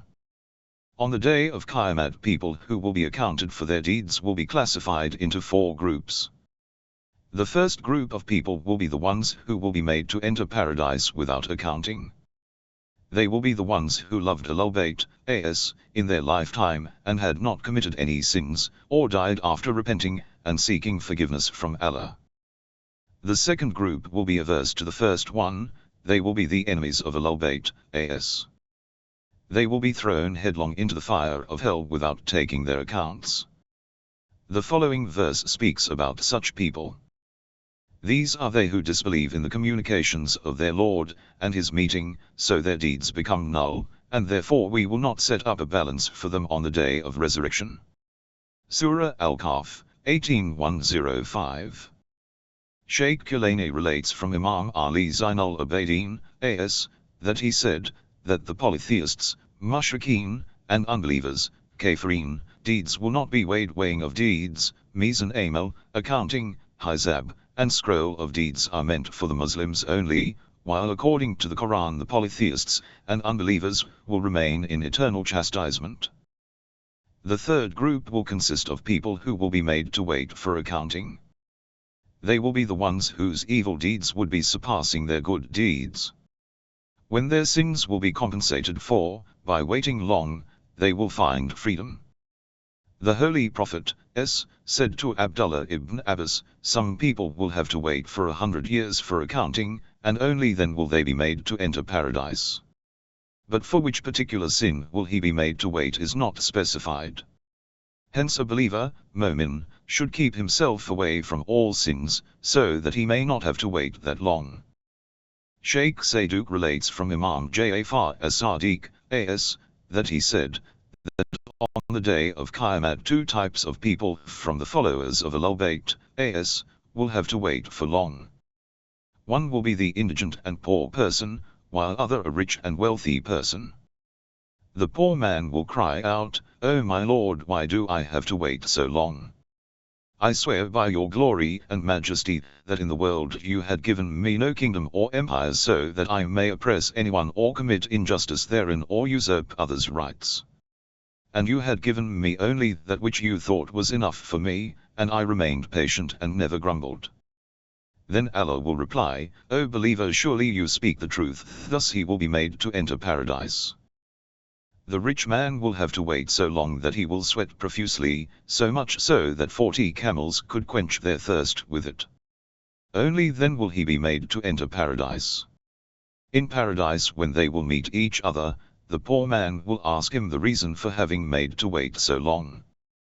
The rich man will reply, "I was made to wait for a long time, giving account of my enormous wealth, so to how I earned it, whether lawfully or unlawfully, as how I spent it. Then the merciful Lord blessed me, forgave my sins and accepted my repentance." Then he will ask the poor man, as to who he was. He will reply that he is the same indigent fellow who was with him in the plains of Qiyamah. The rich man will say, "Verily the blessings and bounties of paradise have transformed you to such an extent, that even I could not recognize you." Matalib. The fourth group will consist of people whose bad deeds will be more than their good ones. And only if Allah's mercy, blessings and forgiveness will give way, they will be made to enter paradise. If not, they will be punished at that very place, the punishment appropriate for them. They will be chastised in that way till they become clean of all sins. Then people in whose hearts even an atom's weight of faith, iman, exists, will not have to stay long in hell, they will be brought back to paradise. While only the polytheists and unbelievers will remain there. Wasting of good deeds, ibat, and expiation of sins, takfir. And, as for those who disbelieve, for them is destruction, and he has made their deeds ineffective. That is because they hated what Allah revealed, so he rendered their deeds null. Surah Al-Muhammad, 47, 8-9. And, so for those who believe and do good, and believe in what has been revealed to Muhammad, and it is the very truth from their Lord, he will remove their evil from them and improve their condition. Surah Al-Muhammad, 47:2. Ibat, wasting of good deeds. If a person was a Muslim in the former part of his life, and did good deeds, but turned away from the right path, Siratul Mustaqim, during death, and died a non-believer, none of his previous, good, deeds will benefit him and they will go wasted. If someone could argue that it is written in the Quran, then shall anyone who has done an atom's weight of good, see it. Surah Az-Zilzal, 99:7. The answer to it is that the person who died disbelieving himself wasted his, good, deeds.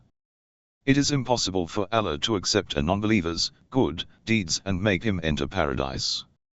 But the just Lord gives them the reward for it in this very world, like ease during death, health and wealth etc., as discussed earlier. But it is possible that there may be leniency in their punishment, as in the case of Hatim Tai or Norshira and Ahlul who were generous. They shall be made to enter hell, but the fire will not harm them. As said in the Quran. Nor, for, those who die while they are unbelievers. Surah An-Nisa, 4:18. In another place it is stated. And, as to, those who reject our communications, and the meeting of the hereafter, their deeds are null. Shall they be rewarded except for what they have done? Surah Al-Araf, 7:147. Many verses, ayah, of the Quran prove that disbelief, kufr, and polytheism, shirk, wastes away all good deeds. Then there are also such sins that obliterate good deeds and stop them from being accepted. The Holy Prophet, has said regarding a disobedient child, O the one shunned away by his parents, do whatever you like, for none of your good deeds will be accepted.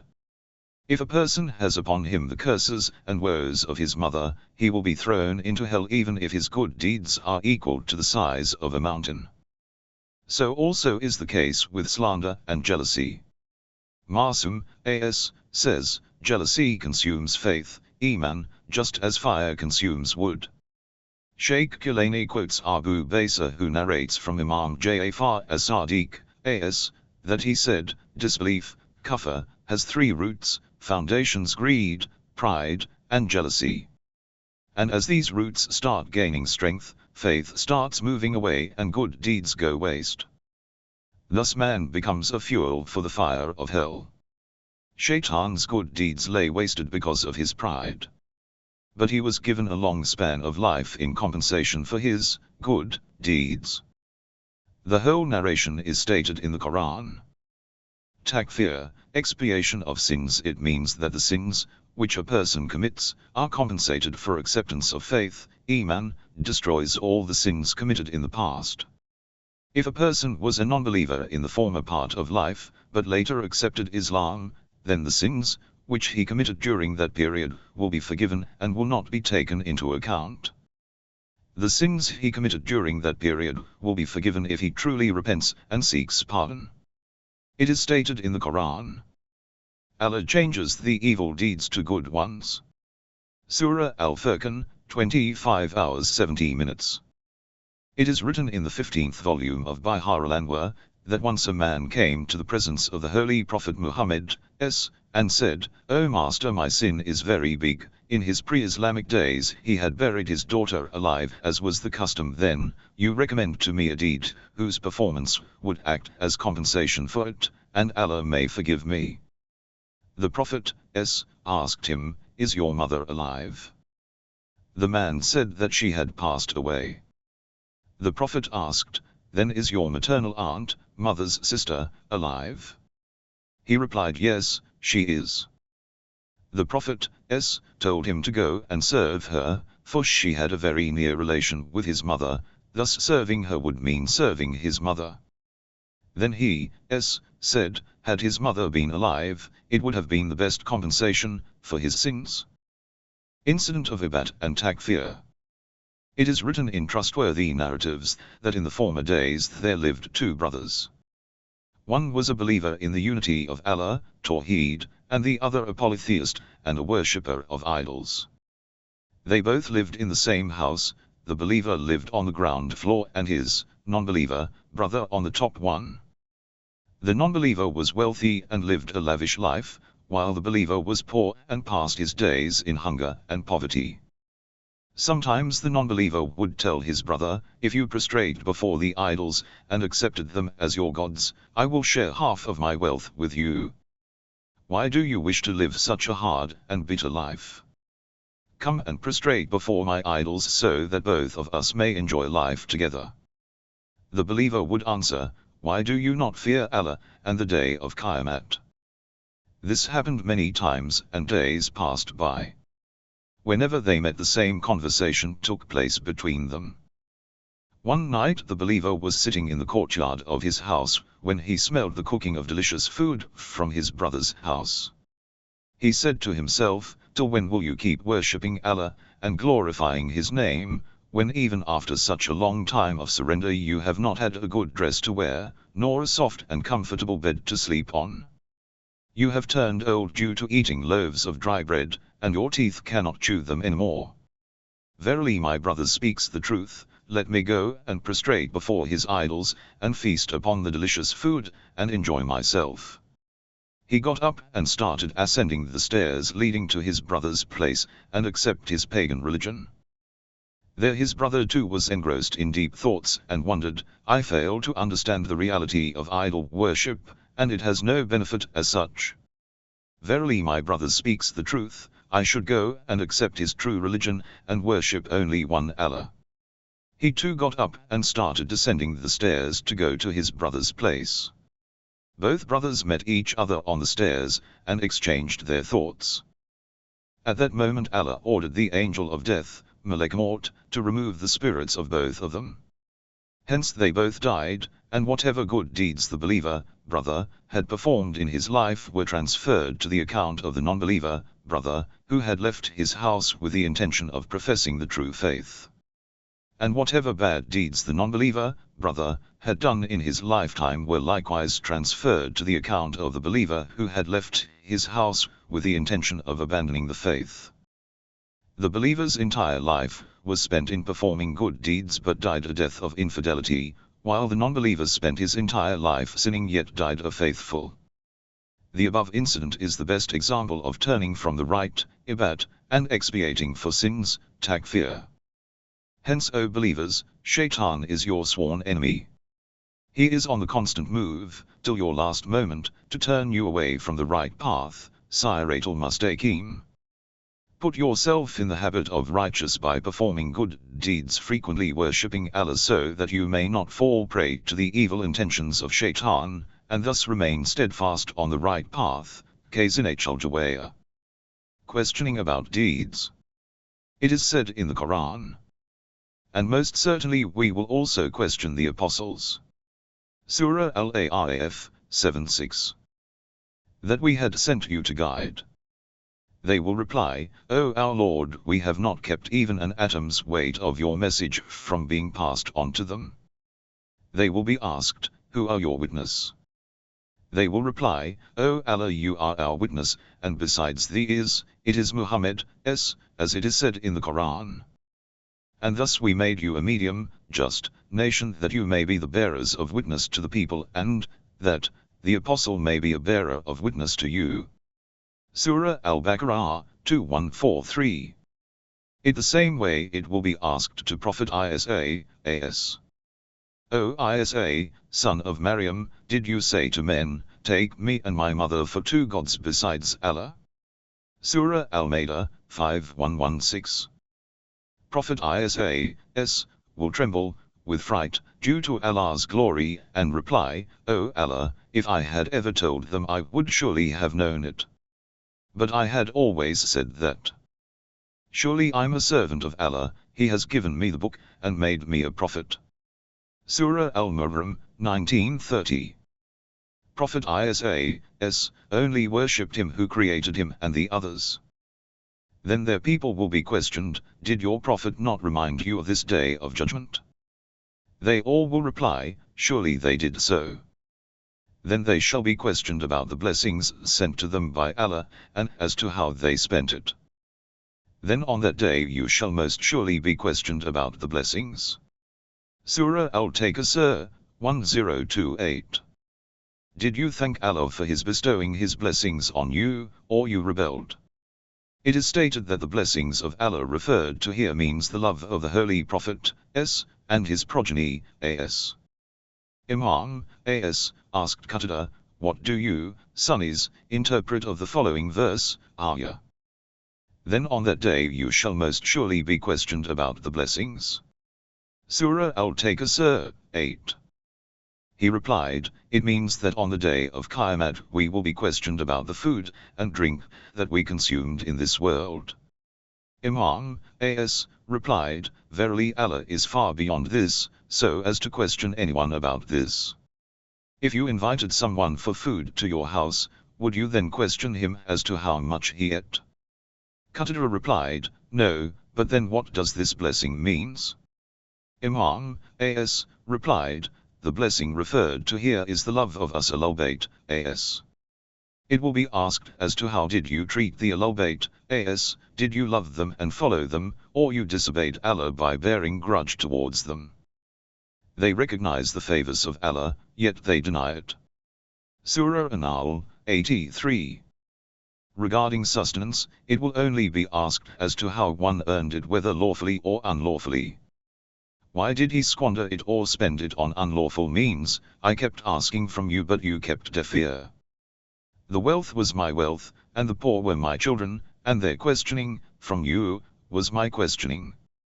Sheikh Saduq relates that on the day of Qiyamah man will not be able to move an inch till he is questioned about 4 things, I, the way he spent his life, 2, how did he wore out his youth, 3, about wealth, as to where he got it from and in what way did he spend it, and 4, and about the love of us the household, Ahlul bayt, of Prophet. Rights of Allah or the worship acts. The first thing about which a person will be questioned is prayers, namaz. Did he say his prayers in time? Did he serve, rightly, this pillar of Islam and the legacy of prayers, or did he recite it to show off? After this people will be questioned about fasting, siyam, pilgrimage, hajj, zakat, khums, the holy war, jihad, etc., and then the rightful recipients will catch hold of their shirts, and ask for their rights. Rights of people, Hakkan Nas. Allah will deal with his servants in 2 ways, 1, with justice, Adl, and 2, with mercy, Faz. Allah's justice, Adl, if a person has upon him someone's right, haq, then his good deeds, of equal weight or merit, will be handed over to the rightful owner. For example, in case of backbiting, ghibat, defaming etc., the good deeds of the person who has backbited or has defamed anyone, will be transferred to the account of the person whom he backbited or defamed, and in turn that person's bad deeds will be transferred to the account of the person who backbited and defamed him. Many traditions, ahadith, are quoted to support this. There is a lengthy tradition, hadith, from Imam Ali Zainul Abidin, as, in Ra'i Kafi that on the day of Qiyamah people will be questioned about the rights of men. At the concluding part of this tradition it is quoted that a person asked Imam, as, O son of the Prophet, if a non-believer who has been thrown into hell owes something to a believer, how will the deeds be exchanged when the non-believer has no more good deeds left? Imam Zainul Abidin, as, replied, the punishment equivalent to the right that he owes will be incurred on him. Likewise the good deeds of the oppressor will be transferred to the account of the oppressed. The person asked, but if the Muslim oppressor does not have any good deeds left? He, as, replied, the load of sins of the oppressed will be placed on the shoulders of the oppressor, and verily this is true justice. It is narrated in Lu'ali Akbar that once the Holy Prophet, asked his companions as to who was an indigent, muflis, person, they replied that an indigent person is one who does not possess wealth or property. He, replied, the indigent from my ummah on the day of Qiyamah will be the one who even after having offered namaz, keeping fasts, performing the hajj, paying the zakat, have simultaneously abused anyone, or usurped the rights of anyone, or killed or physically tortured someone. Hence the oppressed ones will be given the good deeds of the oppressor, and these deeds will be theirs. If the good deeds of the oppressor are exhausted, the bad deeds of the oppressor will be given to the oppressor, and he will be thrown into the raging fire. Ma'ad. Allama Jazari quotes a tradition in his book, that if a person owes someone even 1 dirham, and returns it back to its owner, this act of his is greater than worship of 1,000 years, freeing 1,000 slaves in the way of Allah, and performing 1,000 Hajj, and the lesser pilgrimage, Umrah. In another tradition Masumin, A.S., says, that whosoever pleases his debtors, by repaying their loans, will be made to enter paradise without taking account, and in paradise they will be among the friends of Prophet Ismail, A.S., Allah's mercy on the day of Qiyamah, when a person owes some rights to someone, is that they drown in their own sweat, due to fear. Allah will reveal to the people the palaces of paradise, and call out to the person who owes something from his servants, O people who owe something from my servant, if you wish to enter paradise, forgive him the rights that he owes you, and thus free him of this responsibility. Fortunate is the person on whom Allah is merciful. For verily if Allah does not straighten his affair, his state will become bad.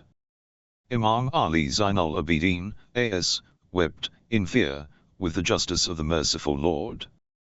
It is appropriate to quote here the supplication, Dua, of Abu Hamza Somali.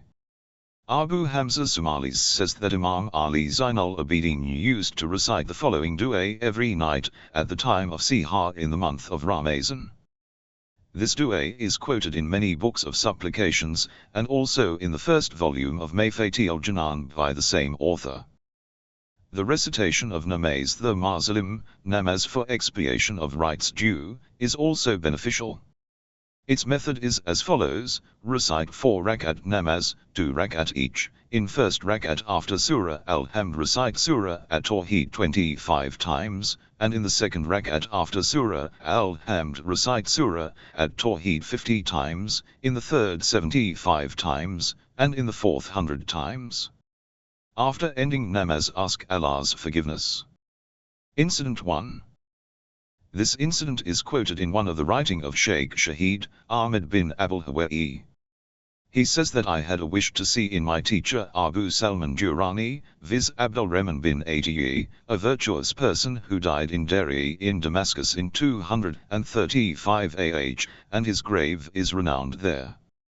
After a year I saw him in my dream, and asked him, O dear teacher, how was your treatment after death? Abu Salman replied, O Ahmed, one day while coming from Babe Sagir I saw a camel laden with hay. I casually removed a straw from it. Now I do not remember whether I put in my mouth or threw it away without chewing it. 1 year has passed and I am still being accounted for it. This narration is not an imaginary work, but can be supported by the following verse, ayah, of the Quran. O my son, surely if it is the very weight of the grain of a mustard seed, even though it is in the heart of a rock, or high above, in the heavens, or deep down, in the earth, Allah will bring it to light. Surah Al-Luqman, 31, L6. Amir al-Mu'minin Ali, A.S., in one of his sermons says, Will not the souls be accounted for their good or bad deeds on the day of Qiyamah, even if it be of the weight of a mustard seed? Hazrat Ali, A.S., sent Muhammad ibn Abu Bakr with a pronouncement, O servants of Allah, you should know that on the day of Qiyamah Allah will certainly question you about your actions, big or small, open or concealed. Hazrat Ali, A.S., wrote to Abdullah ibn Abbas, Are you not afraid of the human nature of accounting? In reality human nature means a thorn pierced in the body. As a person faces great difficulty in removing a minute thorn, in the same manner on the day of Qiyamah people will have to bear hardships. Some researchers say that on the day of Qiyamah one will be safe from the fear of the weighing scale, mizan, except the one who in his lifetime started taking account of all his good and bad deeds. The Holy Prophet, says that, O people, take account of yourselves before your account is taken, in Qiyamah, and weight your actions before they are weighed in Qiyamah. Incident 2. It is said about Tawbah bin Samar that he daily took account of himself. One day he calculated his age, and concluded that 60 years of his life had passed. Then he counted the days in 60 years, and that came to 21,600. He was shocked and said to himself, "Woe be to me! Will I face Lord having committed 21,600 sins?" After having uttered these words he fell down unconscious and passed away, in grief. It is also narrated that once the holy prophet was sitting on the barren ground with no grass on it. He ordered his companions to gather fuel to lit a fire. They replied that they were in a place where it was impossible to find dry grass for fuel. The prophet told them to gather whatever they could. Each one of them collected a small quantity, and slowly it became plenty. The prophet looked at the heap of grass, and said, "In the same manner sins of people will be collected on the day of Qiyamah." The prophet wanted to tell his companions that as the dry grass cannot be seen in that barren land, but when searched for can turn out to be a heap. In the same manner the small sins, which a person commits cannot be seen, but on the day of Qiyamah, when all sins will be gathered they will amount to a large stock. Thus Tawbah bin Samar calculated one sin, the least, committed in one day, which amounted to 21,600 sins in 60 years. Spring of Kawthar, Hauz Kawthar. The existence of the spring of Kawthar is found in the Quran and the traditions. It is the abundance, Kawthar, which was bestowed on the Prophet. It is quoted in Basir ad-Darajat, Ma'alim al-Zulfa and the third volume of Bihar al-Anwar, that Abdullah ibn Sinan asked Imam Ja'far as-Sadiq, regarding the spring of Kawthar. Imam replied that its width is approximately equal to the distance from Basra in Iraq to Sana'a in Yemen. Abdullah seemed astonished. Then Imam Sadiq asked him, "Do you wish to have a glimpse of it?" He replied, "Yes, O son of the Prophet." Imam escorted him outside Medina, and struck his foot on the ground. Abdullah says that by the Imam's order the veils of the unseen were lifted off my eyes. I saw a stream flowing beneath, and the place where we were standing was surrounded by it. I saw on one side of the stream was flowing water, which was whiter than snow, and on the other side milk, and in between was flowing the pure drink, Sharab Tahura, colored red like rubies, Yakut. I had never witnessed such a beautiful view before, or the wine. The wine referred to here is not the usual intoxicating liquid, rather it is a pure drink reserved for the believers in paradise, flowing between water and milk. Imam said, as is written in the Quran, that in paradise flows rivers of milk, water, and wine, verily this stream flows from it.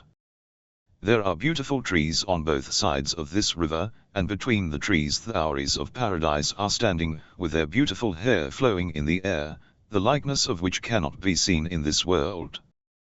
Then the Imam went towards one of the houris, and asked for a drink. The houri saluted Imam and filled the cup with water from the stream, and presented it to him. Imam gave the cup to me to drink. One drank and was surprised, for I had never tasted such delicious and tasty water in my life, nor ever smelt such fragrance of musk. I said, "May my life be your ransom, the likeness of what I saw today can never be imagined in my life."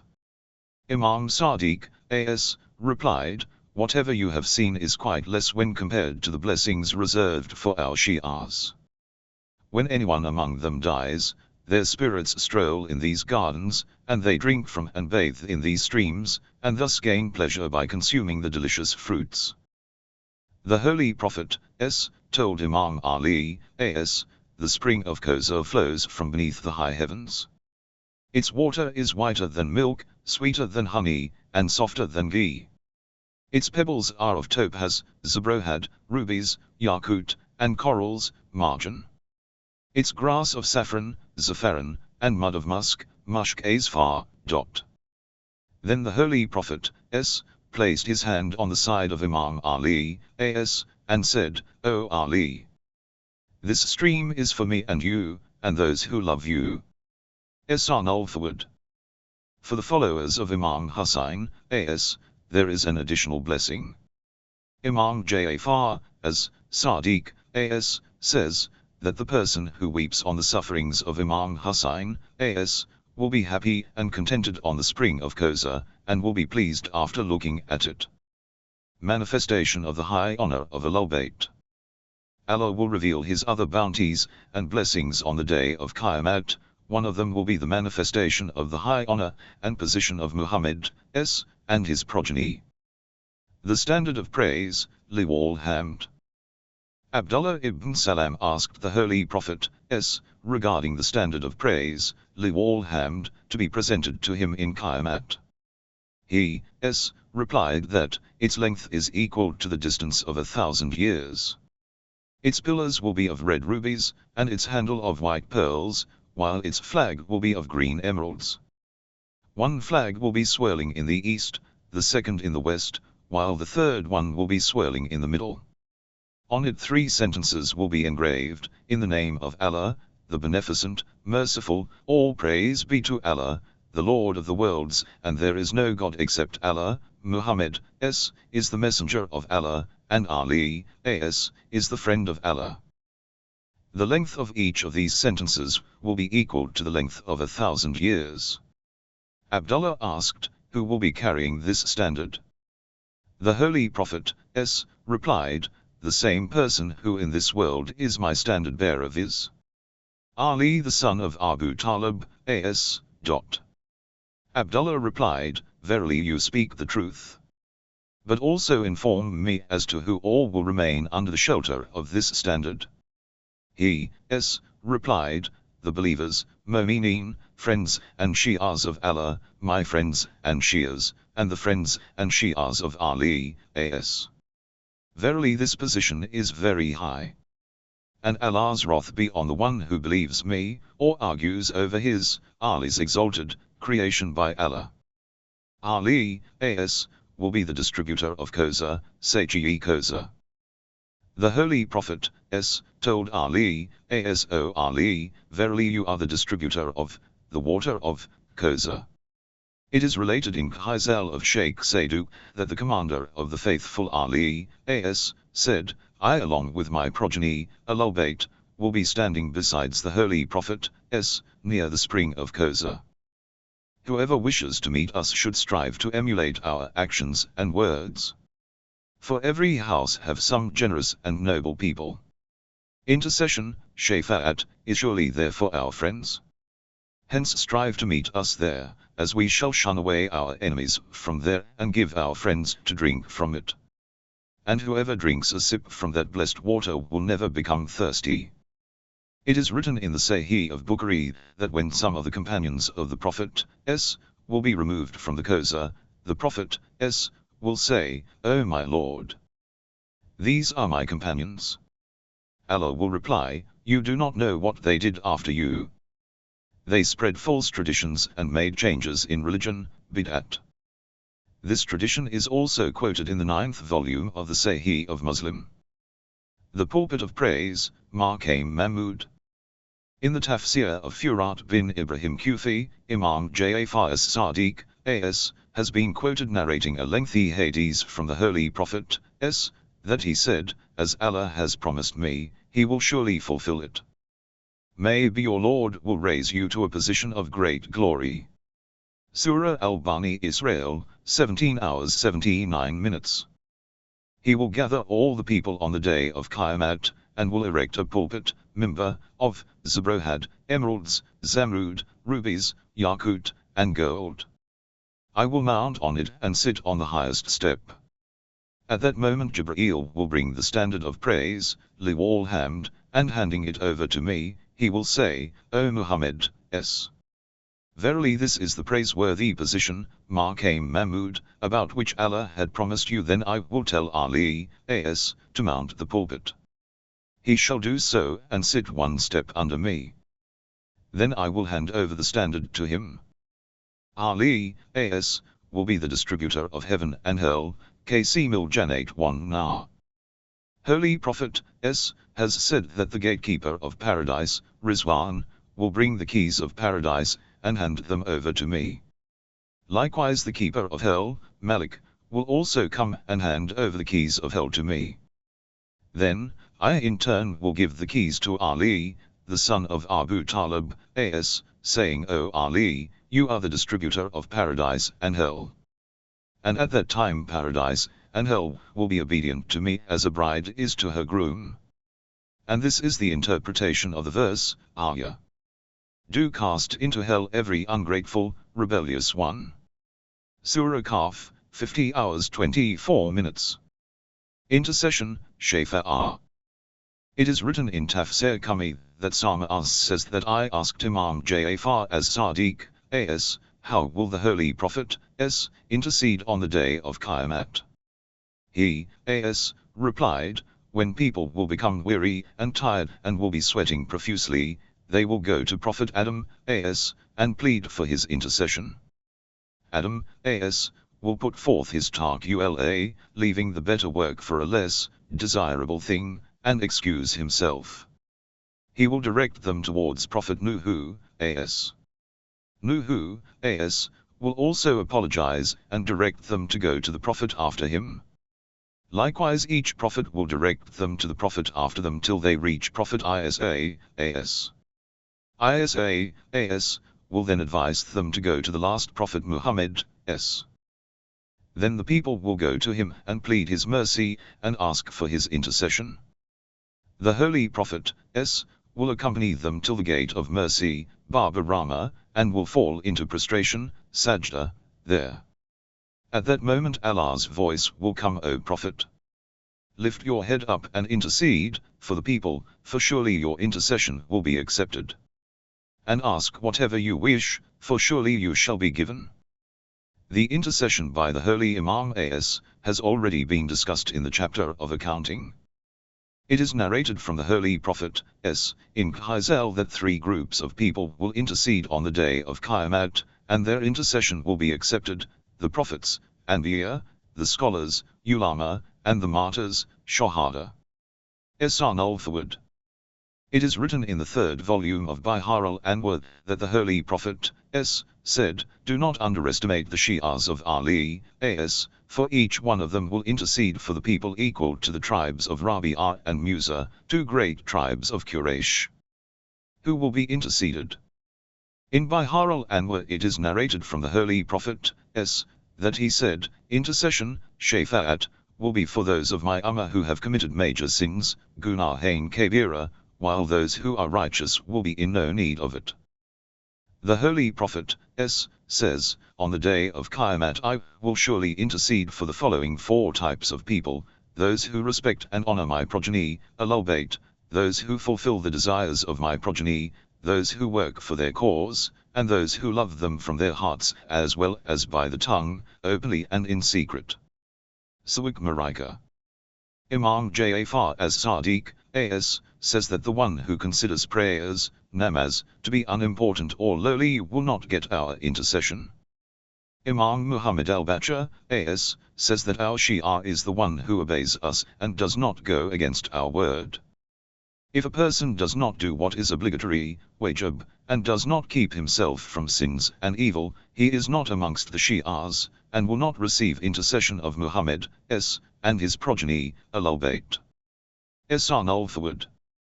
In short, a believer, Momin, should always remain between fear of Allah's wrath and desire of His mercy, for these are the attributes of a believer. Heights, Araf. There are 3 different interpretations regarding Araf. One according to the reports of Ahlul bayt, Araf is a height on the Bridge of Serat on which the Holy Prophet, will be standing along with his progeny, The foreheads of the friends and Shi'as of Ahlul bayt, will be emitting a light, and this will act as a mark of their love for Ali, as they pass over Pool Serat. It is stated in Sawik Marika that no one will be able to pass over the Pool Serat unless he has a permit from Imam Ali, It is written in the Quran. And on the Araf there shall be men, who know all by their marks. Surah Al-Araf, 746. To another interpretation of Araf is that it is a wall, as said in the Quran. On that day you will see the faithful men and the faithful women, their light running before them, and on their right hand, good news for you today, gardens beneath which rivers flow, to abide therein, that is the grand achievement. Surah Al-Hadid, 57 hours 12 minutes. It is said in the interpretation of this verse, that the light referred to here is the love of Muhammad, and his progeny, Walair. And this light will be, glowing more or less, according to the extent of belief, Iman, and love, Walair, and it will be shining on the right side. So they will be emitting light so intensely that they will not be able to look at their feet. Some will be emitting light, which will be infinite, while some will be emitting a weak light which will dim sometimes and shine sometimes. They will become disturbed and cry out, "Our Lord, make perfect our light, and grant us protection." Surah At-Tahrim, 66:8. During that moment the light of others will be of no help. The hypocrites and sinners will try to gain benefit from the light of the believers, but will not be able to do so, and a wall will be erected between them, and this is the very ahadith. They will cry out to them, "Were we not with you?" They shall say, "Yes. But you caused yourselves to fall into temptation, and you waited and doubted, and vain desires deceived you, till the threatened punishment of Allah came, which the arch-deceiver deceived you about Allah." Surah Al-Hadid, 57 hours 14 minutes. One, the day when the hypocritical men and the hypocritical women will say to those who believe, "Wait for us, that we may have light from your light," it shall be said, "Turn back and seek a light." Then separation will be brought about between them, with a wall having a door in it. As for the inside of it, there shall be mercy in it, and, as for the outside of it, there shall be punishment. Surah Al-Hadid, 57 hours 13 minutes. 3af is a place between paradise and hell. The oppressed ones, mustazafin, idiots and insane people, foolish women, children who have died before attaining adulthood, people who have died between the appearance of two prophets, and did not meet either of them, and people who were alive at that time but the prophet's message did not reach them, will be made to dwell therein. There shall be no blessings and pleasures of paradise, and no punishment and wrath of Allah. Sheikh Saudi says, "Ahadith is like a hell in the eyes of the Auris, but for the people of hell it is equal to paradise." Bridge of Serat, Pool Serat. Serat in the grammatical sense means a way or a road, and its meaning according to the Sharia is a bridge or a road which passes from the top of hell. In a tradition from Masum, A.S., it is stated that Pool Serat is a bridge thinner than a hair, sharper than a sword, and hotter than fire, of this world. The true believers, Momineen, will pass over it speedily like lightning. Some will find some difficulty over it, but will later find relief, while there will be some who will slip and fall down in the pit of hell. The likeness of Pool Serat is of the right path, Serat al-Mustaqim, of this world, the path of Ali, A.S., and Ama, A.S., obedience. The person who in this world turned away from the Serat al-Mustaqim, the path of Ahlul bayt, in word and deed, and was attracted towards falsehood, on the day of Qiyamah he will slip over the Pool Serat, and fall into hell. In Surah Al-Hamd, Serat al-Mustaqim refers to both these paths, the path of Ahlul bayt and Pool Serat. Al-Imam Majlisi in his book Haqqul Yaqeen quotes from Sheikh Saduq that, "Our belief concerning Qiyamah is that the passes, Akabar, each have a specific name. Some are called fars, compulsory acts, others amr, commands, yet others nahi, prohibitions." So when a man will reach the pass of fars, and he had neglected it in his life, he will be stopped there and imprisoned for 1,000 years, and the dues of Allah will be demanded of him. Now if he goes out of it by means of some good act performed by him in the world, or by the mercy of Allah, then he escapes from it and goes on to another pass. He will not cease to be sent from one pass to another, and be stopped and questioned regarding his shortcomings in respect of each stage. If he escapes safely from all the passes, he will arrive at the abode of permanence, Dar al-Baqar. Here he comes upon everlasting life, and perpetual beatitude, without any affliction whatsoever. He will reside in the neighborhood of Allah, with the prophets, as, and the Imam, as, the veracious ones, the martyrs, Shahada, and the righteous ones from among his slaves. And if he is stopped at a pass, and is questioned about a certain due in respect of which he is found wanting, and neither a good action on his part nor the mercy of Allah reaches him, his step will stumble and he will be hurled down in the fire of hell, Itekadach al-Imami. Imam Muhammad al-Baqir, as, says, that when the following verse was revealed, and hell is made to appear on that day, Surah Al-Fajr, 89 hours 23 minutes. The Holy Prophet, was asked regarding its interpretation. He replied, Jibreel has informed me that when Allah will have gathered everyone from the beginning to the end on the day of Qiyamah, 1,000 angels will bring the hell pulling it with 1,000 ropes, with great difficulty. Hell will be roaring and raging with anger, and the voice of breaking of bones will be heard from it. At that moment a ferocious voice will erupt from it, which Allah has reserved to take the account of people, and every one will perish with fear. Men, angels, and the Prophet will be wailing with fright. Man will cry out, Our Lord, save me, while the prophets will cry out, O Lord, save my people, Ahmad. So each prophet will take account from their people, Ahmad, and walk over the pool Serat. No one will have any escape from walking over it. Allah says in the Quran, and there is not one of you but shall come to it, this is an unavoidable decree of your Lord. And we will deliver those who guarded against evil, and we will leave the unjust therein on their knees. Surah Al-Maryam, 1971-72. Then the Prophet, said, this bridge contains 7 passes, Akabat, and each pass has got a station equal to 70 farsakh, and 70,000 angels have been passed on each station. All the people will have to cross these passes. First pass, kindness, Sil Raham, trust, Amana, love of Ahlul bayt, warlare. The first station here is of kindness, Sil Ram. The person who in this world is not merciful towards his parents, will have a short life. He will not prosper in wealth, and in the hereafter will be stopped on the first station on Serat, and no mercy will be shown towards him. The Holy Quran admonishes us in the following words. And be careful of your duty to Allah, by whom you demand one of another, your rights, and to the ties of relationship. Surah An-Nisa, 4:1. So when one of your relatives is sick, visit him, if he is indigent, help him and fulfill his wants, and visit them, your relatives, on important days, of Eid, etc. The second station is of trust, Amana.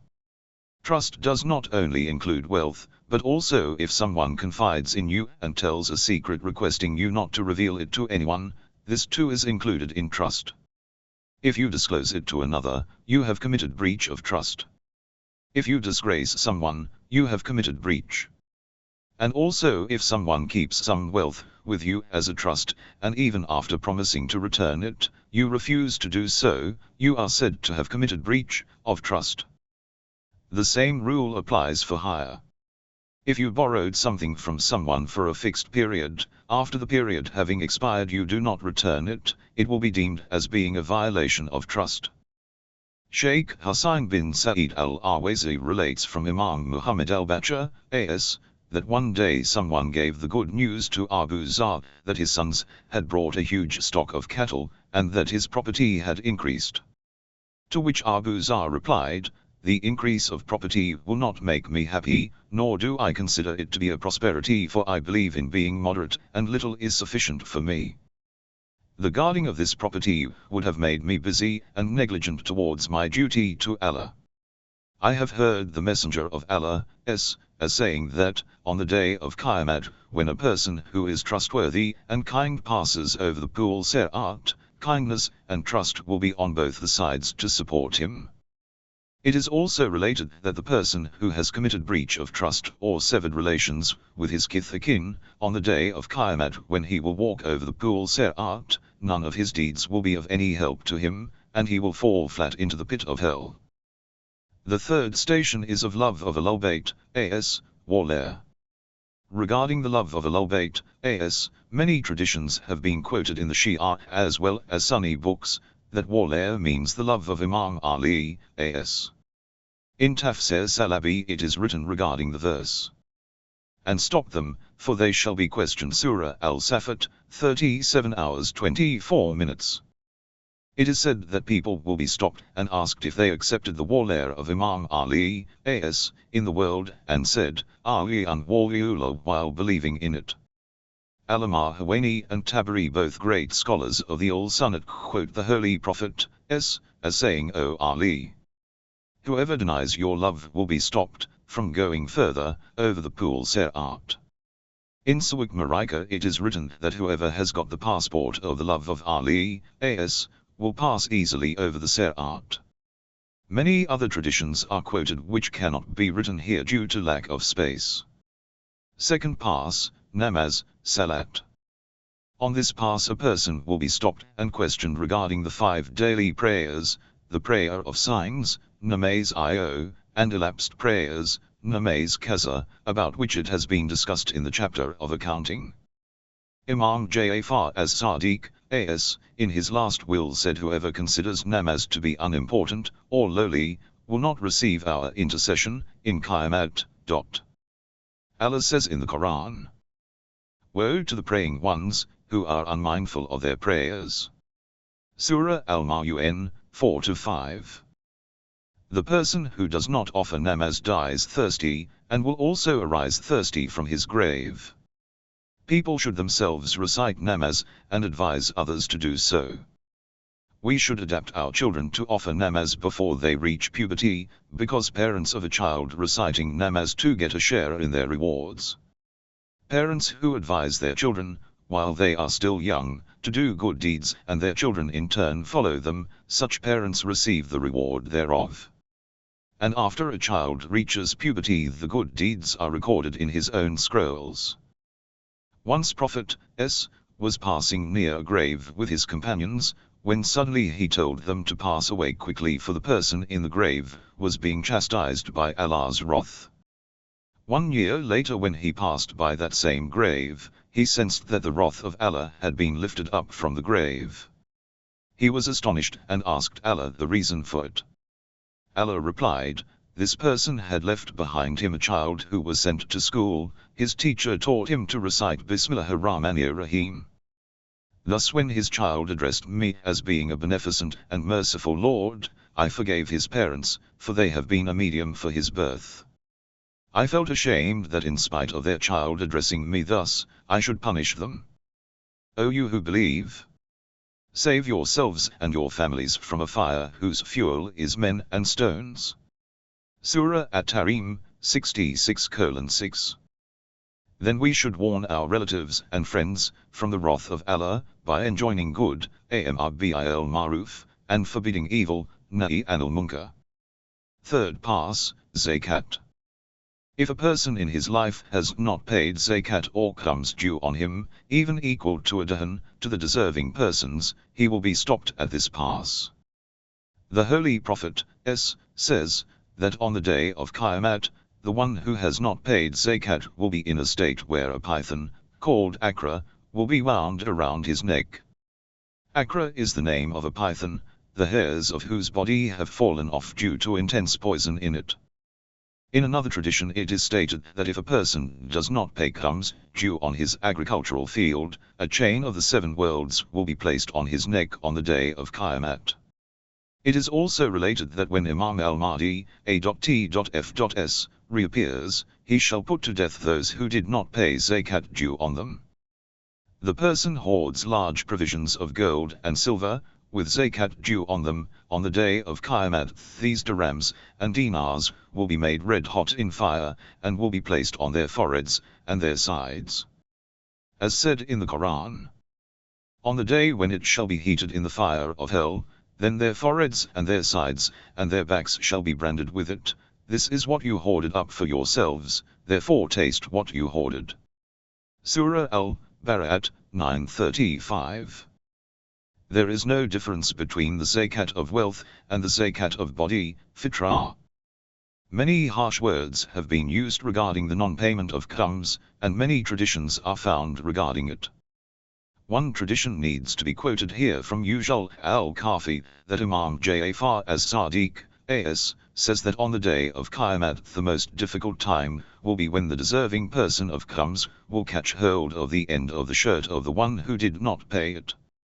They will ask for their right from them on this pass, and will not allow him to move further until he gives them their due rights. But the situation will become even worse when the interceders, Ahlul bayt, themselves will ask for their rights, khums, from people. Fourth pass, fasting, sawn. On the fourth pass people will be questioned regarding fasting. If a person has been fasting in this world, only then shall he be permitted to pass over it easily, otherwise he shall be stopped there. The Holy Prophet, S., has said, fasts act as a shield against the flames of the fire of hell. The Holy Prophet, S., has also said, for the one who fasts there are two good tidings for him, one at the time of breaking the fast, iftar, while the second when he shall meet his Lord. He will then pass over the pool Serat easily and enter the presence of his Almighty. Fifth pass, pilgrimage, Hajj. If the performance of Hajj becomes obligatory, wajib, on a person in his lifetime, and he does not perform it, then he shall be stopped at this pass. It is stated that during death it will be said unto him, you have died the death of a Jew or a Christian. You are not associated with Islam. It is said in the Quran. And pilgrimage to the house is incumbent upon men for the sake of Allah, upon everyone who is able to undertake the journey to it, and whoever disbelieves, then surely Allah is self-sufficient, above any need of the world. Surah Al-Imran, 396. Sixth pass, cleanliness, tahara. According to Ibn Abbas, purification, tahara, is of three types: ablution, wuzu, bath, ghusl, and tayammum, while others consider it to be absolute purification of the body as well as the soul. If a person does not take care of cleanliness or purification, especially those men and women who do not perform the ceremonial bath, ghusl janabat, correctly or on its prescribed time, shall be stopped at this pass. Women should also take care about the performance of other baths, viz. ghusl haiz, nifas, ultahazar, etc., and not be negligent about it as is the custom amongst ignorant people. It is related that a person who does not keep himself away from impurities, he will face the squeeze in the grave, as has been discussed in the chapter of grave. Seventh pass, rights, Mazalim. Mazalim is sometimes interpreted as justice, while sometimes it refers to the rights of others. The Holy Quran says about this pass, most surely your Lord is watching. Surah Al-Fajr, 89 hours 14 minutes. In one interpretation of this verse it is said that some people will be pass over the pool Serat in a manner that they will be clasping it by their hands. Others will be walking in manner that one leg of theirs will be slipping and they will be taking help of their second leg, with the angels will be standing on both sides. People will be falling into the fire of hell like bats, falling on the ground. The person who is fortunate to get the mercy and blessings of Allah will pass over the pool Serat easily and will say, all praise be to Allah, for verily He has completed my good deeds with His mercy and blessings, and increased my reward. I thank Him that He with His beneficence and kindness gave me freedom, when I had lost all hope. Without doubt Allah is the forgiver of sins of His servants, and the rewarder of their good deeds. If a person has troubled someone with no fault of his, he will be imprisoned for 500 years on this pass, so much so that his bones will break. If a person has usurped someone's wealth, he will be imprisoned for 40 years on this pass, and then he shall be thrown into the fire of hell. In traditions it is narrated that in exchange for one usurped dirham, 7,000 accepted prayers of the usurper will be given to the person whose dahan he acquired. This has already been discussed in detail in the chapter on accounting. Incident: Alamar Bahauddin Sayyid Ali bin Abdul Karim Neeli Najafi, whatever praise of his is done will be quite less, who was the student of Sheikh Shahid, in his book Anwar al-Mazwi, written in praise of Imam Ali, narrates an incident from his father who says that, in Neela, a village in Arbai, there lived a person who was the superintendent of the mosque. One day he did not come out of his house. When people called him he excused himself. People inquired about it and they found out that his entire body was charred except his thighs, and he was groaning with pain and sorrow. When people asked him how he burnt himself, he replied that, "I dreamt that Qiyamah has dawned, and people are in anguish because majority of them are being thrown into hell, while a small minority was going towards paradise. I was among those who were going towards paradise.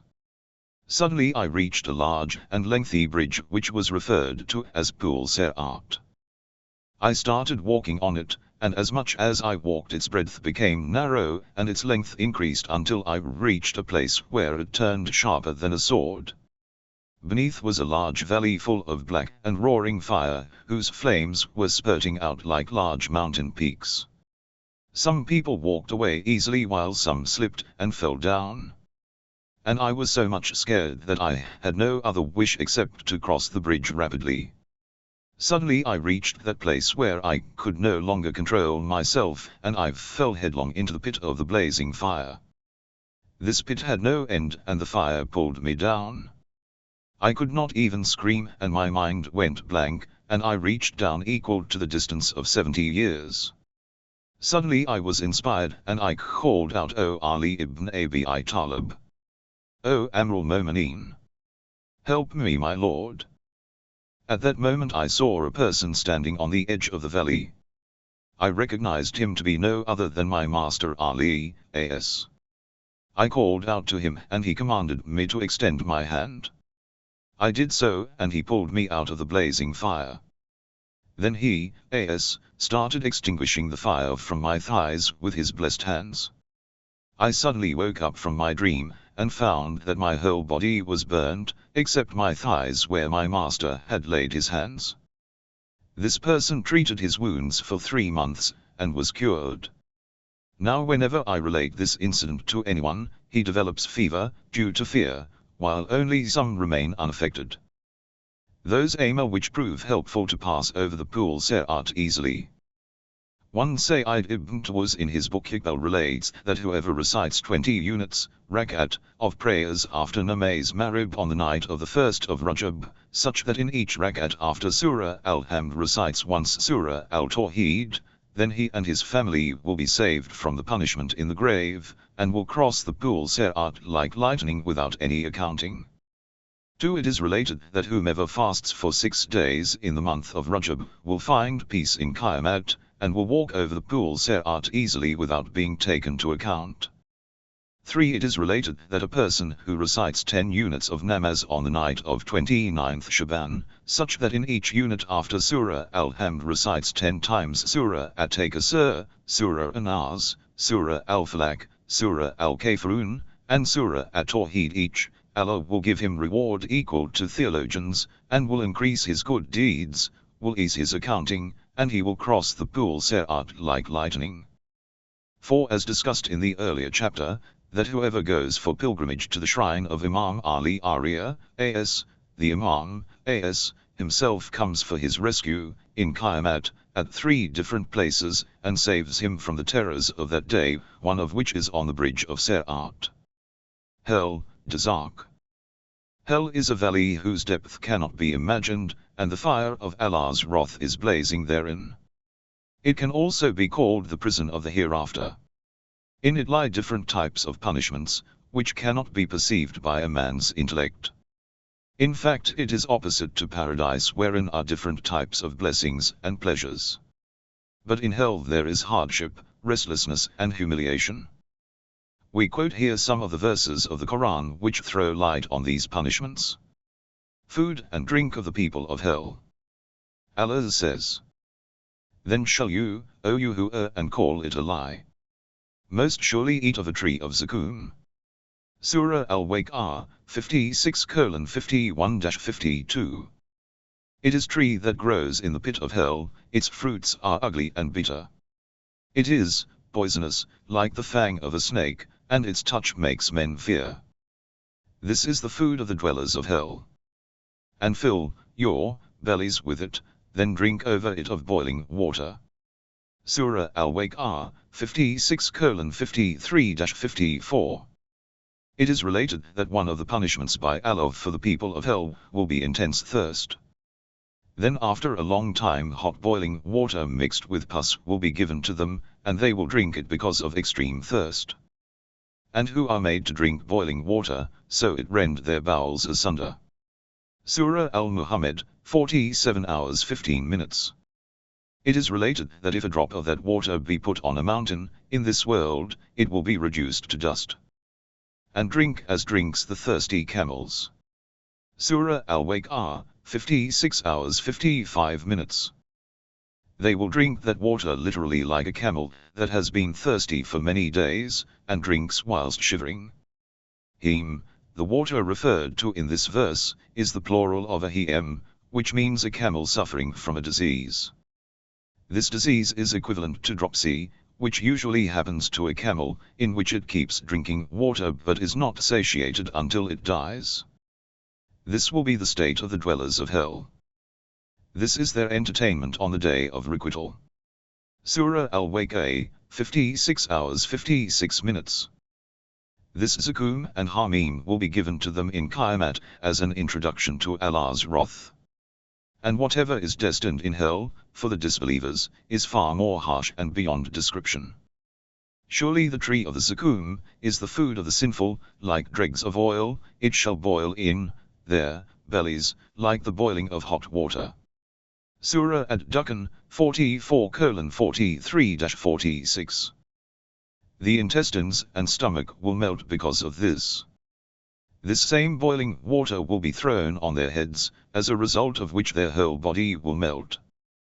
Then pour over his head of the torment of boiling water. Surah Ad-Dukhan, 44 hours 48 minutes. Even after such state their punishment will not be lessened. Their chastisement shall not be lightened nor shall they be given respite. Surah Al-Baqarah, 2162. So often as their skins are thoroughly burned, we will change them for other skins, that they may taste the chastisement. Surah An-Nisa, 456. Surely with us are heavy fetters, and a flaming fire, and food that chokes and a painful punishment. Surah Al-Muzammil, 73:12-13.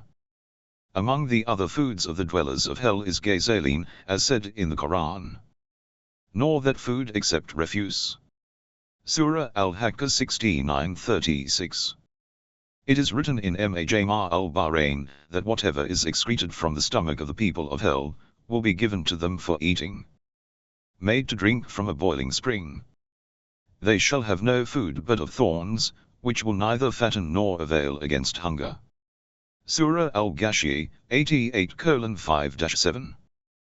And he shall be given to drink of festering water, Surah Al-Ibrahim, 14:16.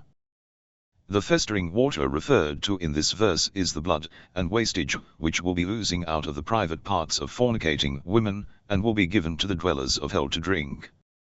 But boiling and intensely cold water, Surah An-Naba, 78:25.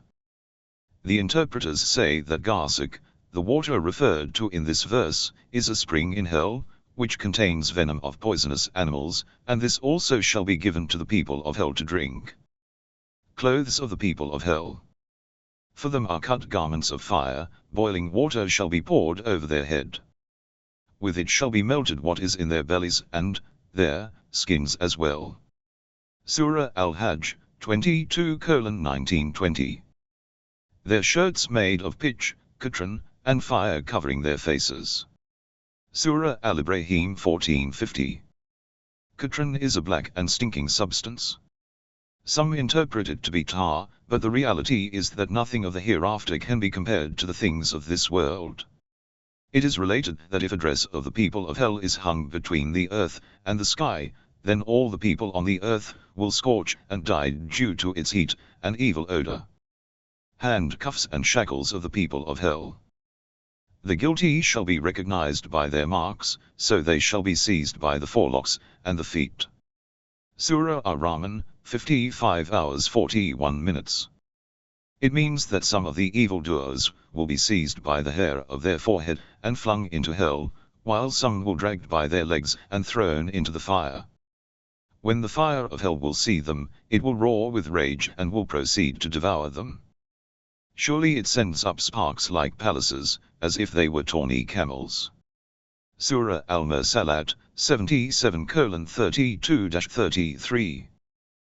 Then thrust him into a chain the length of which is 70 cubits. Surah Al-Haqqah, 69 hours 32 minutes. When the fetters and the chains shall be on their necks, they shall be dragged. Surah Al-Mu'min, 40 hours 71 minutes. And on the day of resurrection you shall see those who lied against Allah, their faces shall be blackened. Surah Az-Zumar, 39 hours 60 minutes. The faces shall scorch their faces, and they therein shall be in severe affliction. Surah Al-Mu'minun, 23:104. Beds of the people of hell. They shall have a bed of hellfire, and from above them coverings of it, and thus do we reward the unjust. Surah Al-Araf, 7:41. The people of hell will be sifting on planks of fire, and will cover themselves with it. Keepers of hell.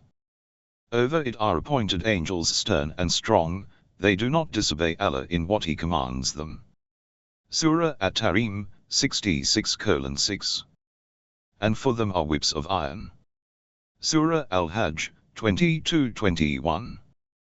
The keepers of hell will have with them clubs of iron, with which they will be striking the heads of evildoers. The dwellers of paradise will call out to the dwellers of hell and say, whatever Allah has promised for us, He has surely fulfilled, and we have tasted the reward of our good deeds. Have you also seen whatever chastisement Allah had promised for the evildoers? They will reply in the affirmative. Then a caller will call out by the command of Allah, Allah's wrath be on the oppressors. So today those who believe shall laugh at the unbelievers. Surah Al-Mutaffin, 83 hours 34 minutes. As they used to laugh and make fun of, in the world, of those who believed. Shaitan will be the companion of the dwellers of hell, while the dwellers of paradise will meet one another and rejoice. The dwellers of hell will bear animosity, and hate one another. And whoever turns himself away from the remembrance of the beneficent Allah, we appoint for him a shaitan, so he becomes his associate. And most surely they turn them away from the path, while they think that they are guided rightly, until when he comes to us, he says, Oh, I wish there were between me and you the distance of the east and the west, so evil is this associate. Surah Az-Zukhruf, 43:36-38.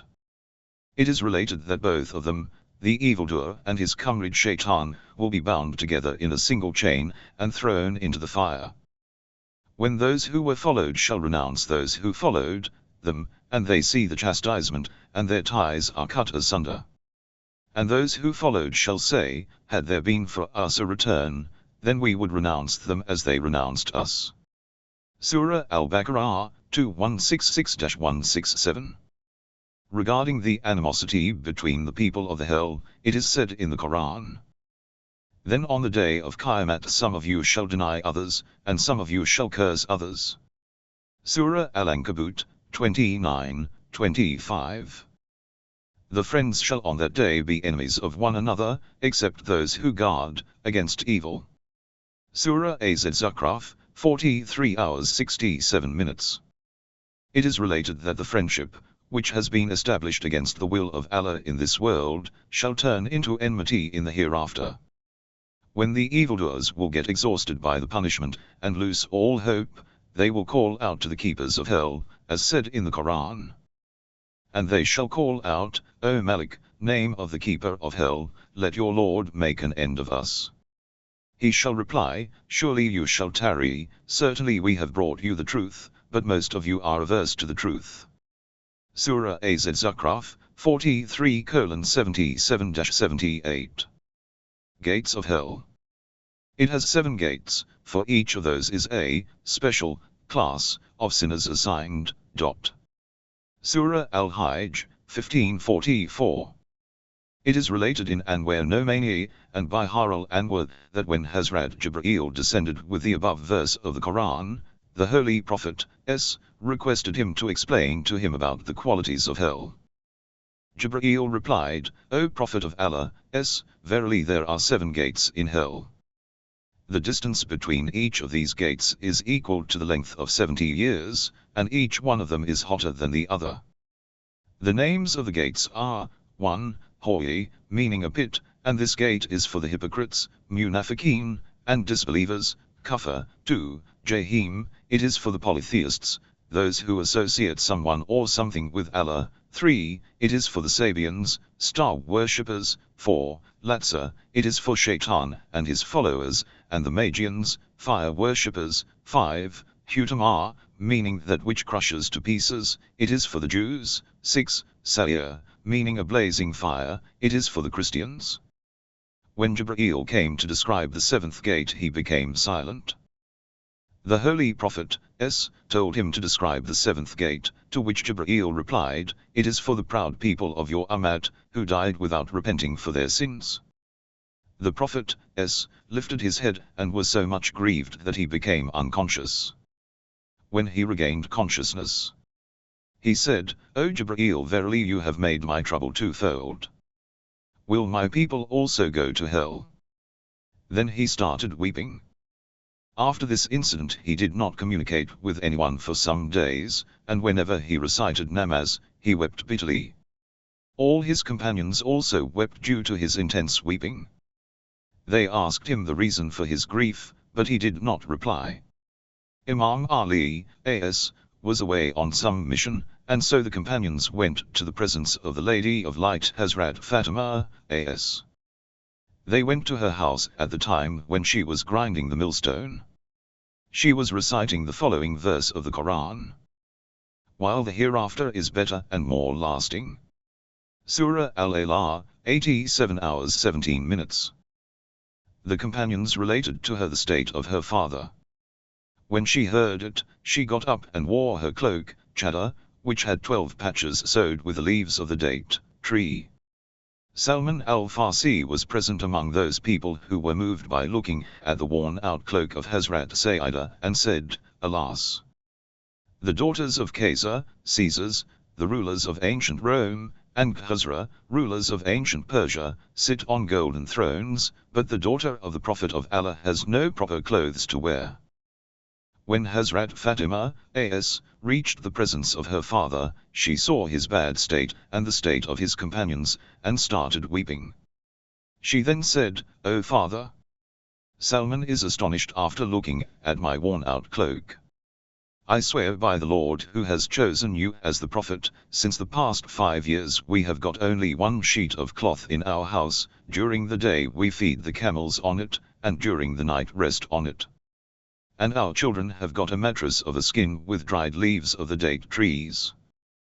The Holy Prophet turned towards Salman and said, Do you pay heed and take lesson? Hazrat Zara, a.s., saw that due to excessive weeping the face of the Holy Prophet had turned pale, and his cheeks had sunk in, and as related by Kashfi, the ground where he was sitting had turned wet with tears. She, a.s., told her father, May my life be your ransom, why do you weep?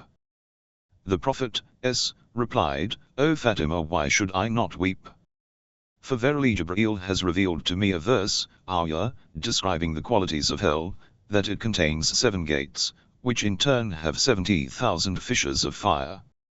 And in each fissure there are 70,000 coffins of fire, and each coffin contains 70,000 types of punishment.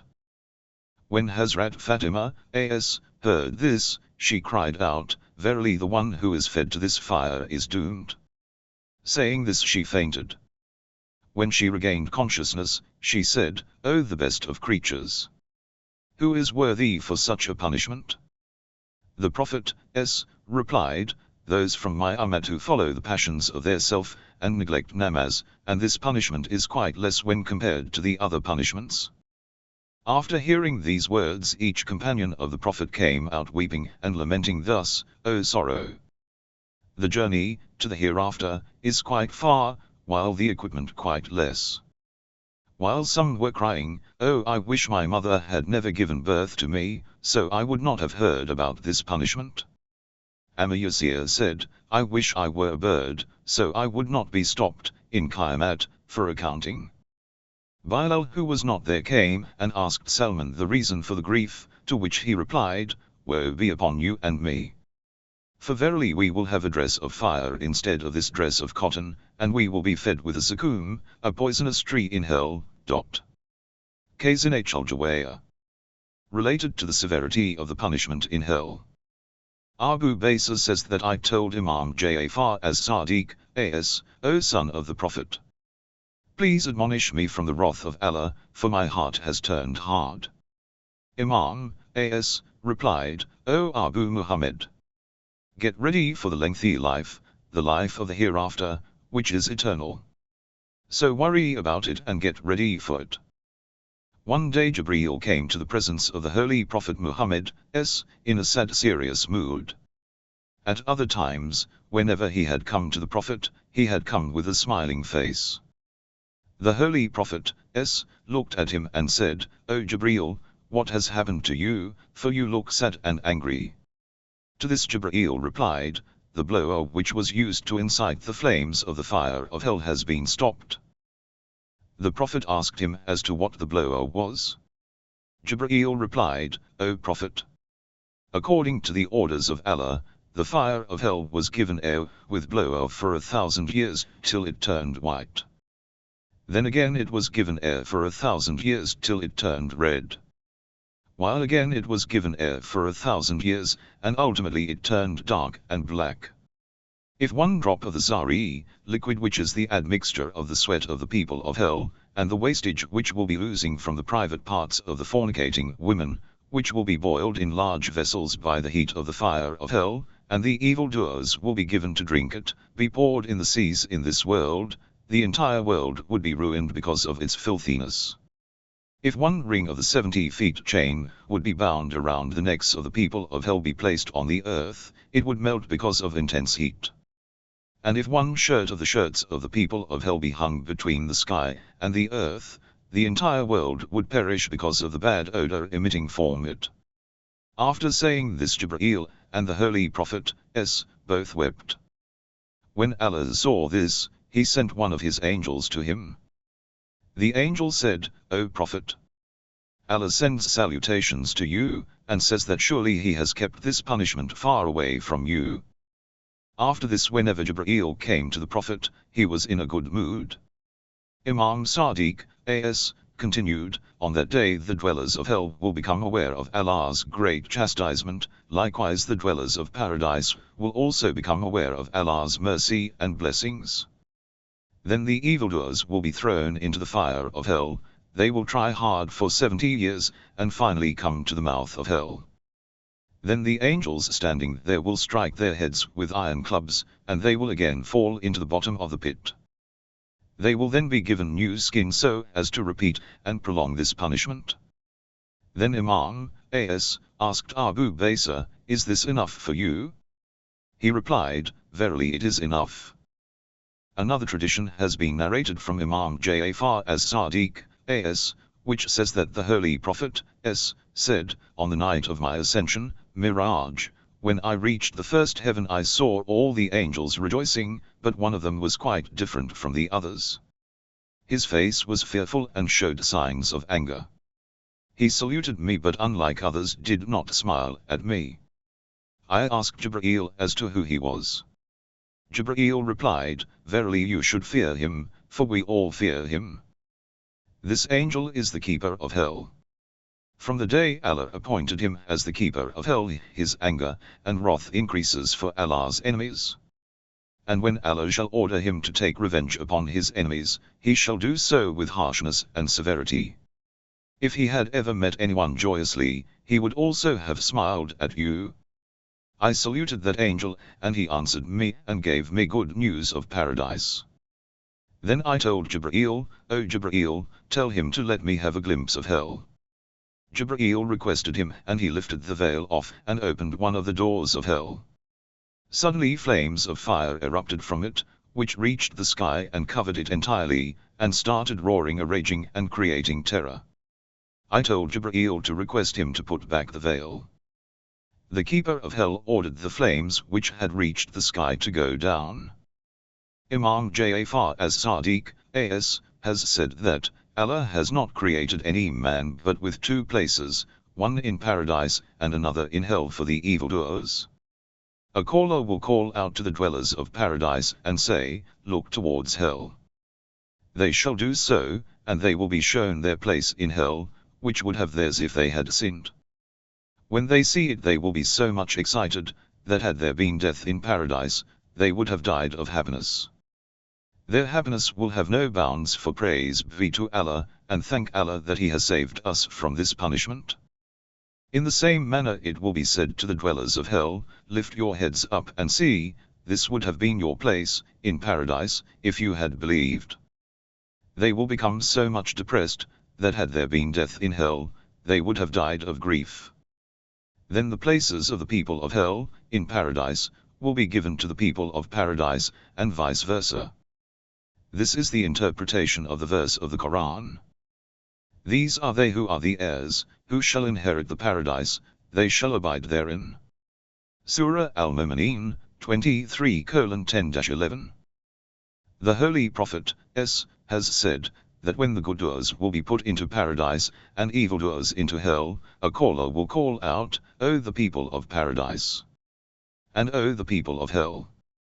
Will you recognize death if we show it to you giving it a form? They will reply, no, we will not be able to recognize it. Then death will be given the form of cattle, and made to stand between paradise and hell, and it will be said to them, look, this is death. Then the cattle, death, will be sacrificed by the orders of Allah, and it will be said to the people of paradise, now you shall always remain in paradise, and death will not harm you, and it will be said to the people of hell, you too shall stay in hell forever, and death will not relieve you. And warn them of the day of intense regret, when the matter shall have been decided, and they are, now, in negligence, and they do not believe. Surah Al-Maryam, 1939. Then the people of hell will regret and lose hope of mercy. Imam Ali al-Murtaza, A.S., has said, that for the evildoers there has been created a burrow in between the fire of hell. There will be chains bound to their feet, and their hands will be tied to their necks. Their shirts will be of copper, and dresses of fire. They will be chastised with intense heat. The doors of hell will be closed for them, so there will be no escape, and will never be opened. Cool breeze will not enter therein, and they will not find immunity from sorrow and grief. Their punishment will be of different types, and increase occasionally. There will no change in their state, nor their age would increase. They will plead with Allah for death, but He will say, you will ever remain in this state, and taste chastisement. According to trustworthy authorities, Imam Ja'far as-Sadiq, A.S., has said that in hell there is a well in which some of the people will be imprisoned. This place is for the arrogant and proud people, the stubborn evildoers. It will also be reserved for the enemies of Ahlul bayt, A.S.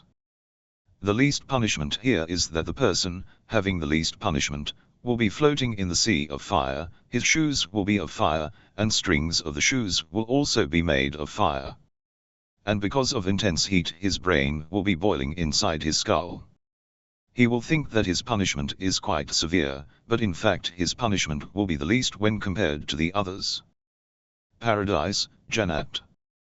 The literal meaning of Jannah is a green garden, whether in the earth or the heavens. According to the religious interpretation, it is a place created by Allah for the believers, Mu'mineen, and His virtuous slaves, in which they shall dwell forever. It is related from Imam Ja'far as-Sadiq, A.S., in Sifat ash-Shia that he, A.S., has said that a person who does not believe in the following four things is not from our Shi'as: I. Miraj, ascension of Prophet Muhammad, s. 2. Questioning in the grave by Munkar and Nakir, 3. Existence of paradise and hell, and 4. Our intercession, Shafa'at. Verses, ayah, of the Quran are an open proof of the existence of paradise and hell. It is prepared for those who guard against evil. Surah Al-Imran, 3132. And the garden shall be brought near for those who guard against evil. Surah Ash-Shu'ara, 26 hours 90 minutes. It is beyond the capacity of the people of this world to have a comprehension of the bliss of paradise. Only a brief belief in its existence is sufficient, and one should not go into details as to where it is or how it is. It can be compared to a child in a mother's womb who is not aware of the outside world. So no soul knows what is hidden from them of that which will refresh the eyes, reward for what they did. Surah As-Sajda, 17. Regarding the blessings of paradise, it is writing in the Quran. They have therein what they wish, and with us is more yet. Surah Kahf, 50 hours 35 minutes. And they shall abide in that, which their souls long for. Surah Al-Anbiya, 21:102. In short, paradise is a place free of emptiness and sorrow. Handicap, ailment, and aging do not exist there. It is no place for boredom and uneasiness. There is absolute peace and contentment. Hence it is also referred to as Darus Salam, the abode of peace. Kingdom of Paradise. For the believers there will be a true kingdom on which they will have full control, and whatever they desire will take place, no one will disobey them. Verily the people of paradise are true kings. And when you see there, you shall see blessings and a great kingdom. Surah Ad-Diyah, 76 hours 20 minutes. It is also related that when the person having the lowest rank in paradise looks at his kingdom, its distance will be equal to a period of 1,000 years, and even the angels will not be permitted to enter it without his consent. Vastness of paradise. The extensiveness of paradise is as the extensiveness of the heaven and the earth. Surah Al-Hadid, 57 hours 21 minutes. It is related that one day Jibreel decided to calculate the length of paradise. He flew for a distance equal to 30,000 years, and became weary. Then he requested Allah to give him strength. Then again he flew for 30,000 times, and each time equal to 30,000 years, and then lost vigor. Finally, he asked Allah whether he flew more or more was left to cover. One houri of paradise came out of her tent and said, O Spirit of Allah! Why do you trouble yourself, for you have flown so much that you have not even crossed my courtyard as yet. Jibreel asked her as to who she was. She replied that she was houri, and had been created for a believer, Momin. Tafsir Umdat al-Bayan. Food of paradise. Whatever the dwellers of paradise will wish, will be made available for them to eat.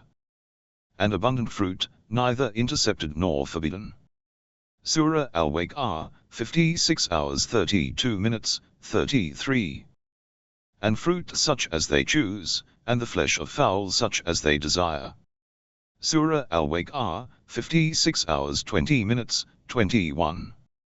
Abu Sa'id Khudri relates from the Holy Prophet, that he said that in paradise birds, with 70,000 feathers, will be flying in the air. Whenever a believer will desire to eat something, a bird will fly down to his eating carpet and will flap its wings, and from each of their wings there will descend a dish whiter than snow, more delicious than honey, more fragrant than musk, and no other food will be like it. Then the bird will fly away. In both are fruits and palms and pomegranates. Surah Ar-Rahman, 55 hours 68 minutes. Amid thornless low trees and banana trees, with fruits, one above another and extended shade. Surah Al-Waqi'ah, 56:28-30. Gardens and vineyards. Surah An-Naba, 78 hours 32 minutes. Drinks of Paradise. Therein are rivers of water that does not alter, and rivers of milk the taste whereof does not change, and rivers of drink delicious to those who drink, and rivers of honey clarified. Surah Muhammad, 47 hours 15 minutes. They are made to drink a pure drink that is sealed to others. The sealing of it is with musk, and for that let the aspirers aspire. And the admixture of it is a water of tasneem, a fountain from which those who are drawn near to Allah drink. Surah Al-Mutaffin, 83, 25-8. And they shall be made to drink therein a cup the admixture of which shall be ginger, from a fountain therein which is named Salsabil. Surah Ad-Diyah, 76:17-18. Surely the righteous shall drink of a cup the admixture of which is camphor. Surah Ad-Diyah, 76:5. In paradise different types of streams shall be flowing, and the taste and savor of each shall be different from the other, and their names are kept according to their qualities. And in all these streams the fountain of Kawthar is exclusive which flows from beneath the heaven. Its earth is softer than ghee, and its pebbles of topaz, zabrohad, rubies, yakut. It flows in paradise, and on the day of Qiyamah will be known as Hawz Kawthar. Dresses and ornaments of the people in paradise. Ornaments shall be given to them therein of bracelets of gold, and they shall wear green robes of fine silk, thick silk brocade interwoven with gold. Surah Ar-Kahf, 18:31. They shall be adorned therein with bracelets of gold and with pearls, and their garments therein shall be of silk. Surah Al-Hajj, 22-23. It has been related that the Holy Prophet Muhammad has said, when a believer, Momin, enters his palace in paradise, a crown of magnificence will be placed on his head, and he will be given to wear 70,000 different types of dresses adorned with various gems and pearls. If one of these dresses is made apparent to the people of this world, they will not be able to bear its sight. Imam Ja'far as-Sadiq, A.S., says, that on every Friday Allah presents a dress of honor for a believer to an angel, to keep it for him. The believer, in paradise, wears one over his waist and puts another on the shoulder, and its light will illuminate the vicinity of wherever he goes. Palaces of paradise, and their adornment. Allah says in the Quran, "And Allah will cause you to enter into gardens, beneath which rivers flow, and goodly dwellings in gardens of perpetuity, that is the mighty achievement." Surah As-Saf, 61 hours 12 minutes. Regarding the interpretation of the goodly dwelling, it is related from the Holy Prophet, that there is a palace in paradise made of pearls, which has 70 houses of red rubies, yakut. And in every house are 70 rooms of green emeralds, zamarud. And in each room there are 70 thrones on which are spread 70 carpets, and on each carpet will be seated Ahlul, and in each room there will be 70 eating carpets, on which there will be 70 types of delicious dishes, and in each room there will be one servant, male and female. Allah will give strength to a believer so much that he will be able to derive pleasure from all houris, and digest each types of dishes. This is a great blessing of the houris. They shall have high places, above them higher places, built for them, beneath which flow rivers. Surah Az-Zumar, 39 hours 20 minutes. It is related from Imam Muhammad al-Baqir, A.S., that Imam Ali, A.S., asked the Holy Prophet, S., regarding the interpretation of the higher places, and asked as to what these higher places are made of. He, S., replied, O Ali, its veils are of pears, rubies, and topaz. Its ceiling is of gold lined with silver. Each higher place has 1,000 doors, and on each door are 1,000 angels. In it are spread carpets of soft and colorful silk filled with musk, camphor, and amber. Rooms of paradise and their beautification. Reclining therein on raised couches, excellent the recompense. Surah Al-Kahf, 18:31. Therein are thrones raised high, and drinking cups ready placed, and cushions set in a row, and carpets spread out. Surah Al-Ghashiyah, 88:13-16. On thrones decorated.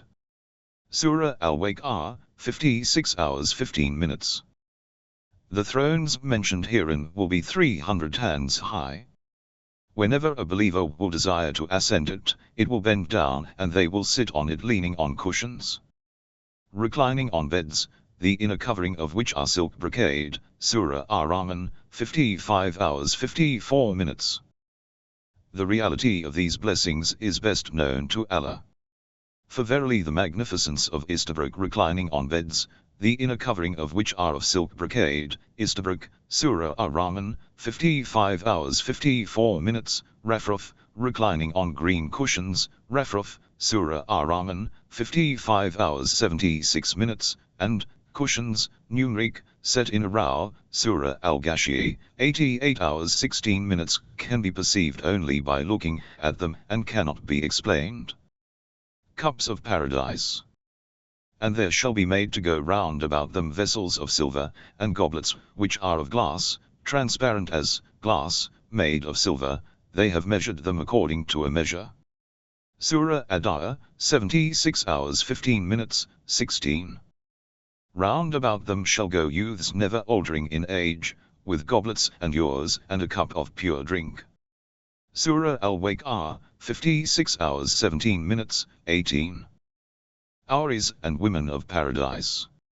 For deriving physical pleasures in paradise, Allah has created the Ahlul for the believers. They have been given this name because Hoa means bright color, and In means expanse and dark-eyed, for their eyes will be quite dark, and their skin pure white. And pure, beautiful ones, the like of hidden pearls. Surah Al-Waqi'ah, 56:22-23. In them shall be those who restrained their eyes, neither man nor jinn shall have touched them before. Surah Ar-Rahman, 55 hours 56 minutes. As though they were rubies and corals. Surah Ar-Rahman, 55 hours 58 minutes. And with them shall be those who restrain their eyes, having beautiful eyes. As if they were eggs carefully protected. Surah Az-Safat, 37:48-49. It is related that Auri will be wearing 70 dresses, even then the whiteness of their calves will be visible. Their bodies will be glowing with the gentle brightness of rubies. Abdullah ibn Mas'ud says, that he heard the Holy Prophet, as having said, that a light will shine forth in paradise, and people will wonder as to what it is. It would be said to them that the light was being emitted from the teeth of Auri laughing seated in front of her husband. Surely we have made them to grow into a new growth, then we have made them virgins, loving, equals in age. Surah Al-Waqi'ah, 56:35-37. All of these Auris will be aged 16 years, while the age of the believers, in paradise, will be 33 years. The hair of the Auris will be curled, their bodies bright and clean of unwanted hair. And they shall have pure mates in them, and in them they shall abide, forever, Surah Al-Baqarah, 225. These Auris will be free from pride and arrogance, and will not envy each other. It is related that on the right side of the Auri it will be written, Praise be to Allah who has fulfilled what he promised, and on the left side, Praise be to Allah who has relieved us of grief. In a lengthy tradition the Holy Prophet, says, that when Allah created the Auri, on her right hand was written Muhammadan Rasulullah, and on her left hand Aliyan Waliullah. On her forehead was written Al-Hasan, and on her chin Al-Husayn, and on both of her lips in the name of Allah, the Beneficent, Merciful. Ibn Mas'ud asked, O Prophet, who will have this blessing? The Holy Prophet, replied, the one who recites in the name of Allah, the Beneficent, Merciful with due respect. Those women who die in faith, their beauty in paradise will be more than that of the Auris. In them are goodly things, beautiful ones. Surah Ar-Rahman, 55 hours 70 minutes. The women referred to here are the faithful ones who will enter paradise. In reference to the above verse, Al-Imam Majlisi quotes Imam Ja'far as Sadiq, as saying, that the goodly things referred to in the verse are those women who are believers, the Shi'as, and the wise ones. They will enter paradise, and will be given in wedlock to the believing men. It is related that those women who did not marry in this world, or those women whose husbands had not entered paradise, will be given the freedom to choose the believer whom she desires, and they shall be married to them. But if a woman's husband is present in paradise, she will be permitted to marry him with her consent. If in the world she married more than once, the man who has the greatest status in paradise, and has committed more good deeds will be chosen for her. Perfumes of Paradise. In Surah Ar-Rahman, Allah refers to that person who fears standing in front of his Lord for accounting for his deeds, and thus refrains from sinning. And for him who fears to stand before his Lord are two gardens. Al-Imam Majlisi narrates from the Holy Prophet, that he said, if one of the Houris of paradise descends on the first heaven on a dark night, and looks down towards the earth, the entire universe will be filled with her fragrance. It is related from Imam Ja'far as Sadiq, that the fragrance of the perfume paradise will reach up to the distance equal to 1,000 years. The sand of paradise is of musk. It is related in many traditions that the walls, doors, and the floor of paradise is covered with grass, and its fragrance will be such that an old man proceeding towards paradise will reach such a place, which is far from paradise, at a distance of 1,000 years, yet he will turn young by just the smelling fragrance. Lamps of Paradise. They shall find therein neither the severe heat of the sun nor intense cold. Surah Ad-Diyah, 76 hours 13 minutes. In paradise there will not be heat of the sun or the coldness of the winter season, the season there will be moderate. The people of paradise will be in no need of the sun or the moon, for in paradise people's good deeds and faith, Iman, will be glowing. It is related that the light of the Houris will be more than the light of the sun, they will be like walking lanterns. Palaces of paradise adorned with pearls, corals, rubies, topaz, and emeralds will emit a colorful light, and make a pleasant environment. The floor, vessels, and dresses will be scattering light, and these glowing lanterns will turn paradise into an illuminated place. Abdullah ibn Abbas relates that one day the dwellers of paradise will see a light shining more than usual. They will wonder and say, "O Lord, you had promised that in paradise there will be no sunlight or intense cold, what has happened today? Has the sun risen?" A voice will come, "This is not sunlight, but the commander of the faithful Ali, and the lady of light Hazrat Zara, who are having a graceful talk, and are laughing, and this light has emerged from their teeth, which has overpowered the light of paradise." Songs of Paradise. The different types of pleasures of this world are nothing when compared to the bliss and pleasures of the hereafter. These will be there in a true and pure form. Songs in sweet and pleasant voice will be heard in paradise. If the people of this world hear the sound of these songs, they would perish. Prophet Dawood, had been blessed with a pleasant voice in the world. Its effect was such that when he sat to recite the Sabur, animals and beasts gathered around him and entered into a trance. When people heard it, they fell unconscious while some even died. Imam Ali, in one of his sermons in Najul Balagha says while describing the state of prophets in paradise that, in paradise Prophet Dawood will entertain its inhabitants with his pleasant voice, and will be a reciter of paradise. It is clear that Prophet Dawood will entertain the dwellers of paradise with good songs, and the prophets therein will have the strength to bear it. In Majma al-Bayan it is related from the Holy Prophet, that the best song from amongst the songs of paradise will be the one which the Houris will sing for their husbands, the believers. It will be such that no man or jinn would have ever heard it. But these songs will be free of music. It is also related that the birds of paradise will sing songs. Imam Ja'far as Sadiq, was once asked as to whether there would be music and melody in paradise, to which he replied, "In paradise there is a tree, by the command of Allah, when the breeze will shake it a sound will emanate from it, such that no man has ever heard such a pleasant and melodious tune. This blessings will be for the one who in the world kept away from vain music and songs because of fear of Allah." Blessings and pleasures of paradise. There will be various types of blessing in paradise, which our intellect cannot perceive. Allah says in the Quran, "And if you would count Allah's favors, you will not be able to number them." Surah An-Nahl, 16:18.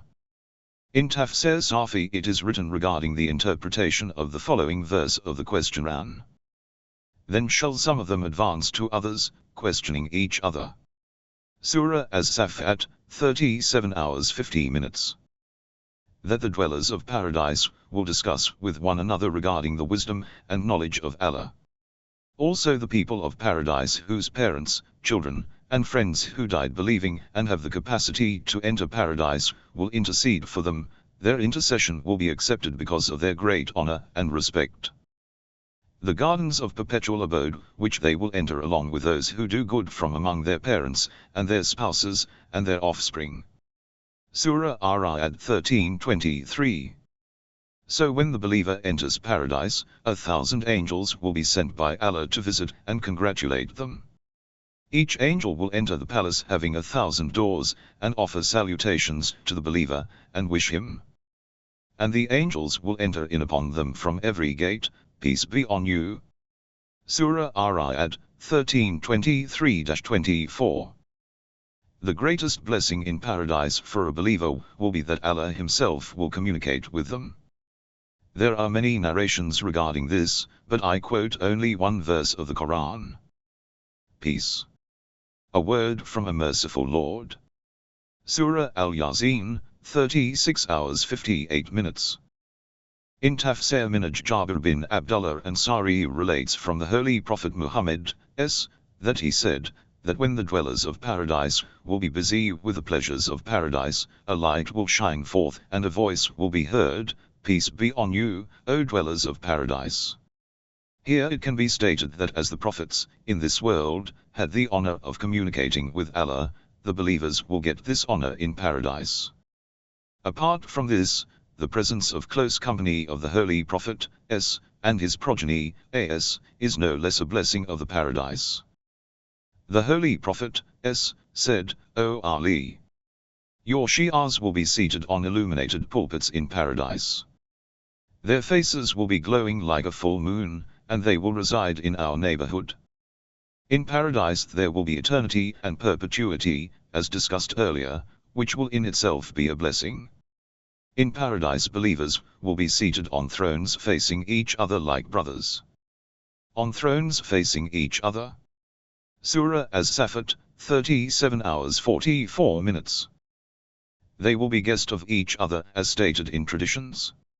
It is also related that daily in paradise, one Ulul Azm prophet, the 5 great prophets, will come to visit the believer, and will be a host to everyone. On Thursdays the Holy Prophet Muhammad, will be the host, and on Fridays Allah the Almighty Himself will invite all for food. Incidents of God-fearing persons. Incident 1. Sheikh Kilani narrates on the authority of Imam Ali Zainul Abidin, A.S., that a person along with his wife and children was traveling in a boat, when suddenly it sank. Everyone else was drowned except the man's wife, who fell on a log and was pushed away by the waves to the shores of a barren island. On that island there lived an evil thief who had left no sin uncommitted. When he saw that woman he asked her whether she was a human or a jinn. She replied that she was very much a human, and that her boat had wrecked. The man did not say anything but proceeded towards her, and embraced her with the intention of committing adultery. He felt the woman to be trembling and in a troubled mood. He asked her the reason for her fright. She pointed towards the sky and said, "I fear Allah." The evil man said, "Have you ever done this act?" She replied, "By Allah, I have never committed adultery." The evil man said, when you have never committed an indecent act, why do you fear him? Secondly, it is I who is forcing you to commit adultery without your consent. And still you fear Allah? In fact, it is I who should fear him more, for all through my life I have sinned. Saying this, the evil man stepped back and returned home without uttering a word. He thought about the sins he had committed all through his life, and felt ashamed. He left his home to commence on-way repentance. On the way he met a recluse, and they both became friends. The recluse told the man, "It has become too hot, please pray to Allah to send a cloud to shelter us from the heat of the blazing sun." The man replied, "All through my life I have never committed a good act, and hence I do not have the courage to ask from the Almighty." The recluse replied, "If this is so, I shall pray and you say Amen." They did so, and a cloud appeared and gave shelter on their heads until they reached a place where they had to part because their ways were different. They both bade farewell to one another, the recluse his way and the man his. To the astonishment of the recluse, the cloud, which was sheltering them, went along with the man. Seeing this, the recluse went to the man and said, "Verily you are better than me, for your wish was granted while mine was refused. Please tell me as to which good act you have committed whose effect is such." The man related the whole incident about the woman to the recluse. The recluse heard it and said, "Your fear of Allah made you give up that particular sin, and repent sincerely upon all past ones, hence Allah forgave all your sins. Now in future avoid sinning, and always remain steadfast on the right path, and never go astray." Incident 2. Sheikh Saduq relates, that one day Mu'adh bin Jabal came weeping to the presence of the Holy Prophet, s. The Holy Prophet, s. asked him the reason for his weeping.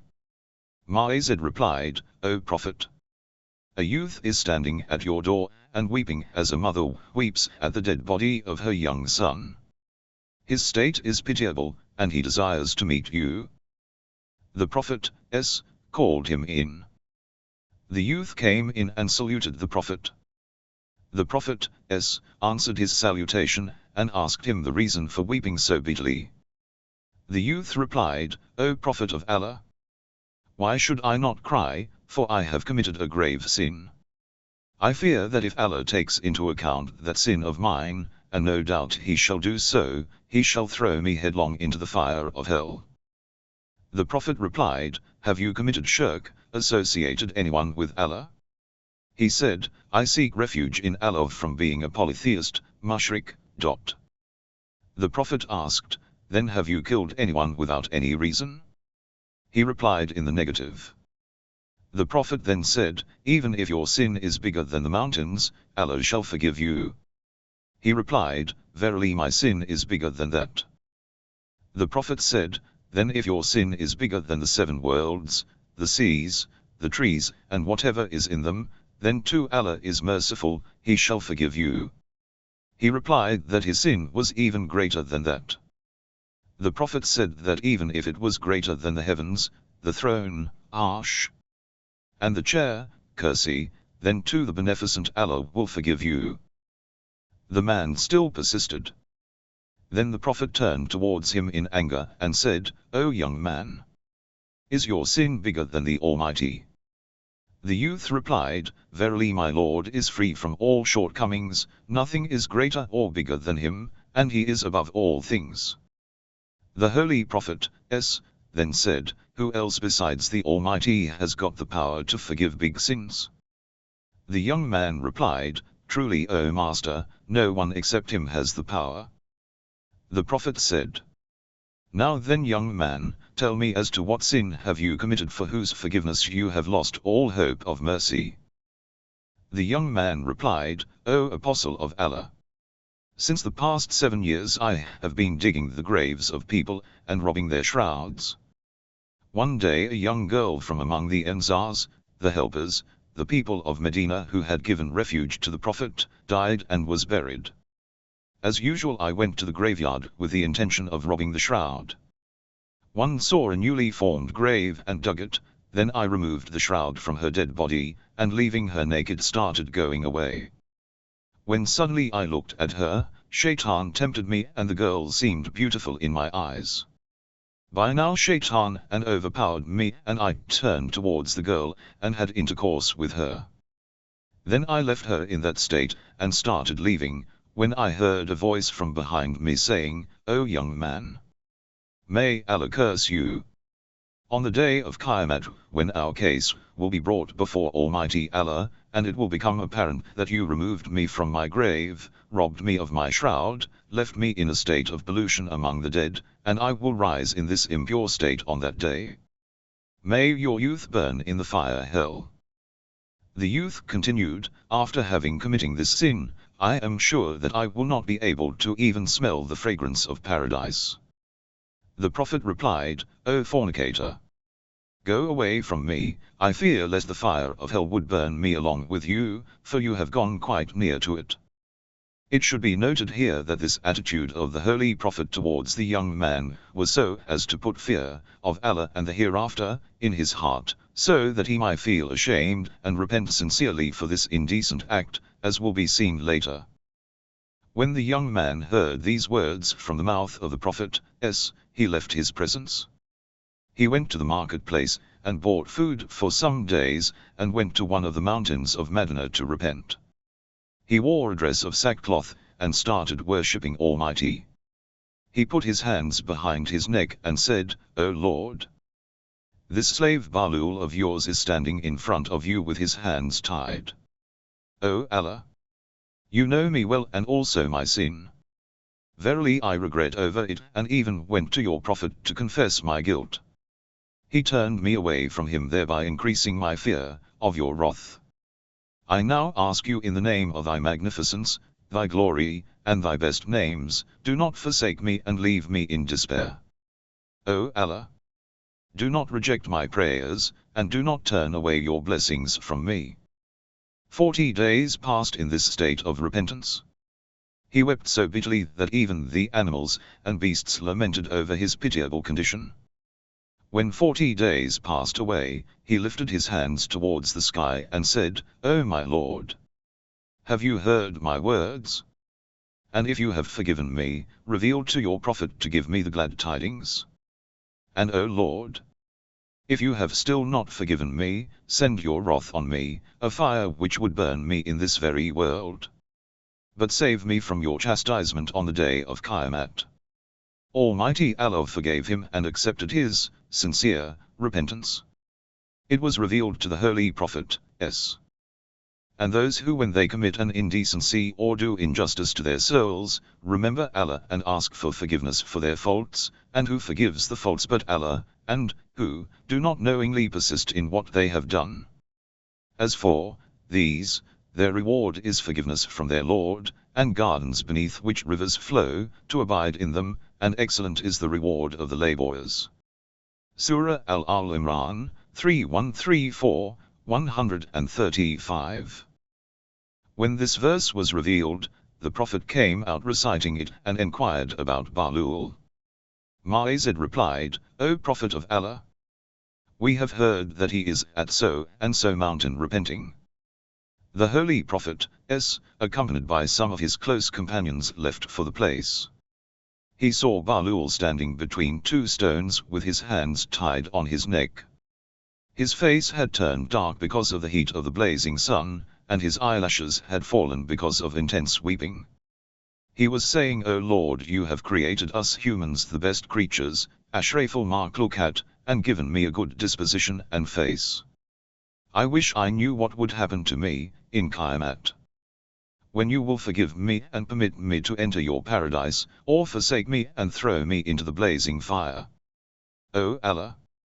Surely you have favored me, and your rights are more than me.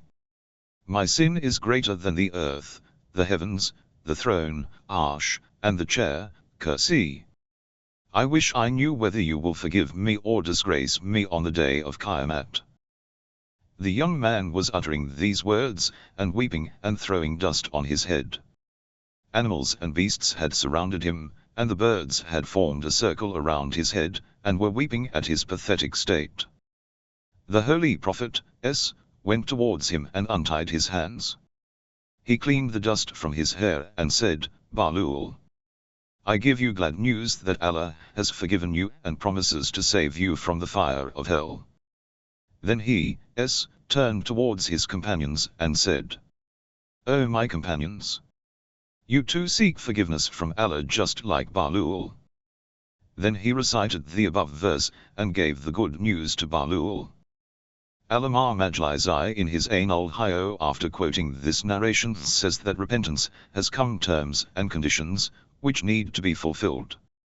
Conditions for repentance, Tawbah.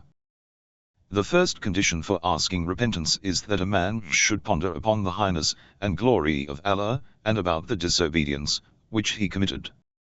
Then he should think about the severity of his sin.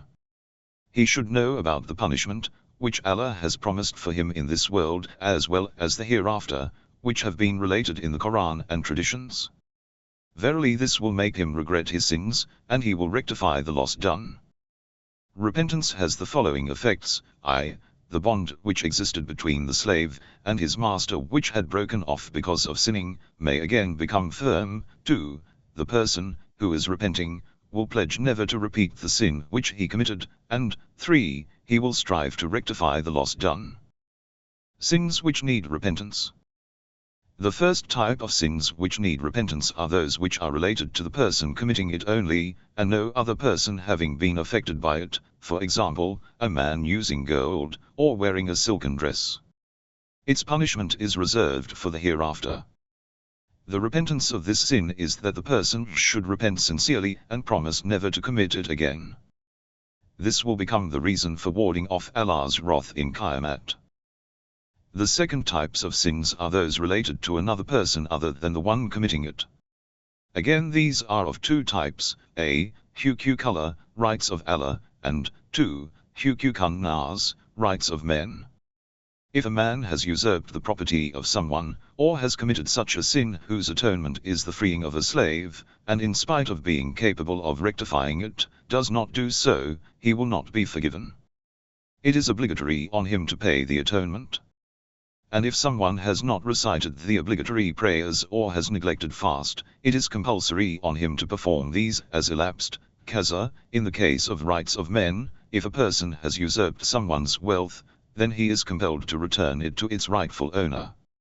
Or someone has led someone astray, then it is obligatory for him to guide him to the right path. Incident 3. It is related from Ibn Babwayh that one day the Holy Prophet Muhammad was sitting in the shade of a tree due to intense heat. Suddenly a man came and removed his clothes, and lied down on the earth. He rubbed his stomach and forehead on the arid ground, and said to himself, O my soul, beware. Allah's wrath is more severe than this heat. When the Holy Prophet looked towards him, he wore his clothes. The Prophet called him and asked, O slave of Allah, I have never seen anyone doing this before, tell me what has made you do it. He replied, O Prophet, fear of Allah is the sole reason. I was burning myself with this heat so that myself, nafs, could understand that Allah's wrath, in hell, is more severe than this ordinary heat which I cannot bear. The Holy Prophet replied, you have been fearing Allah, as is the right to fear him. And Allah has been glorifying and praising this deed of yours in the ranks of his angels. Then the Prophet turned towards his companions and said, go to this man so that he may pray for you. When they went to him, he lifted his hands and prayed, O Allah, guide us and escort us to the right path, and make piety our provision for the journey of the hereafter, and make us enter paradise. Incident 4.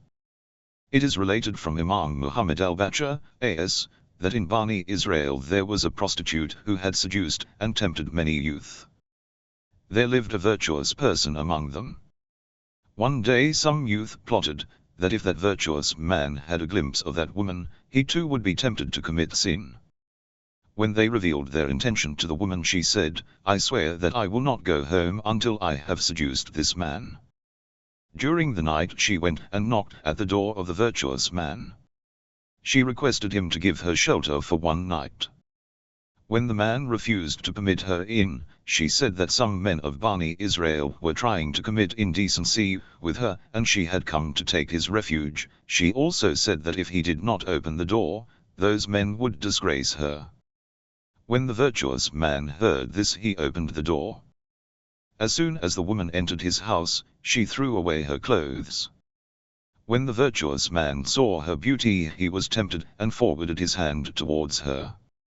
Suddenly fear of Allah overcame him, and he held back his hand. Instead he put it in a pot, which was boiling on the stove nearby. The woman was surprised and asked him as to what was he doing. To which he replied that he was punishing himself by burning his hand for the sin. The woman was scared and ran out and told the people that the virtuous man was burning his hand. When the people came in, they saw that his entire hand had burnt. Incident 5. Imam Ja'far as-Sadiq, A.S., narrates that one day after finishing the morning prayers, the Holy Prophet S. suddenly looked at Hirsa bin Malik, whose head was falling down. He was dozing because of remaining awake at night, and his face had turned pale. His body had become thin and his eyes had gone in. The Holy Prophet S. asked him, "How did you arise this morning? And what is your state?" Hirsa replied, "O Prophet of Allah, I arose with belief." The Prophet said, "Every argument has a proof. What is the proof of your belief?" He replied, "O Prophet, that very thing is my proof, which keeps me unhappy and shameful, which keeps me awake all night and fast throughout the day, and makes me hate the things of this world. And my belief in Allah has reached a state that I see before my eyes the place of accounting on the day of Qiyamah. All the people are in front of me, and I see the dwellers of paradise sitting on there pleasantly with one another. On the other hand, I also see the dwellers of hell being engulfed by Allah's wrath and wailing, as if the terrible sound of the blazing fire is echoing in my ears." The Holy Prophet S. turned towards his companions and said, "Look as to how Allah has enlightened his soul with the light of faith." Then he turned towards Hirsa and said, "O Hirsa, always remain like that." Hirsa replied, "O Prophet, pray to Allah to present me with martyrdom." The Prophet fulfilled his request and prayed for him. After some days the Prophet sent him along with Ja'far, the brother of Ali, for jihad, where he attained martyrdom along with 9 other people. Tradition of Abu Darda and supplication, Munajat, of Ali, A.S. Ibn Babawayh relates from Amr bin Zubayr that one day the Prophet S. was sitting with his companions. We started discussing about the worship and virtues of the martyrs of Badr and Ahlul bayt, A.S. Suddenly Abu Darda said, "O people, I would like to introduce to you a person whose wealth is the least amongst all the companions, but his worship and piety is more than anyone else." People asked him as to who that person was. He took the name of Ali, A.S., and people turned their faces away from him.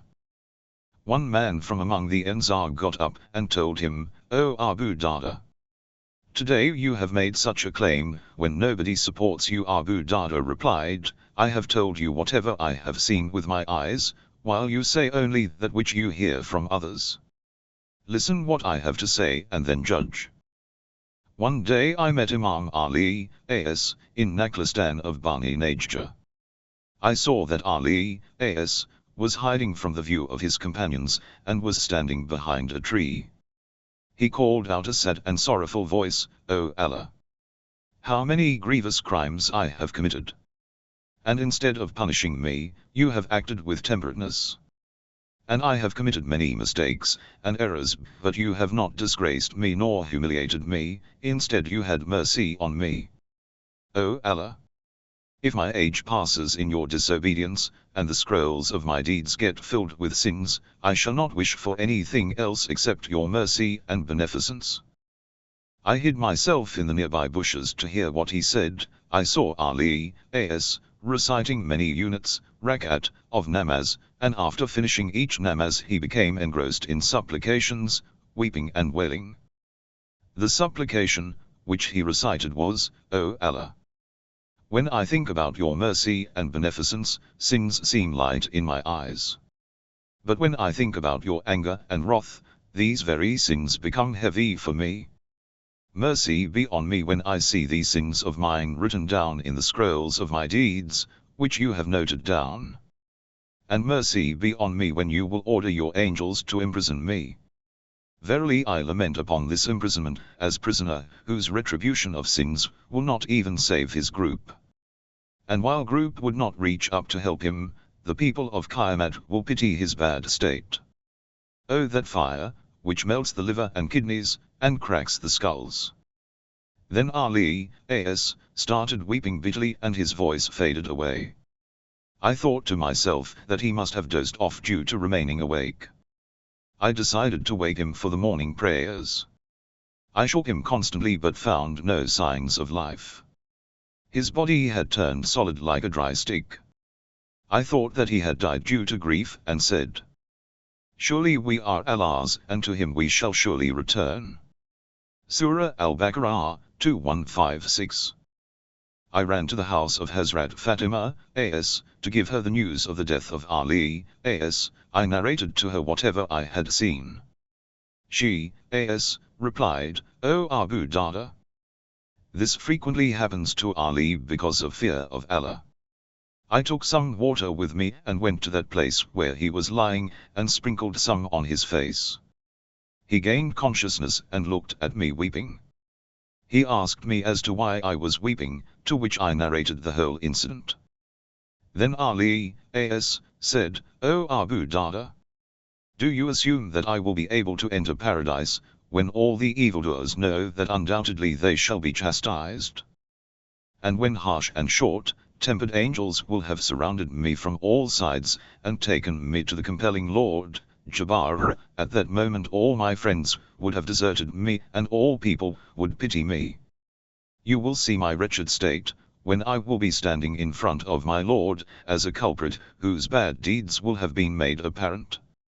Abu Darda continued, by Allah, I have seen no other companion more virtuous and pious than Ali, as.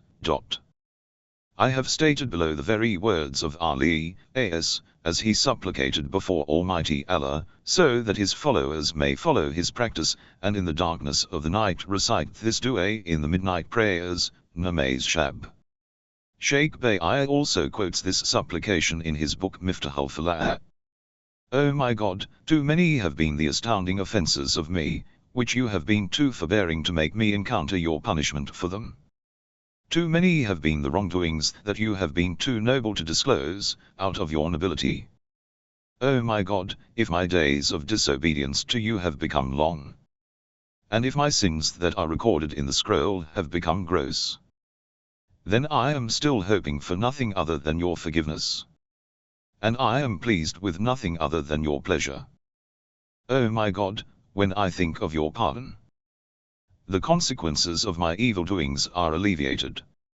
But when I, after that, think of your unbearable chastisement, my aureole become greater and greater. Ah! If I see in the scroll of my deed an evil doing, which I have forgotten, but you have recorded, then, you will order them to take me away.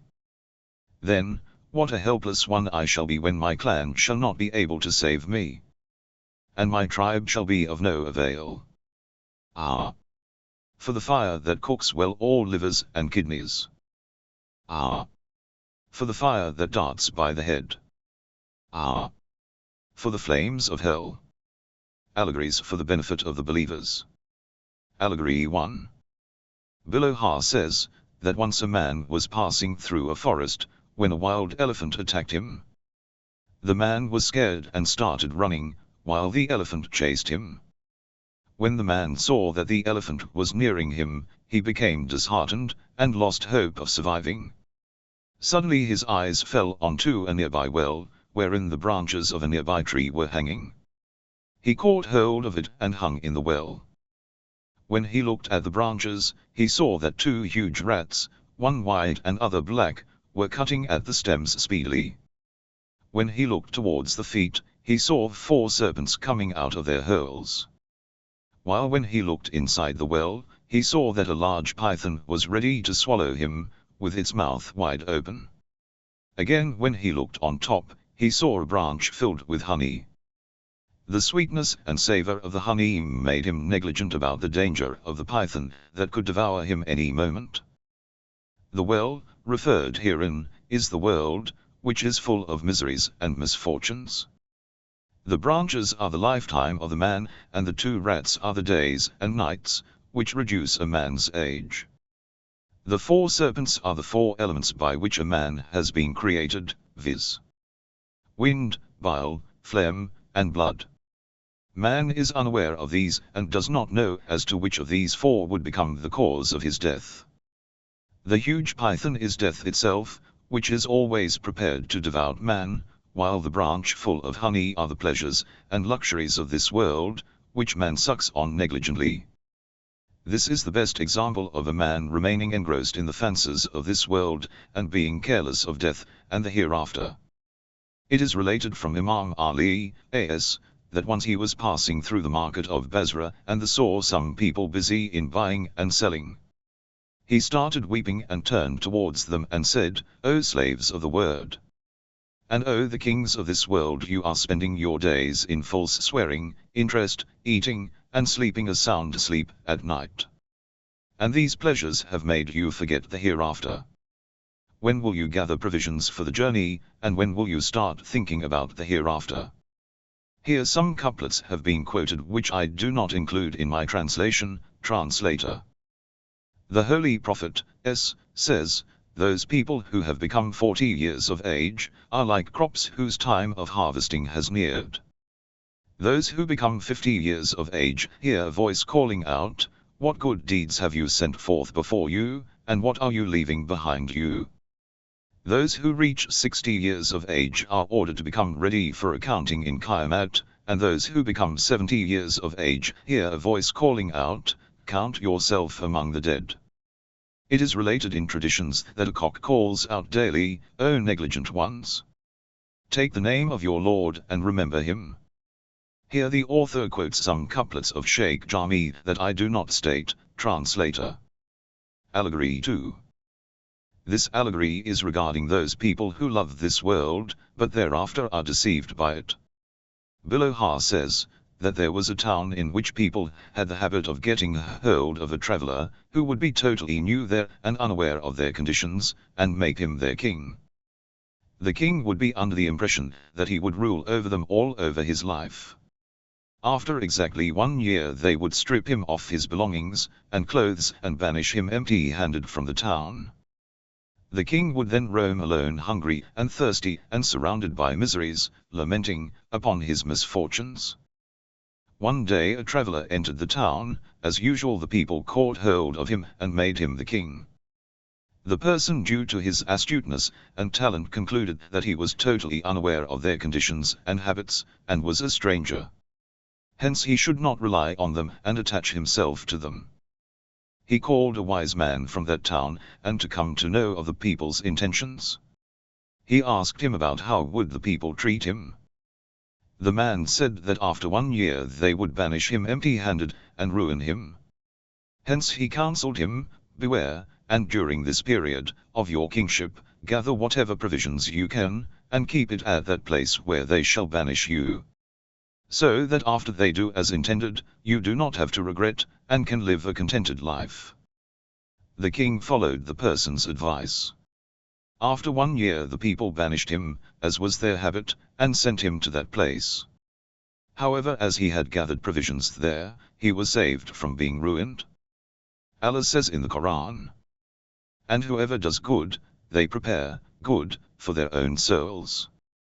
Surah Ar-Rum, 30 hours 44 minutes. Imam Ja'far as-Sadiq, as, says, that the good deeds of a person enters paradise long before him, and prepares a house for him there. Imam Ali, as, says, O son of Adam! Master your rebellious self, and spend your wealth in a way which would benefit you even after your death, when you will have no wealth left. Couplets. The Holy Prophet, says, know that every man will return towards the deeds which he performed, when alive, and will repent upon those that he left behind, unperformed. It is written in a Mali of Sheikh Mufid and Tariq Badadi, that Imam Ali, A.S., once saw Prophet his, A.S., in a dream, and asked for his advice. His turned his palm towards him, on which was written, "You were a corpse, and Allah gave you life, and very soon you will turn into a corpse. Start building a home for the eternal world, and do not get engrossed in preparing the house of this world." Allegory 3. It is related that once there was an intelligent, wise, and a kind king. He was dedicated to the well-being of his subjects, and always inquired about their affairs. His vizier was also concerned about the people's welfare, and assisted the king in this deed. Both of them were friendly towards one another, and shared their views. The vizier remained busy in serving the scholars and virtuous men. He listened to their wise words, and was ready to sacrifice his life for them. His heart was always inclined towards the abandonment of this world, and its varnishes. But for fear and of the king, he kept it in his heart and worshipped the idols to please the king, so that he would not harm him. He remained worried about the king's deviation and error, in spite of his kindness and mercy. He was always on look to get an opportunity to guide the king towards the right. One night when everyone slept, the king told his vizier, "Come, we shall ride into the town, and see in what state are my subjects living." The vizier replied that it was a good idea. Both of them mounted and started going around the town. During their stroll they passed from near a garbage place, and saw a light coming out of it. The king told the vizier, "We should follow this light and see as to what's happening inside." They came down from their mount and went to that place. When they peeped inside the crevice, they saw an ugly and indigent man wearing dirty clothes sitting inside, reclining on the garbage. He was beating a drum, and in front of him was kept a glass of wine. An ugly woman wearing soiled clothes was standing opposite him. When the man asked for wine, she served it, and when he played the drum, she danced. When he drank wine, the woman praised him in a manner as people praise the kings. He too praised the woman and called her Sayyidatun Nisa, mistress of the women. They were glorifying each other's beauty, and spending a life of peace and happiness. The king and his vizier stood there for some time, and saw what they did. They were surprised at these two who were so happy even though living a degraded and debased life. They returned back, and the king asked, "Did you see them, how happy they are, in spite of being in such a filthy conditions? Our happiness when compared to theirs is nothing. And I think that they always remain like that." When the vizier heard these words from the mouth of the king, he found it an appropriate time to advise, and said, "O king, in the eyes of those who recognize the true king, this world and its luxuries are equivalent to this garbage place.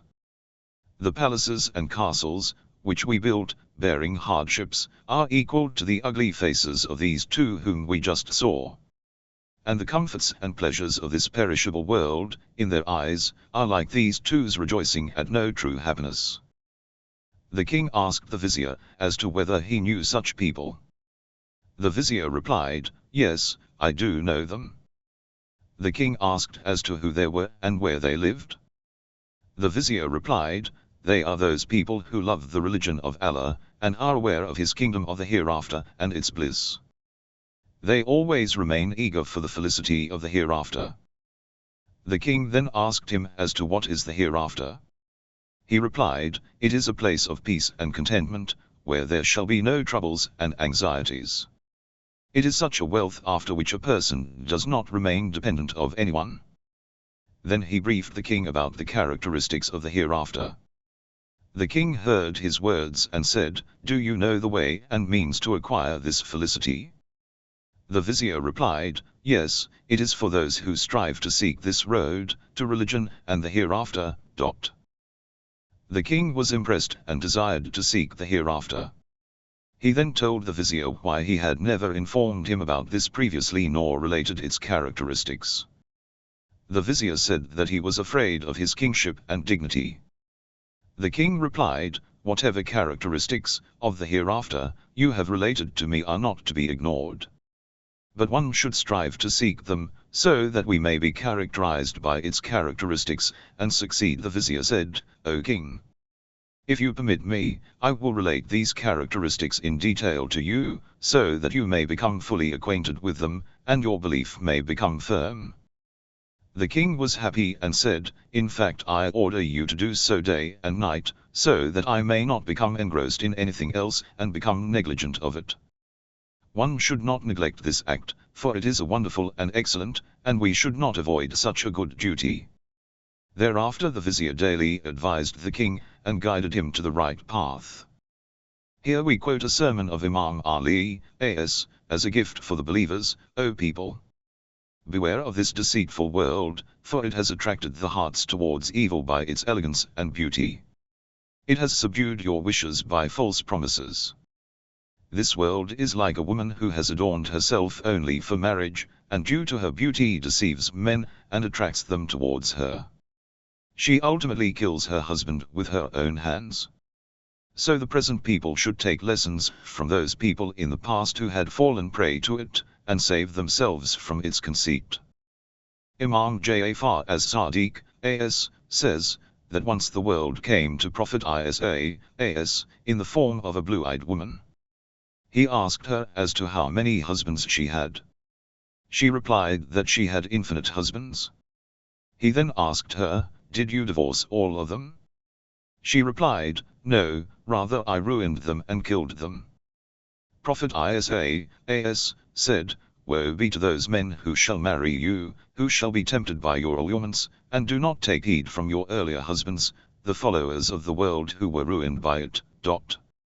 Imam Sadiq, as, then said, hence Allah has kept it, the world, away from his friends and virtuous servants, and left it for his enemies. Allah was happy to see his prophet tie a stone on his stomach.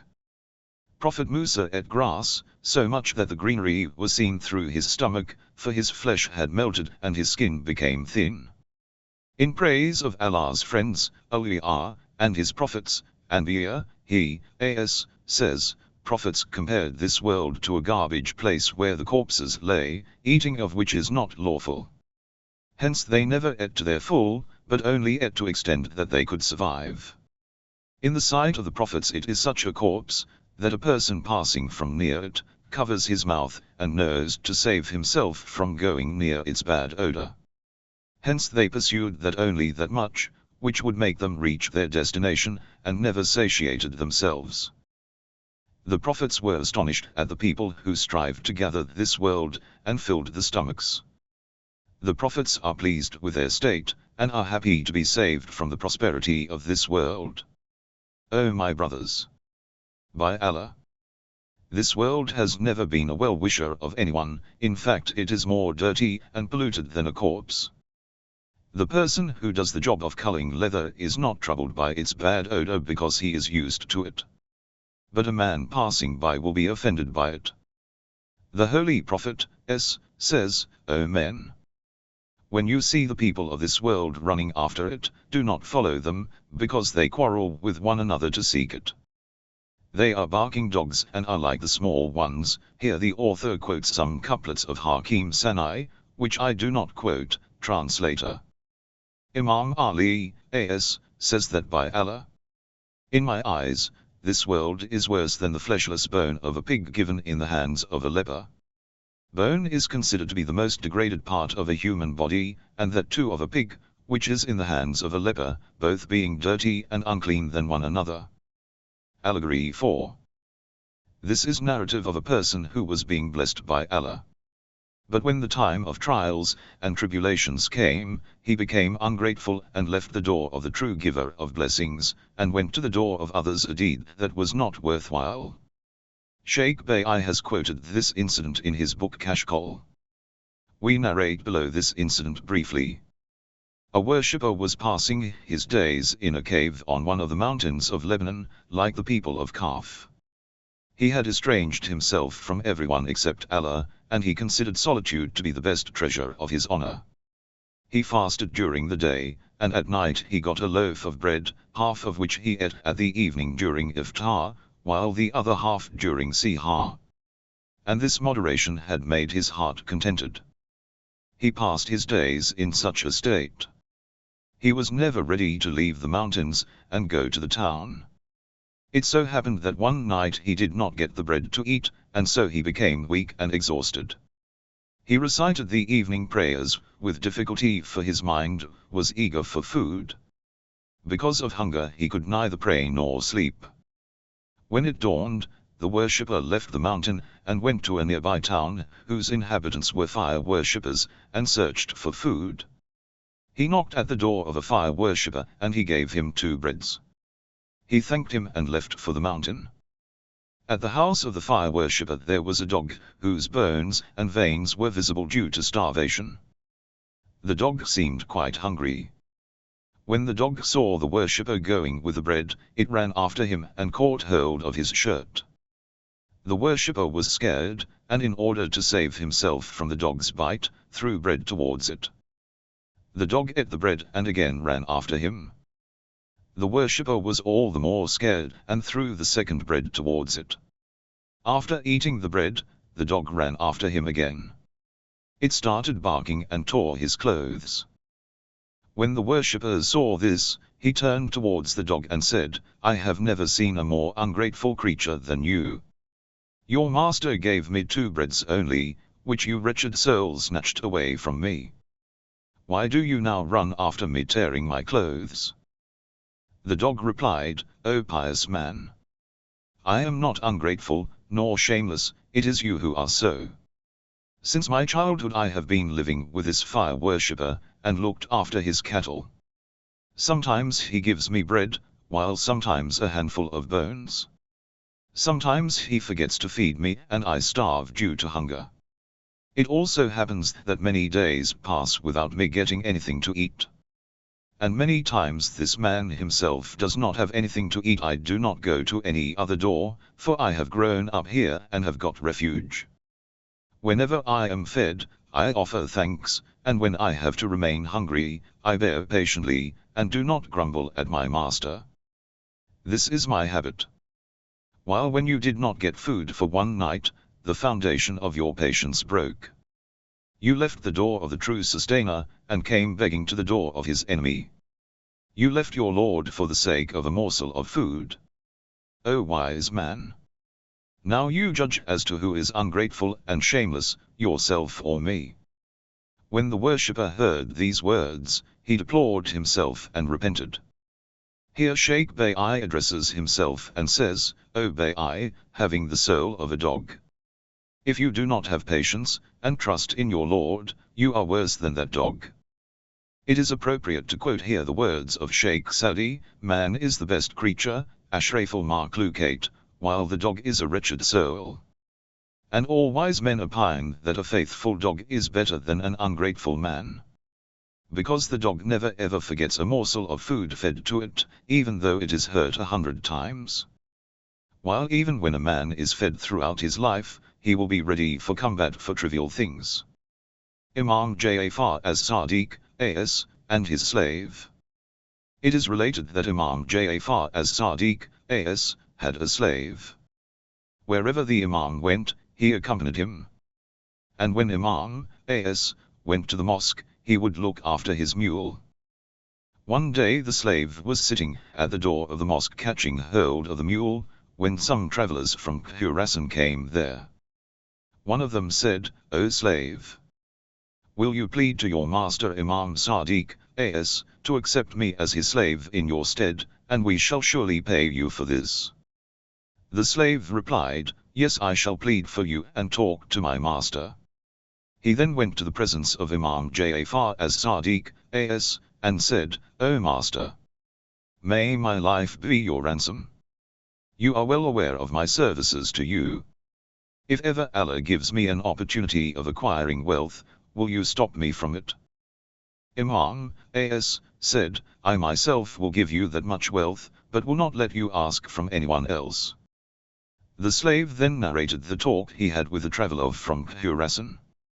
Imam as heard it and said, "If you do not like living with me, I give you liberty to go, and accept him in your stead." After hearing these words, the slave turned his back and started going. Imam Sadiq as called him back and said, "In exchange of your services, I would like to counsel you with what will benefit you. When the day of Qiyamah comes, the Holy Prophet will be connected to Allah by his light. And Ali will be joined together with the Holy Prophet and we, the Amir, will be attached to him and our Shi'as in turn will be attached to us. Wherever we go, our Shi'as will be alongside us." When the slave heard this, he said, "O Master, I will never leave you and go, and will not exalt this world over the hereafter." The slave then returned to the Khurasani man, and he asked him, "O slave, what has happened, for you went to the Imam in a good mood, while you have returned with a sad face?" The slave narrated the whole incident, and took him to the presence of Imam Imam Ja'far as-Sadiq accepted his friendship, and requested him to give 1,000 ashrafas to his slave. This wretched soul, the author, also requests his master Imam Ja'far as-Sadiq "O Master, from the day I have recognized myself I have been standing at your door. My flesh and my skin are the outcome of your blessings. And I desire that during the last days of my life, you will look after me and not turn me away from your merciful door. How can I leave your door, for the present honor has been given to me because of your love.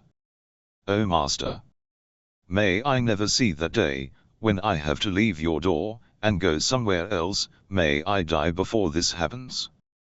Allegory 5.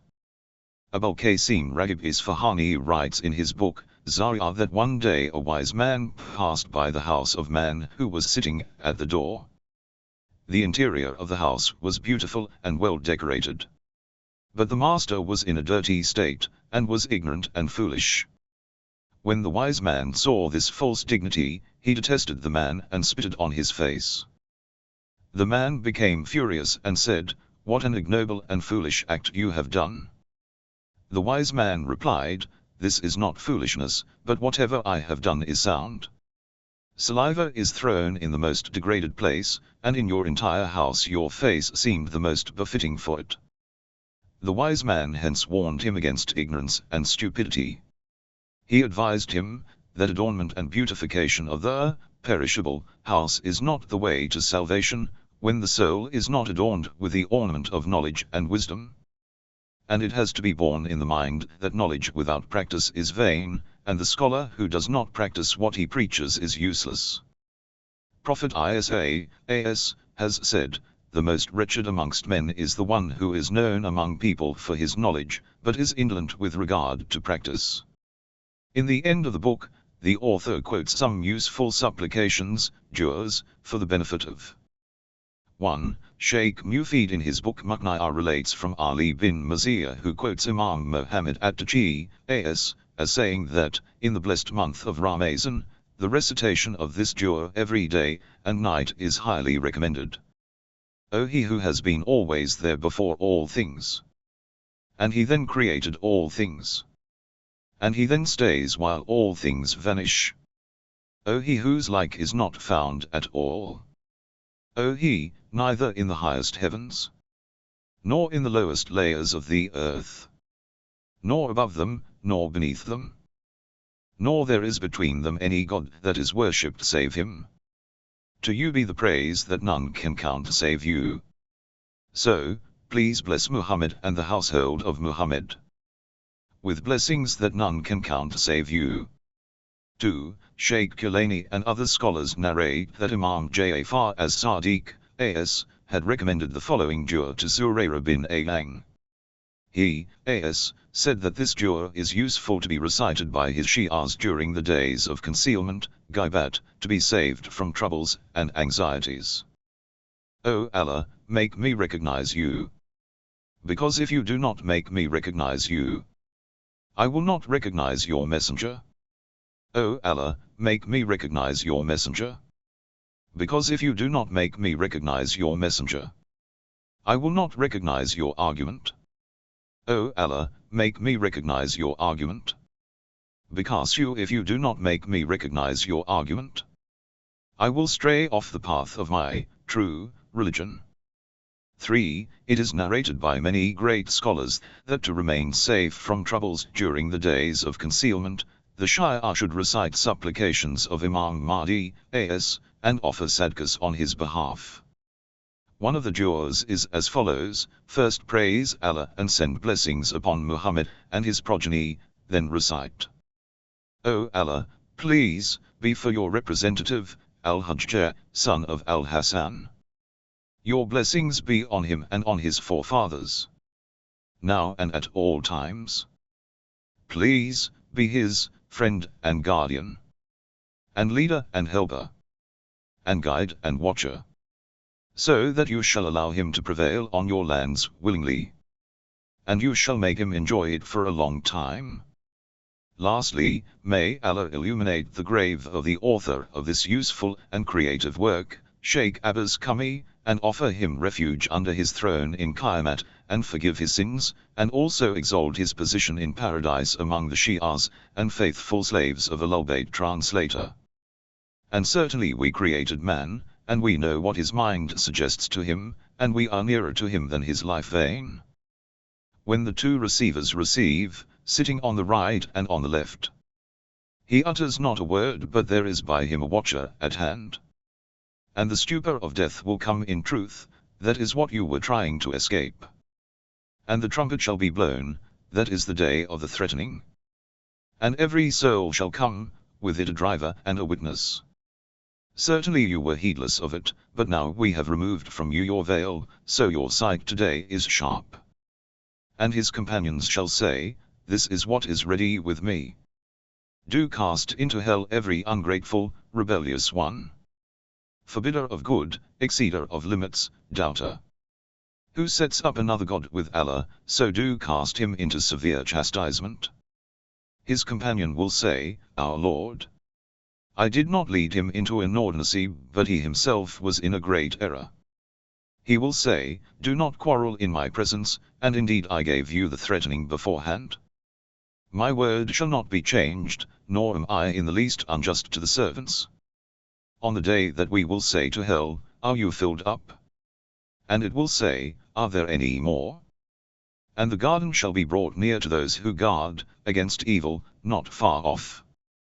This is what you were promised, it is, for everyone who turns frequently to Allah, keeps his limits, who fears the beneficent Allah in secret and comes with a penitent heart. Enter it in peace, that is the day of abiding. They have therein what they wish, and with us is more yet. And how many a generation did we destroy before them who were mightier in prowess than they, so they went about and about in the lands? Is there a place of refuge? Most surely there is a reminder in this for him who has a heart, or he gives ear, and is a witness. And certainly we created the heavens, and the earth, and what is between them in 6 periods, and there touched us not any fatigue. Therefore be patient of what they say, and sing the praise of your Lord before the rising of the sun, and before the setting. And glorify him in the night, and after the prayers. And listen on the day when the criers shall cry from a near place. The day when they shall hear the cry in truth, that is the day of coming forth. Surely, we give life and cause to die, and to us is the eventual coming. The day on which the earth shall cleave asunder under them, they will make haste, that is a gathering together easy to us. We know best what they say, and you are not one to compel them, therefore, remind him, by means of the Quran, who fears my threat. Topic tags. Hereafter, 8. Death, 9. Barzakh, 10. Author, S. Sheikh Abbas Kami, 3. Translator, S. Ijaz Ali Tib Hajwala, Al-Husaini, 5. Publisher, S. Ansarian Publications, Qum, 4. Category: Resurrection and Afterlife, 6. Death and Dying, 7. Featured category. Introducing Islam, 11.